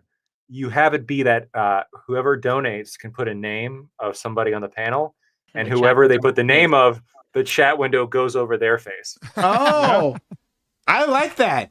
I like money, and then I like giving a reward and incentive there. Yeah, like that any actually, good leftist likes money.